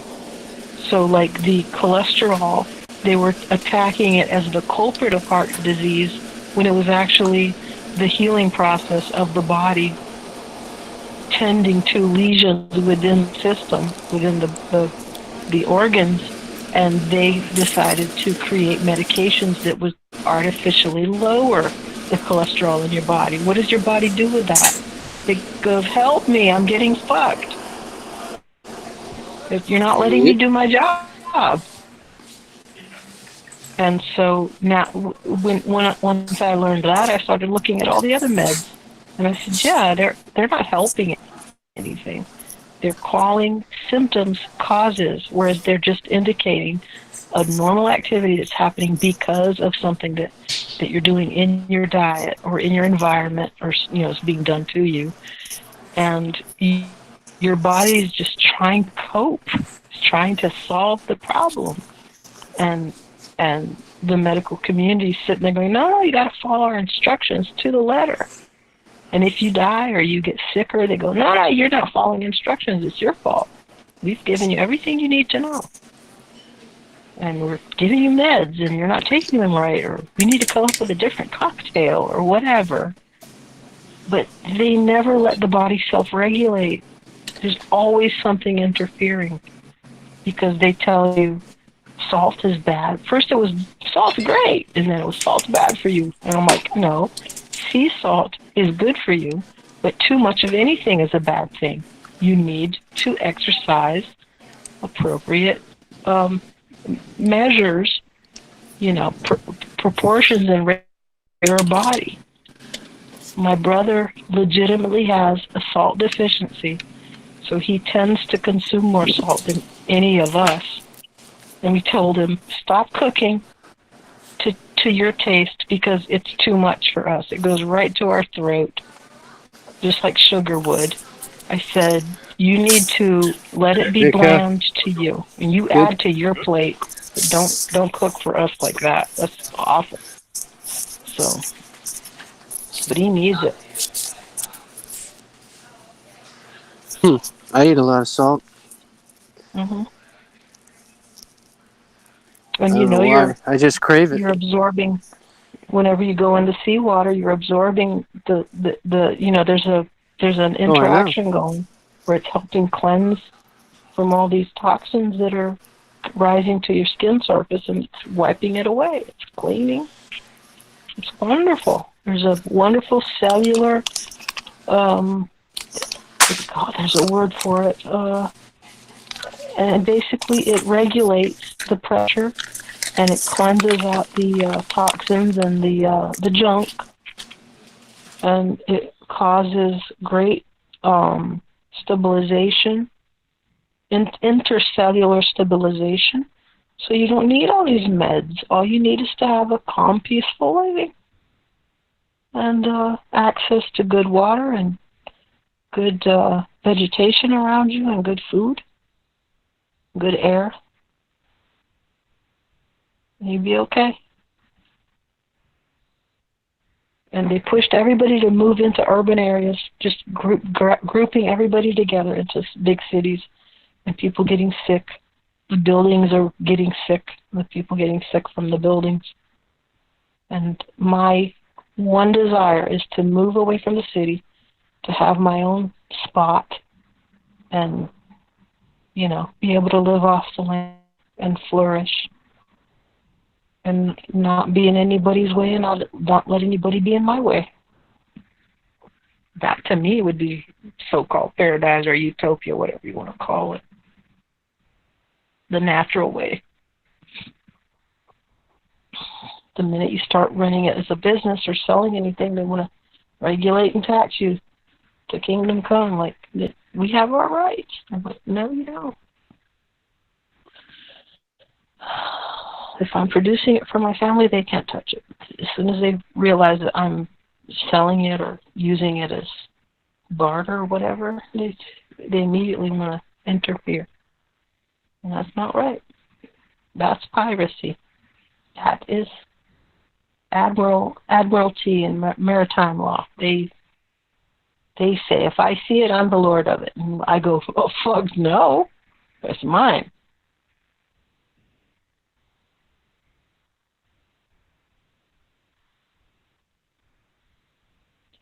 It's mine.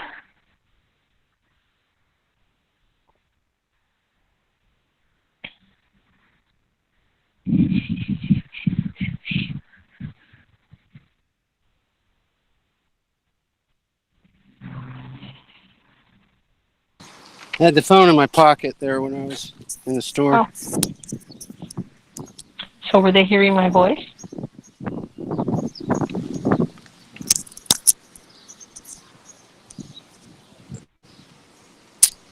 And I'm out of the store.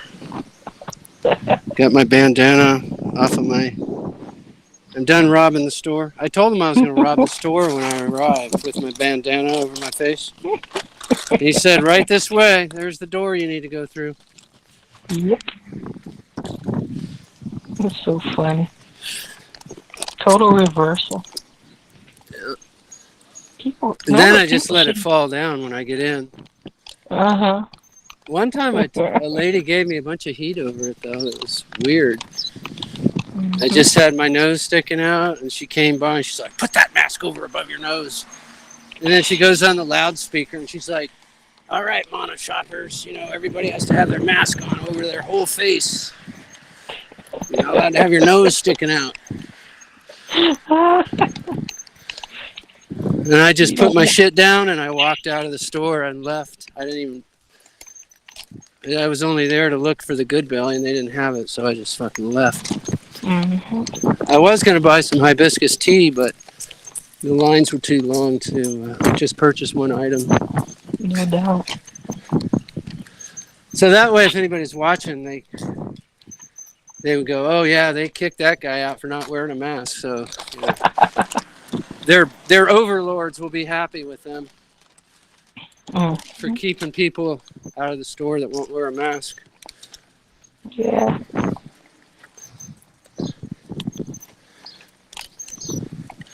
Then other stores, like I go to the Shell station to get a quart of beer sometimes. Mm-hmm. And the last time I went in there, I was pulling my shirt over my nose, like just a little bit from time to time. Cashier lady looks at me, she goes, you don't need to do that. I'm like, good. She's over. That's the way I go to that store, because she doesn't make me wear a mask. Mm-hmm. But I was just pulling my shirt up the first few times, and then letting it drop down when I went to the cooler. Yeah. But she finally told me to stop doing even that. Nice.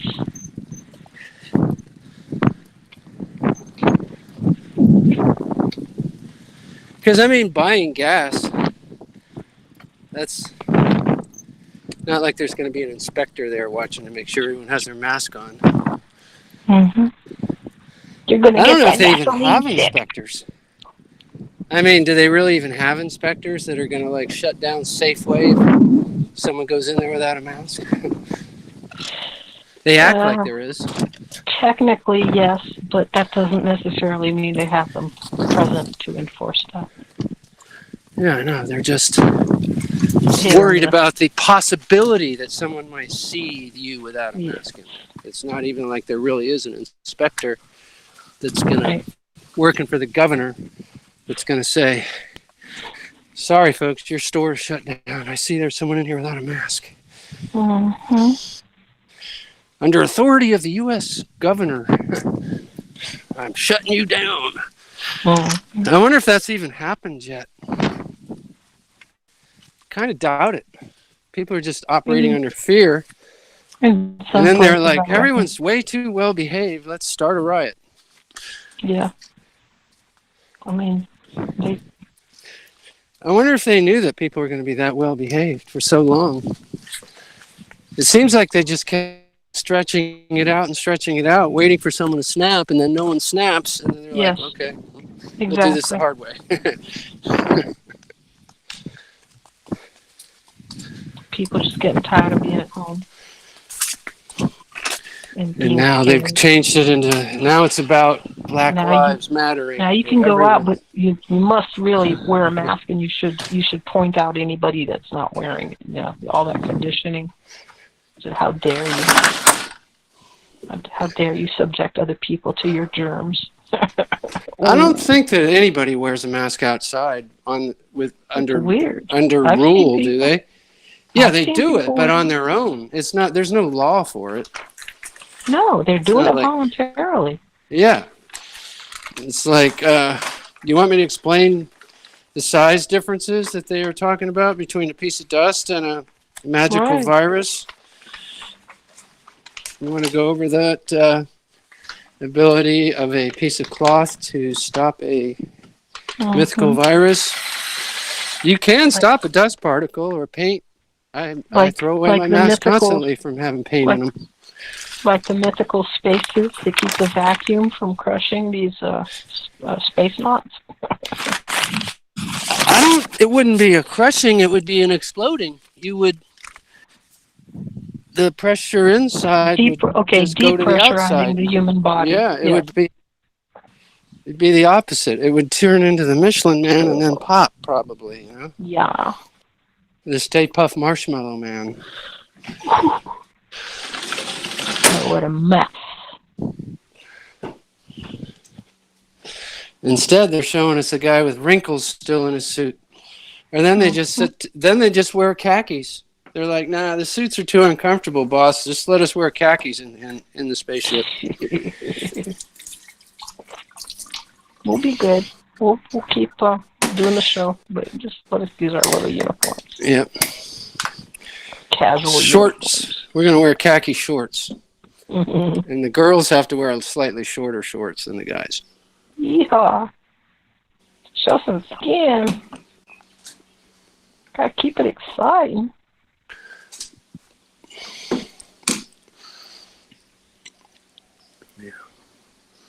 They're up there right now. Have they played any songs? Kumbaya songs lately? I haven't watched.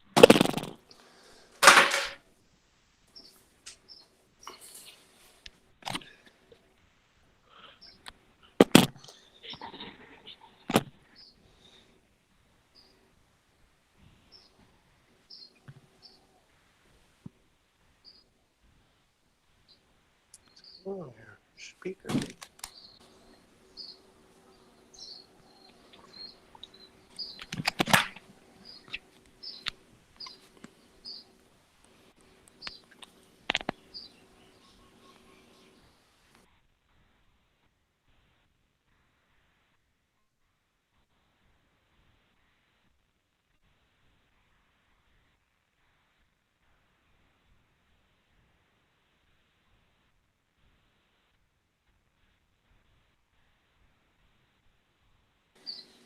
I got to take a quick dip. It's way too hot.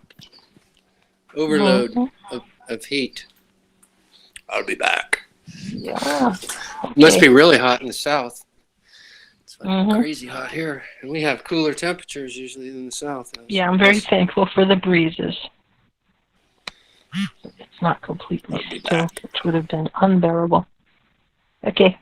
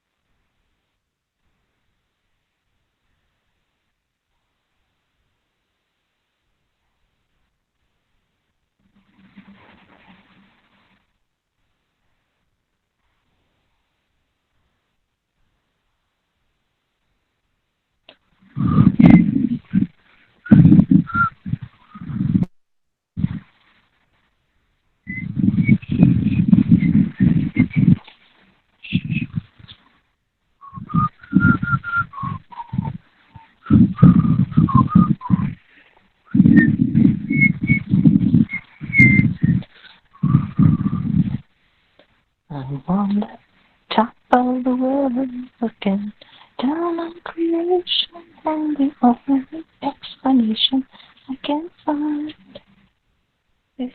lost, but I found the sense you've been around. Your love puts me on the top of the world. A flat earth. A flat earth. Revolving around a celestial pole. A field. Much like a circus tent with a center pole. Hello. And then supporting these. It's just amazing how it works.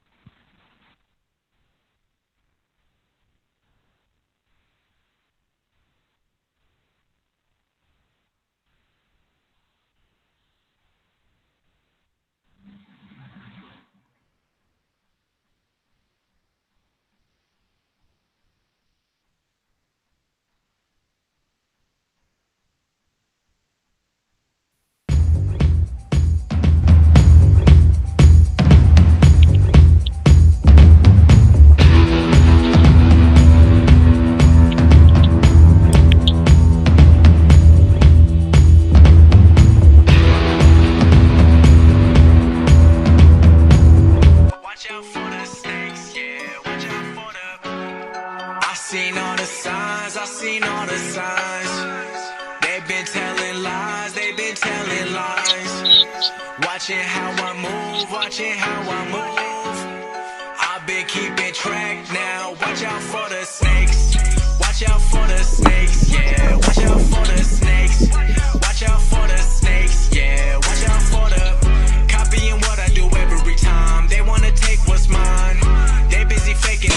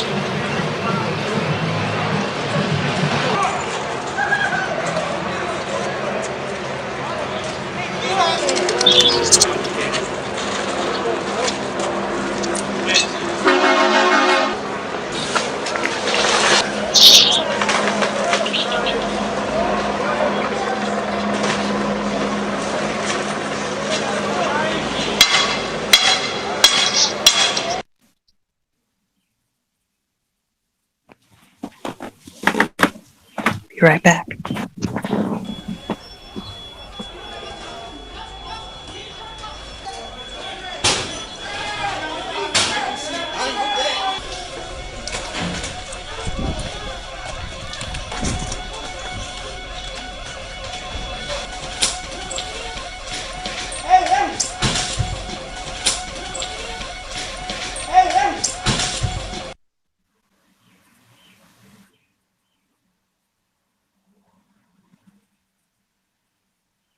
On the left side of the screen, they're seeing the police commissioner of the Baltimore Police Department. He is with fellow officers as they take to the streets. There are arrests going on. There has been a great deal of violence against police officers today that we've seen. It appeared with high school students. That's what we're told anyway from those in the streets of Baltimore reporting for us, Miguel Marquez and Athena Jones. The high school students, it appeared, were the ones throwing rocks and bricks and sticks and other objects at police. And then the riot, protest, violent demonstration went on from there with a police car violently attacked.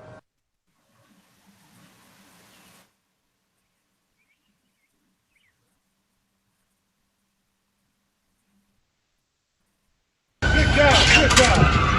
You can do it. Someone get some patrol. Hold. Knee. Go, baby. Hands off the tobacco, baby. You can do it, girl. And the box of wood, baby. It's the register there. Someone get the register. 48 to the meal, goddammit. Go get it. Go get him. Get the fuck out.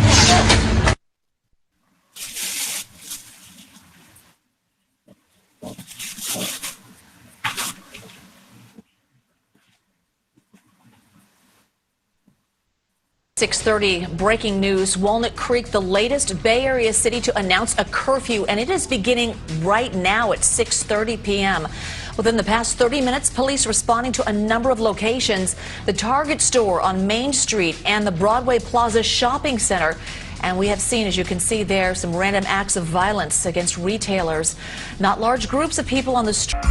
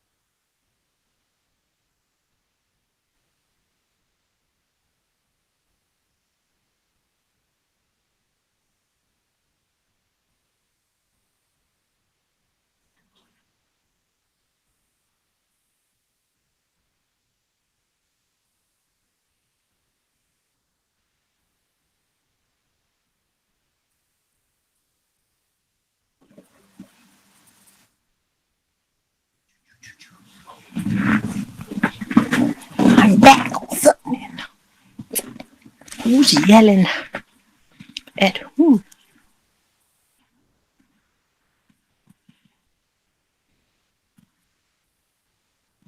Come on, get out of here.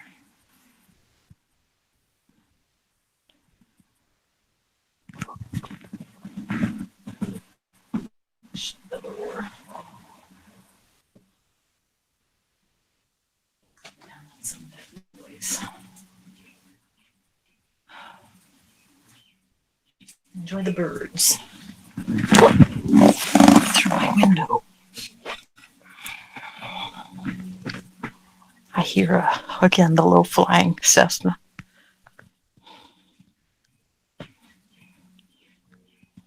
It's a different sound. There's like two different ones that come.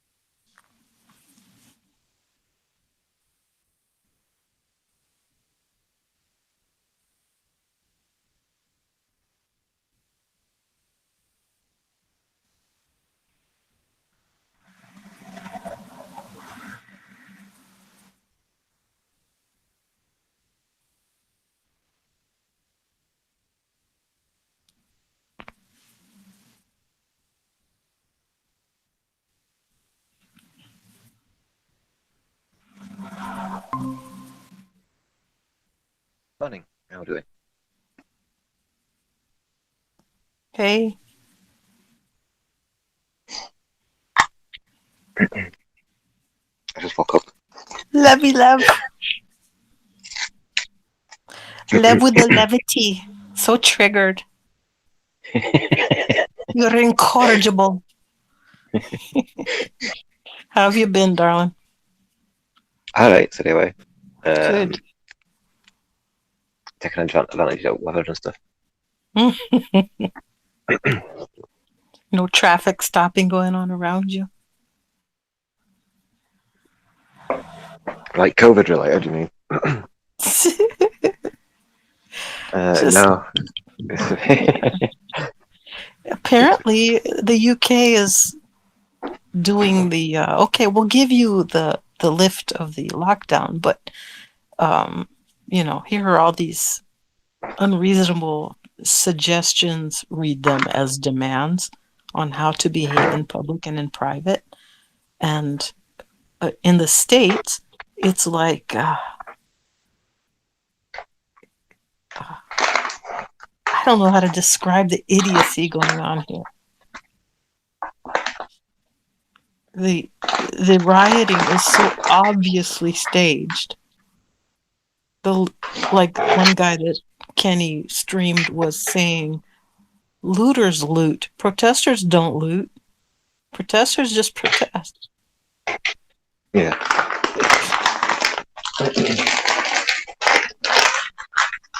There's been damage to stuff like buildings and shops and stuff like that. But like they're protesting. They're not protesting the lockdown. They're protesting the police brutality of the so-called incident. Yeah. The murder, whatever. And I'm like, oh man, you guys,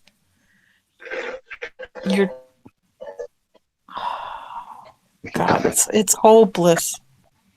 And they're going to arrange for some heavier form of martial law. People will, if they keep this up, people are going to be begging for it. Just please make it stop. Oh, have you heard that you have a new king?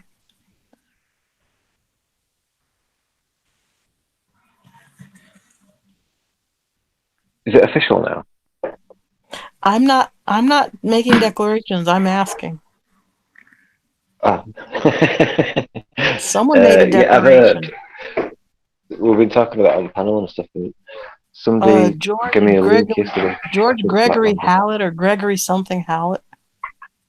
Joseph Hallett. Jesus, Mary and Joseph.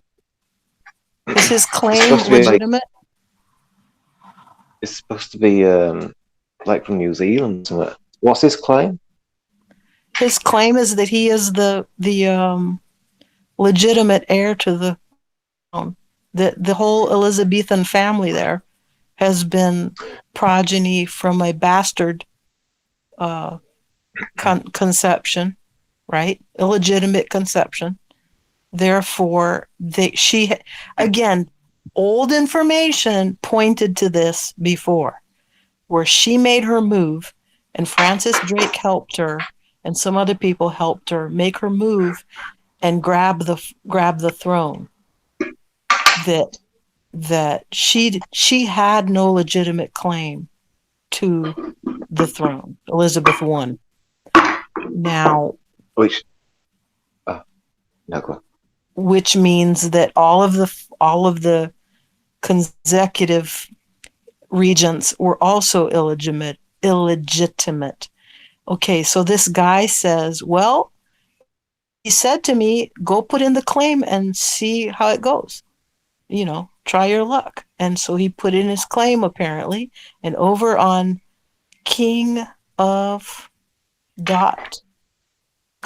or .gov, whatever, where they keep track of all the lineage and shit. Apparently, they have accepted his claim and they've legitimized it.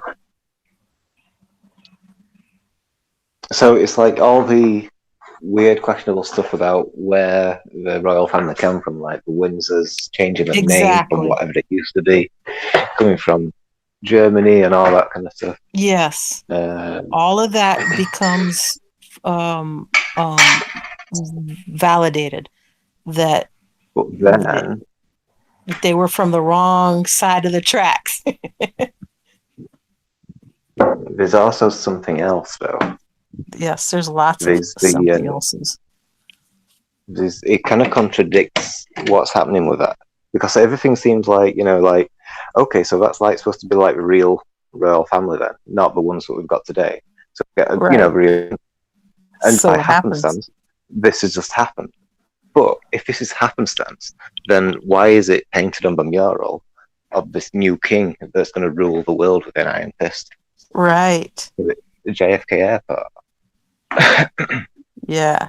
So Utopia. if it's not planned, how did they know to paint it on there? Right. So what do we do? I'm not going to be bowing to any king.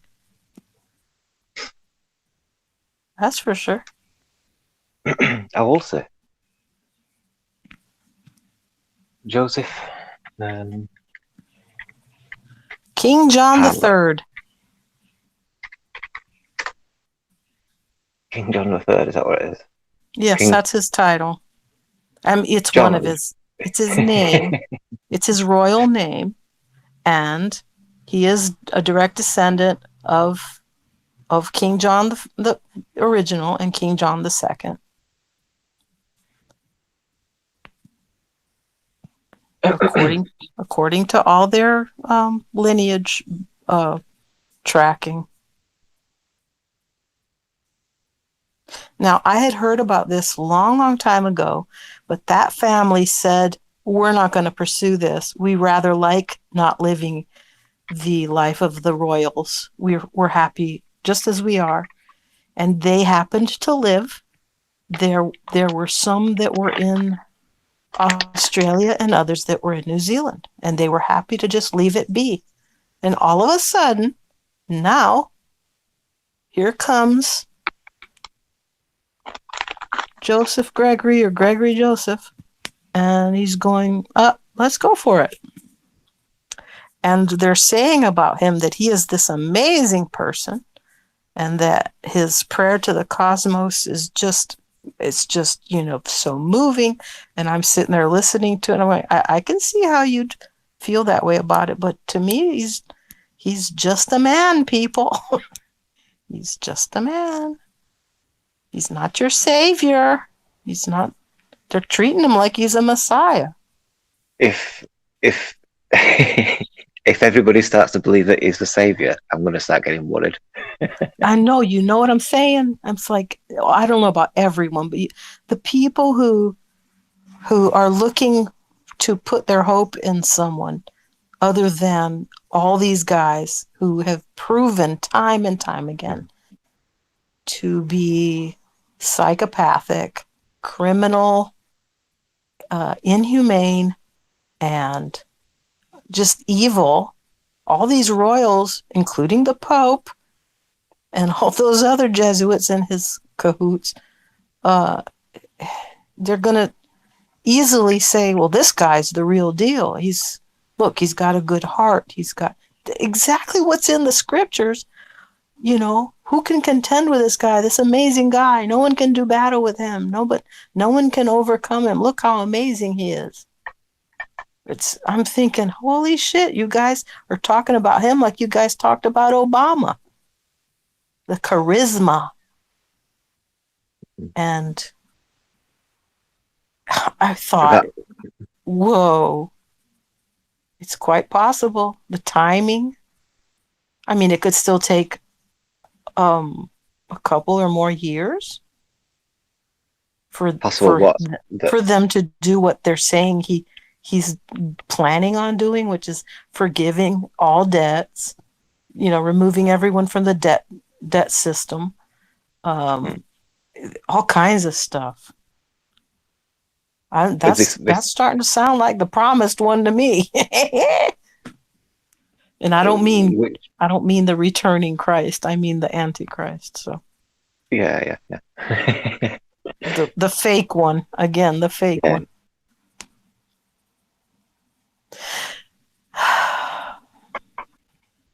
What can be done? Anyway, I just wanted to know if anybody else in the UK was talking about it, because it just seemed it was so oddly quiet. And Lizzie apparently couched the announcement in some kind of addressing an other matter altogether, and just made this quiet thing. And she apparently made it out that she was going to be going into self-imposed quarantine because of the COVID, and that was the apparent reason, but it wasn't the cause. The way they're talking, that they had laid the claim at her door, and no one opposed it, and she is not opposing it. And then she does this speech, this double speak, and then she goes into hiding. And Prince William has acknowledged, therefore, none of them will get the throne. They were asking, is she going to abdicate and give Charles the crown? And I'm like, over her dead body, Charles is going to be. Never. Over her dead body.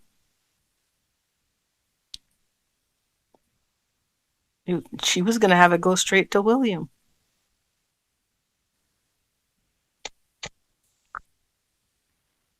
But at any rate, none of them have a legitimate claim to the crown. So I'm just wondering, is it in the news? Is it even a thing over there? It is now. It weren't used to be. Has it been announced? Like you've got all these Guardian, all these websites and stuff, and like newspapers. Okay, but not in the TV, not in the BBC. The BBC announced officially last night that King Edward will broadcast as a private person tonight, probably at 10 p.m. So it's 9:30 now. So okay, all right then. They're moving forward.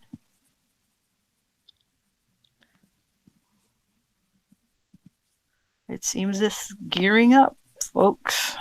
He was saying Donald Trump was holding my shit together for me until I can formalize all this.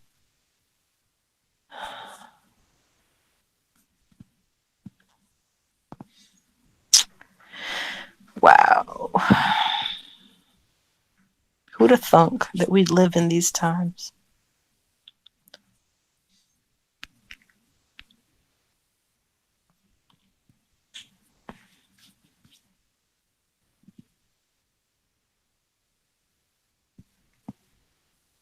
I thought the new king would come later.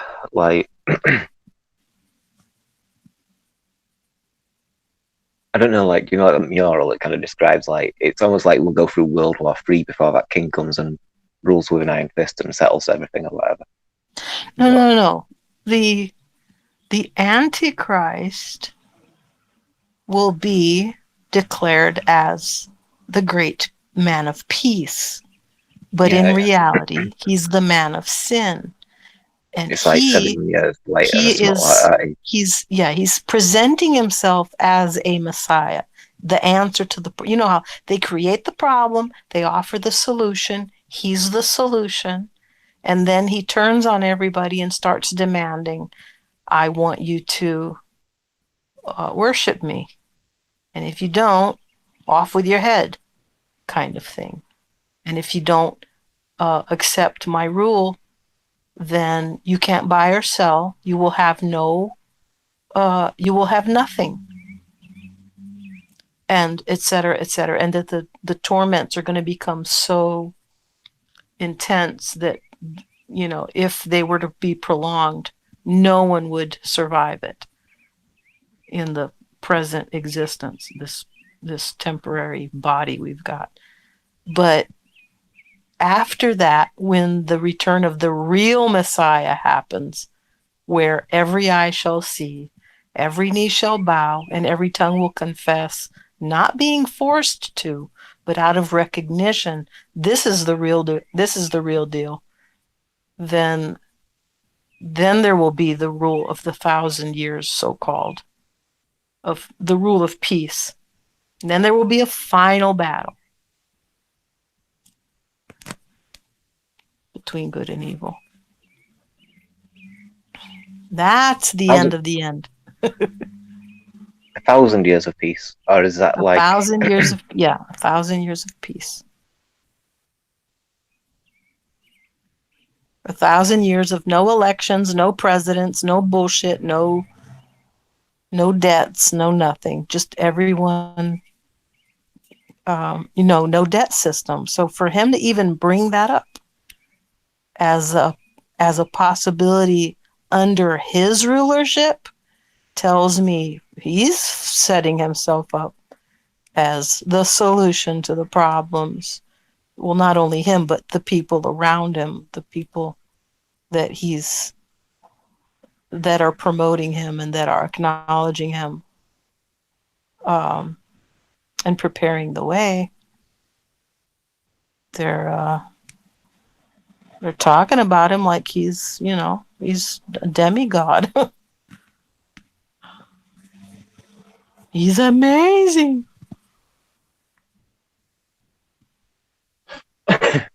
He's very well spoken. He's very well read. He writes beautiful things, and it's easy to see that he could conquer the hearts of many people with his words and with his personality, etc., etc.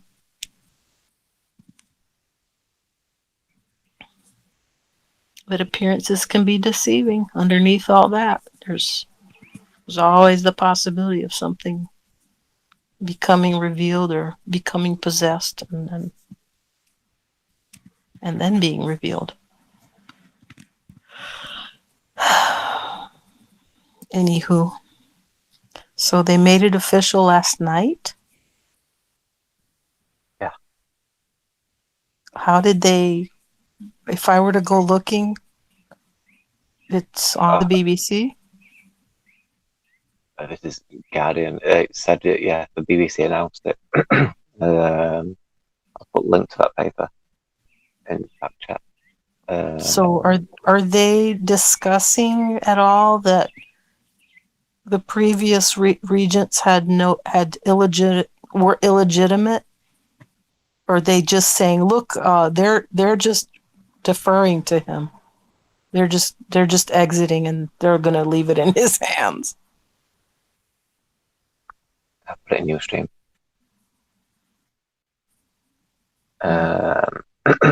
That's what it looks like. I mean, following what that thing said the other day, that there's another link in there in Ustream. There's another what? A contender? Another link in Newsstream. New Newsstream back chat thing. You've got plenty of tabs and case of Corona. Go look in there. Okay. Chat groups and stuff like. So you left the link in there? The Guardian one, which I've been reading out today, kind of thing, but the other one I was reading out the other day, which had like the documents, and it's a bit of waffle, but you eventually get to where it's actually talking properly. Okay. It's kind of telling you what's going on, like a little bit. Like explaining that about like how they're not really the royal family and all that kind of stuff.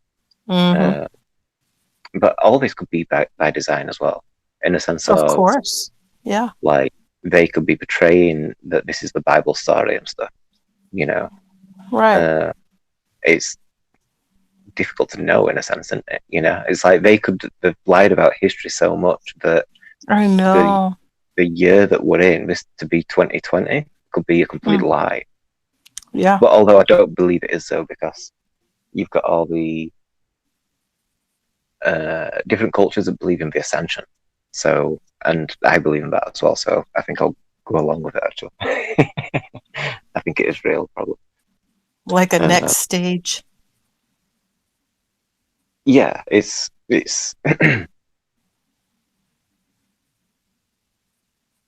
like if the flower of life is a pattern of what reality is, then maybe there's an extra line or detail which has gone between it all and stuff like that. An extra thing which,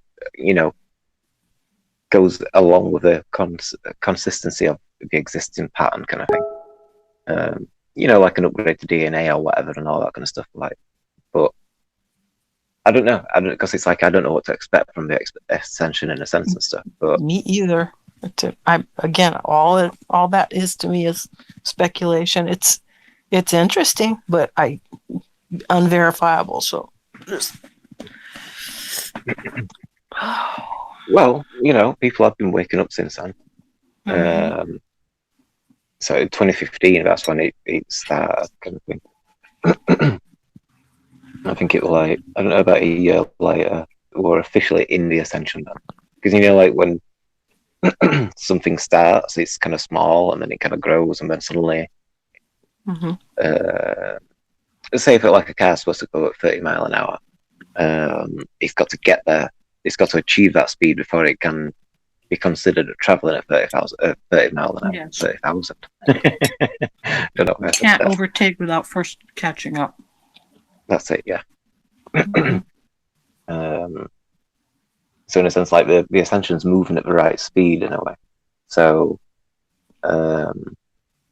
it's like an energetic frequency in a sense. So in a sense of like the ascension's here. So you, in one sense, like like people spoke about like Jesus going back and stuff like that. I kind of thought, well, maybe he's back in like an astral sense. So he's here astrally, but that's as much as it'd be. You know what I mean? So it's like if people get that Christ consciousness awakening, then you're there in a sense and stuff like. But that's like you're speculating on what the story is and all that kind of stuff. Like I'm obviously Right. changing. He's got the in that title manner. of the Christ. Yeah. It's like his presence is here rather than is actually here physically. Because if he's only there in spirit, then that's the only way that it would be able to be there, unless he reincarnate or actually physically comes back. Like I don't know what, on a craft or through light. I don't know. well, okay. So the Pope is the vicar of Christ, which means the replacement or the alternate, right? The Pope has always had that title. And the Pope acknowledges, recognizes, and validates the claim of this man's title, the Christ, and he stands down. So here we have a religious figure saying, yes, indeed, this is the one. Would that qualify as the prophet saying, here he is? What they're saying is the one, like is Christ, like the new king.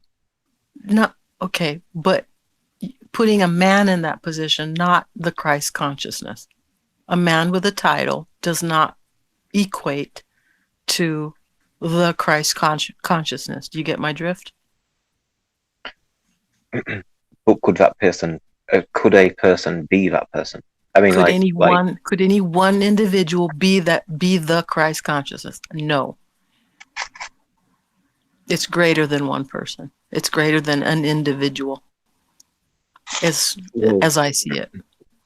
What about the prophecy then? Because if this new king's supposed to be like the Antichrist, and then the real Messiah comes, and how does the real Messiah come then? Like as an energetic frequency where people wake up to Christ consciousness, or an actual real being that comes. And if he comes as a real being, I could accept that it could come in one person, in the sense of yes, I do mean in one person, but I don't see how a regular human being, just a regular human being of so-called regal blood line would equate to the Christ consciousness. To me, the return of the Christ would be the Christ, the real one, the real chosen one, returning the consciousness part to me is the whole body, the group of all the folks who have the consciousness. Am I making any sense? And we as a body are responding to our head, the consciousness is being reunited with the body. Does that make any sense?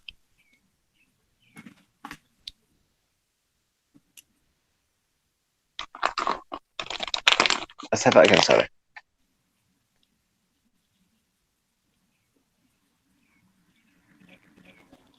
If he is the consciousness, the being, the I don't know, not the soul, but the spirit. This king of this, no, the returning real guy. To me, it's like the consciousness of this being who had a temporary time here with us, is returning to be united with the body, which is the physical and spiritual unification of the consciousness, or the whole. I can't put it into words. I can see pictures. I can't quite put it into words. I see, like, you know, like when Jesus was supposed to be here, or everybody in that kind of sense, it's like he like died for 3 days, and then he kind of came back alive, you know, and then, like, you know, everyone's like, oh wow, it's a miracle and all that kind of stuff. And then later he ascended. Mm-hmm. Now that doesn't mean he died. It means he ascended. Does that mean that? I mean, you know, what happened to his body in that kind of sense? I see like ascension. Well, he was talking to the Mary about, I haven't been to my Father's throne yet, and he didn't want her to touch him yet. But after he went up, okay, so it happened without anybody watching. He goes and completes this. He presents himself. Then he comes back, and he's seen at the lake shore, making a fire and cooking some fish. And the disciples come back from fishing, and he eats with them. He cooks for them and he eats with them, and they're rejoicing. This is after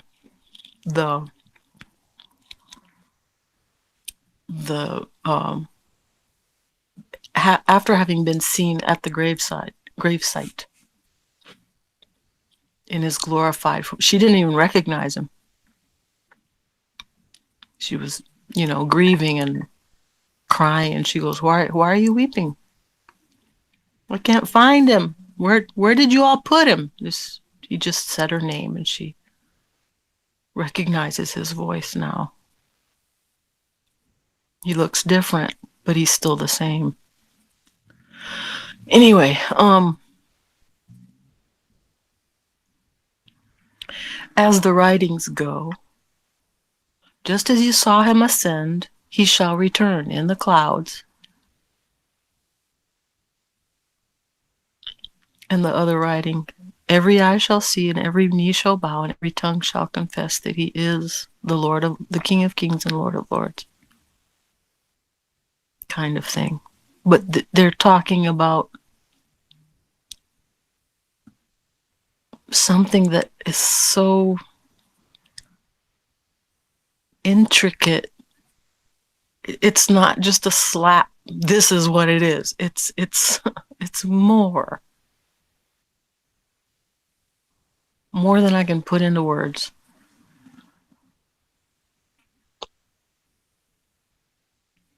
Because to me, see, so many people get hung up on this whole gender thing and about why are they calling it a marriage of the Lamb and all this other stuff. Is he going to have sex with everyone? And I'm like, stop it. That's not what this is about. It's not a sexual relationship.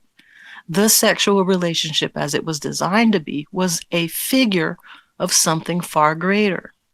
And it was spiritual. It wasn't meant to be relations,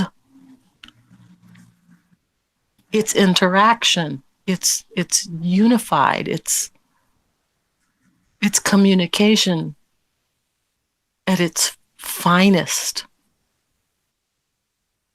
to me, and just pure love.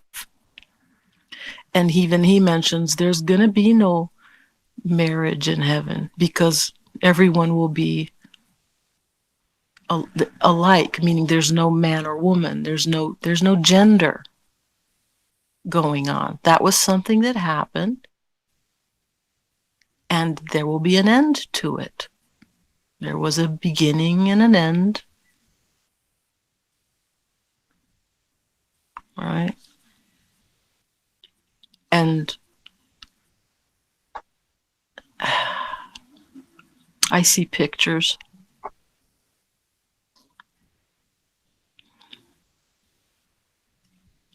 It's like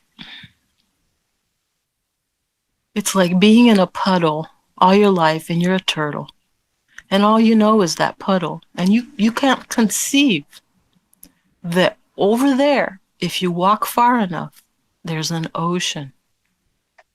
You have no idea what an ocean is. You've never been to one. And then one day, you go. And the revelation is just mind-blowing. And that's the best illustration I've got. So to me, the infinite plane is like, it makes more sense.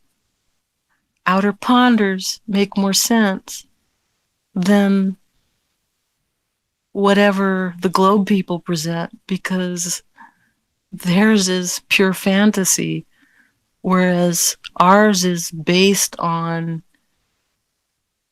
understanding that there is order and that there is much creative genius involved here, and that the very possibility that there could be others, yes, but not like what they portray about outer space and all these humanoid and non-humanoid creative artistic expressions of whatever. It's much better. Much better. It's not CGI. That link I was speaking about, the new king tomorrow. Apparently that's 1936. Okay, I'm sorry, I'm missing part of what you're saying. Apparently that's 1936, that link I was reading out. 1936, what? Yeah, that link about the king that we're talking about and stuff like that. Yeah, Google search sends you to a story from 1936, even if you put in the last week. Oh.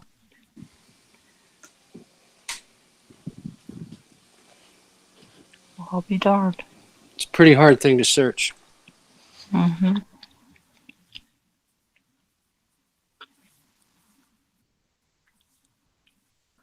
But I remember clear as day.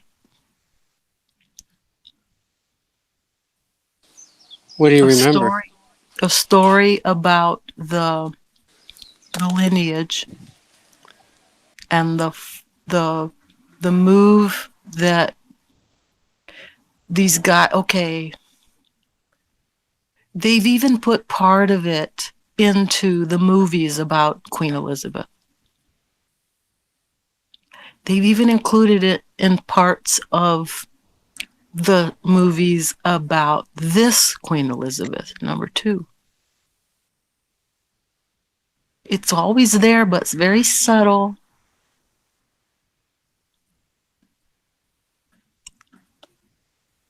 But I distinctly remember that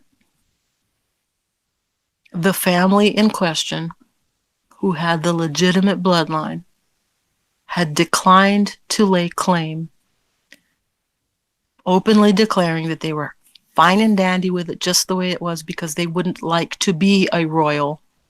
They don't want to live in England. They like it fine in Australia and New Zealand. They don't really want that kind of life. They thought it was ridiculous. Very public, no privacy, no, not able to just come and go as you please. In other words, you have to fulfill all these rituals and what, and they just said no, we don't want to deal with all that. We're fine just the way we are. Even though we know we're royal, we don't care for it. Now, how is it suppressed? The same way they suppress flat Earth. Control of information. They put stuff out there and watch who's paying attention. People like me.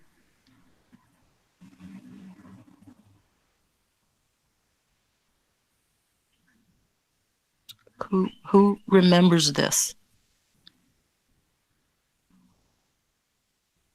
All I know is it happened.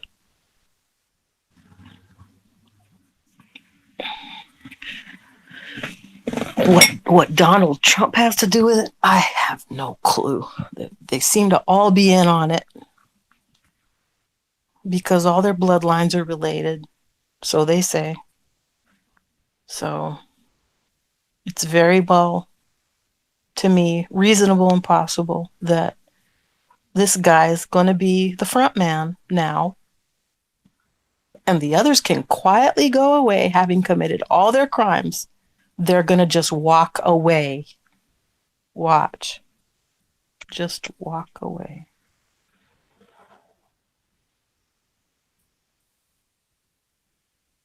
Elizabeth II can say, oh, it was given to me. It was done to me. I didn't seek this. It was handed to me, so I had to live with it. How does she explain her husband and all the shit he's done?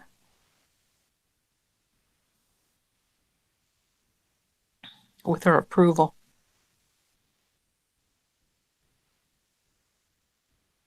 How does the Pope get away with murder?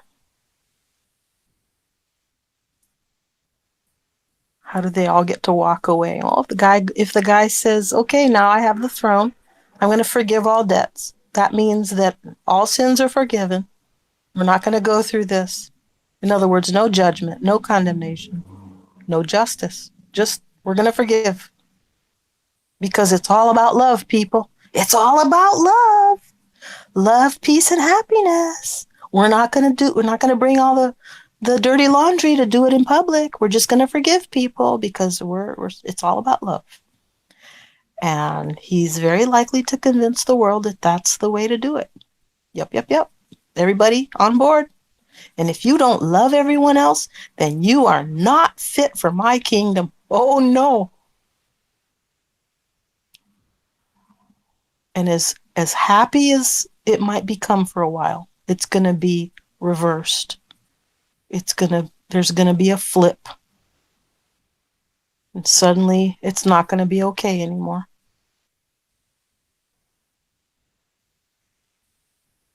And I'm reminded not to wax biblical or anything, but the times, okay, so I'm looking into now, this is the one thing I'm trying to find more on, is the law system of the Medes and the Persians, because the story of Daniel unfolds in those times. And there's a reason why he didn't even blink when the decree came out that everyone was supposed to pray to King Nebuchadnezzar and not to their own God.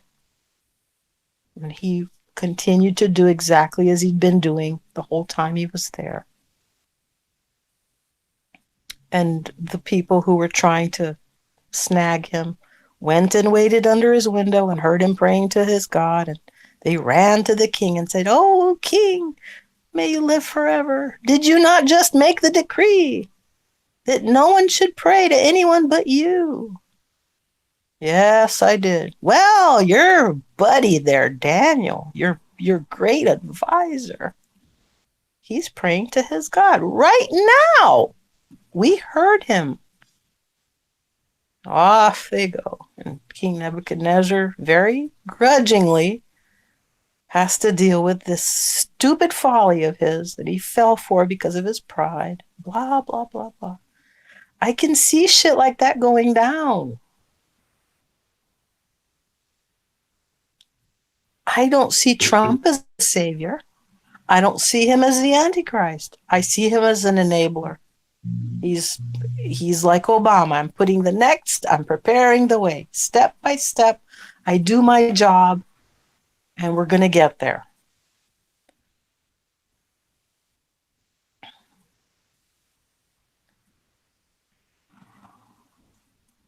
Just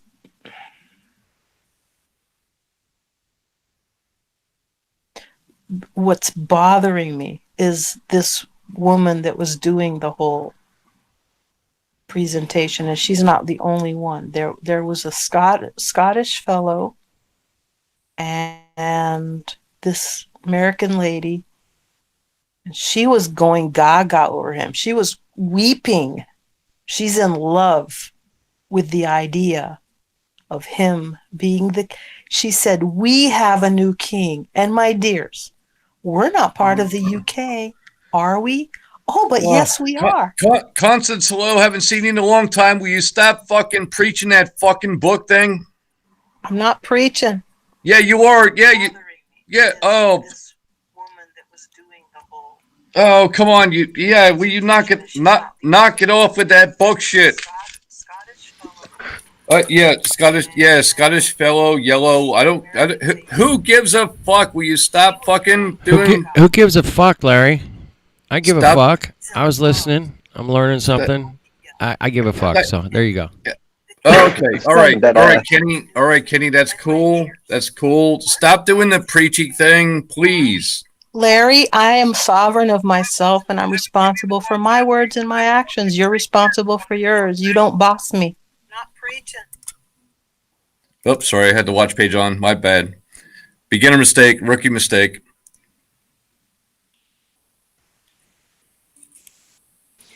By the way, wake up on the wrong side of the bed today, Larry? Dave, I can't hear you. You're too far south. Did you wake up on the wrong side of the bed today? Yeah, like fucking 30 years ago, Dave. Yeah, there's riots and shit. It's easy to be upset. No, not yesterday. Like 30 years ago, I said. That too. All of the above. Oh man. I'm pulling over. I'm gonna pull over. That's it. The whole thing is screwed up. No matter if you're a book reading person or preach on the book or whatever else is going on. Unfortunately, we're all in the crap. And to go back and start saying, okay, well, I turned to page 573 or 321 or 322 or 233, use a number. It doesn't matter. Who's using numbers? Well, yeah. And there's actually a verse in there or a chapter called Numbers. And the point is that, okay, how do we get the hell out of this? Please do tell. By talking about it. I'm not from the future. I can't tell you that. Well, I didn't. Well, although it's a straw man, Larry, and you know it. Although I need a haircut because I look like Doc Brown at the moment with my white hair sticking out. Or Christopher Lloyd, if you will. Whatever. Let's go ahead and examine that for a second. Let's go ahead and examine that for a second. Examine what exactly? The reality we're faced with right now. Okay. The reality or the future? You made a question about the future. Now you want to talk about reality now or what? Well, now is then because then is then and then is then is now and now is then. That explains everything. Yeah, no shit. It's as silly as their question. It's like, all right, let's talk about the future. Okay, the future is now. When? I didn't talk about. It just oh my left. God, you're putting words in my mouth. No, I'm explaining reality. Reality happens right now. When is now? Well, it passed. What do you mean? Well, now is gone. When was it? It was then. Now it's still now. Well, now it's now it's gone. Now it's gone. Sorry, Liv. No, it's still in Nope, now is now. Yeah, once again, gone. There's nothing to go on about. It keeps bringing the past up. If you want the floor, I'm happy to concede it to you. But there's a nicer way to go about it. No, Constance. I just have to be a dick because that's how I roll. So I'm sorry. No, you're not sorry. And that's in the past. And you weren't. Well, I'm here now. So is everybody else. Well, it's now gone. You're still here. But you're still here. So now it's now. Well, it's in the past also. So yeah, but somebody just died and somebody just got born. Oh, Dave, if you only had an IQ. It's true. Look it up. People are getting born all the time across the world. Somebody probably just got born. There now is right back then, like you're saying. Now is always passing. You can't nail it down. Now is only when the moment. Then the moment passes, and then it's in the past. And all the future nows are lined up ahead of you, possibly. But there's a continuum. You think there is destiny? Do you believe in destiny? Who, me? Yeah, you, Constance. Anyone. I don't believe anything. I don't know. Except things that are written down in a book. No, I refer to them, Larry. I don't preach them. You were a little preachy before. You were a little bit preachy. I was. Okay, that's your opinion. Does anyone else concur with Larry? Was I being preachy? I respect the knowledge that anybody can deliver on any subject. And when we're talking about something which is related to it, I appreciate that she's got that knowledge. Myself, I was using it as an illustration. I wasn't preaching it. She was trying to give us a download, is what I thought. I couldn't quite follow because I'm in and out. But oh boy! I didn't feel it was preaching. It was more of just downloading her information. Okay, all right. If that's what the panel would agree with, that's totally fine. I don't know. I don't know whether the Bible's real or not. Do you know whether it's real or not, Larry? Me either. I mean, a lot of it makes sense to me, but a lot of it doesn't either. So I don't know. Which Bible, by the way? No, I don't get into that argument. That's ridiculous. No, it's not. I've actually done a live video with all Larry. All seven I don't versions. agree with you, and I don't need to discuss this. To me, it's a straw man. What do you mean straw man? It's got nothing to do with straw, hay, weed, or anything else. It's the point of I've actually done this live. There are 7 different versions, and depending on the one that you read, where the hell are you supposed to go? Well, how do you know there's only 7? There could be 20 for all I know. Exactly. So what's your point? That is my point. Thank you, Constance, for agreeing with me. There is no point. Because there's more than one version, and everybody starts getting up and saying, well, thou art as there is in heaven, and ba ba ba, and the ba ba, and the be bop, and the be bop. That's what humans do. Humans are actually monkeys trying to fuck a football. That's what humans are. Whatever. A Globa says things like that. Oh my God. No, humans aren't monkeys, are we? I am totally a flat Earth guy. Totally a flat Earth type of person, a truth person, and that book I use for toilet paper when I run out. All 7 copies. It's just a book. Are we in a spiritual reality? I'd rather read something by Stephen King. That's Are more we in a- reality, because you're watching Stephen King novel roll out right now. What is reality? Reality, as I'm told, is what we're actually seeing and realizing at the moment. So what I see and realize at the moment is that there's a bunch of morons out there doing a whole bunch of crap. There's so many red flags in this. It's you can't keep up with them. Is there a spiritual aspect of the reality that we're in? What's that, Lev? Is there a spiritual aspect to the reality that we're in? I wouldn't say, I wouldn't call it spiritual or whatever. I would just say it's Is physical existence all there is, or is there something more? That's the question, Larry. We're here and we're gone. It's real simple. I think everybody looks into it too deeply. That's it. We're here and then we're gone. But what is it that's here and is gone? If the body stays right in front of you, even though it's dead. Well, it's more of an avatar. What happened to the life? So it's more of an avatar. No, it's more of an avatar. It's more of an avatar situation. If I could put it in context, I would say it's more of an avatar thing. Do you know or do you think? Doesn't matter. It's going to happen anyway.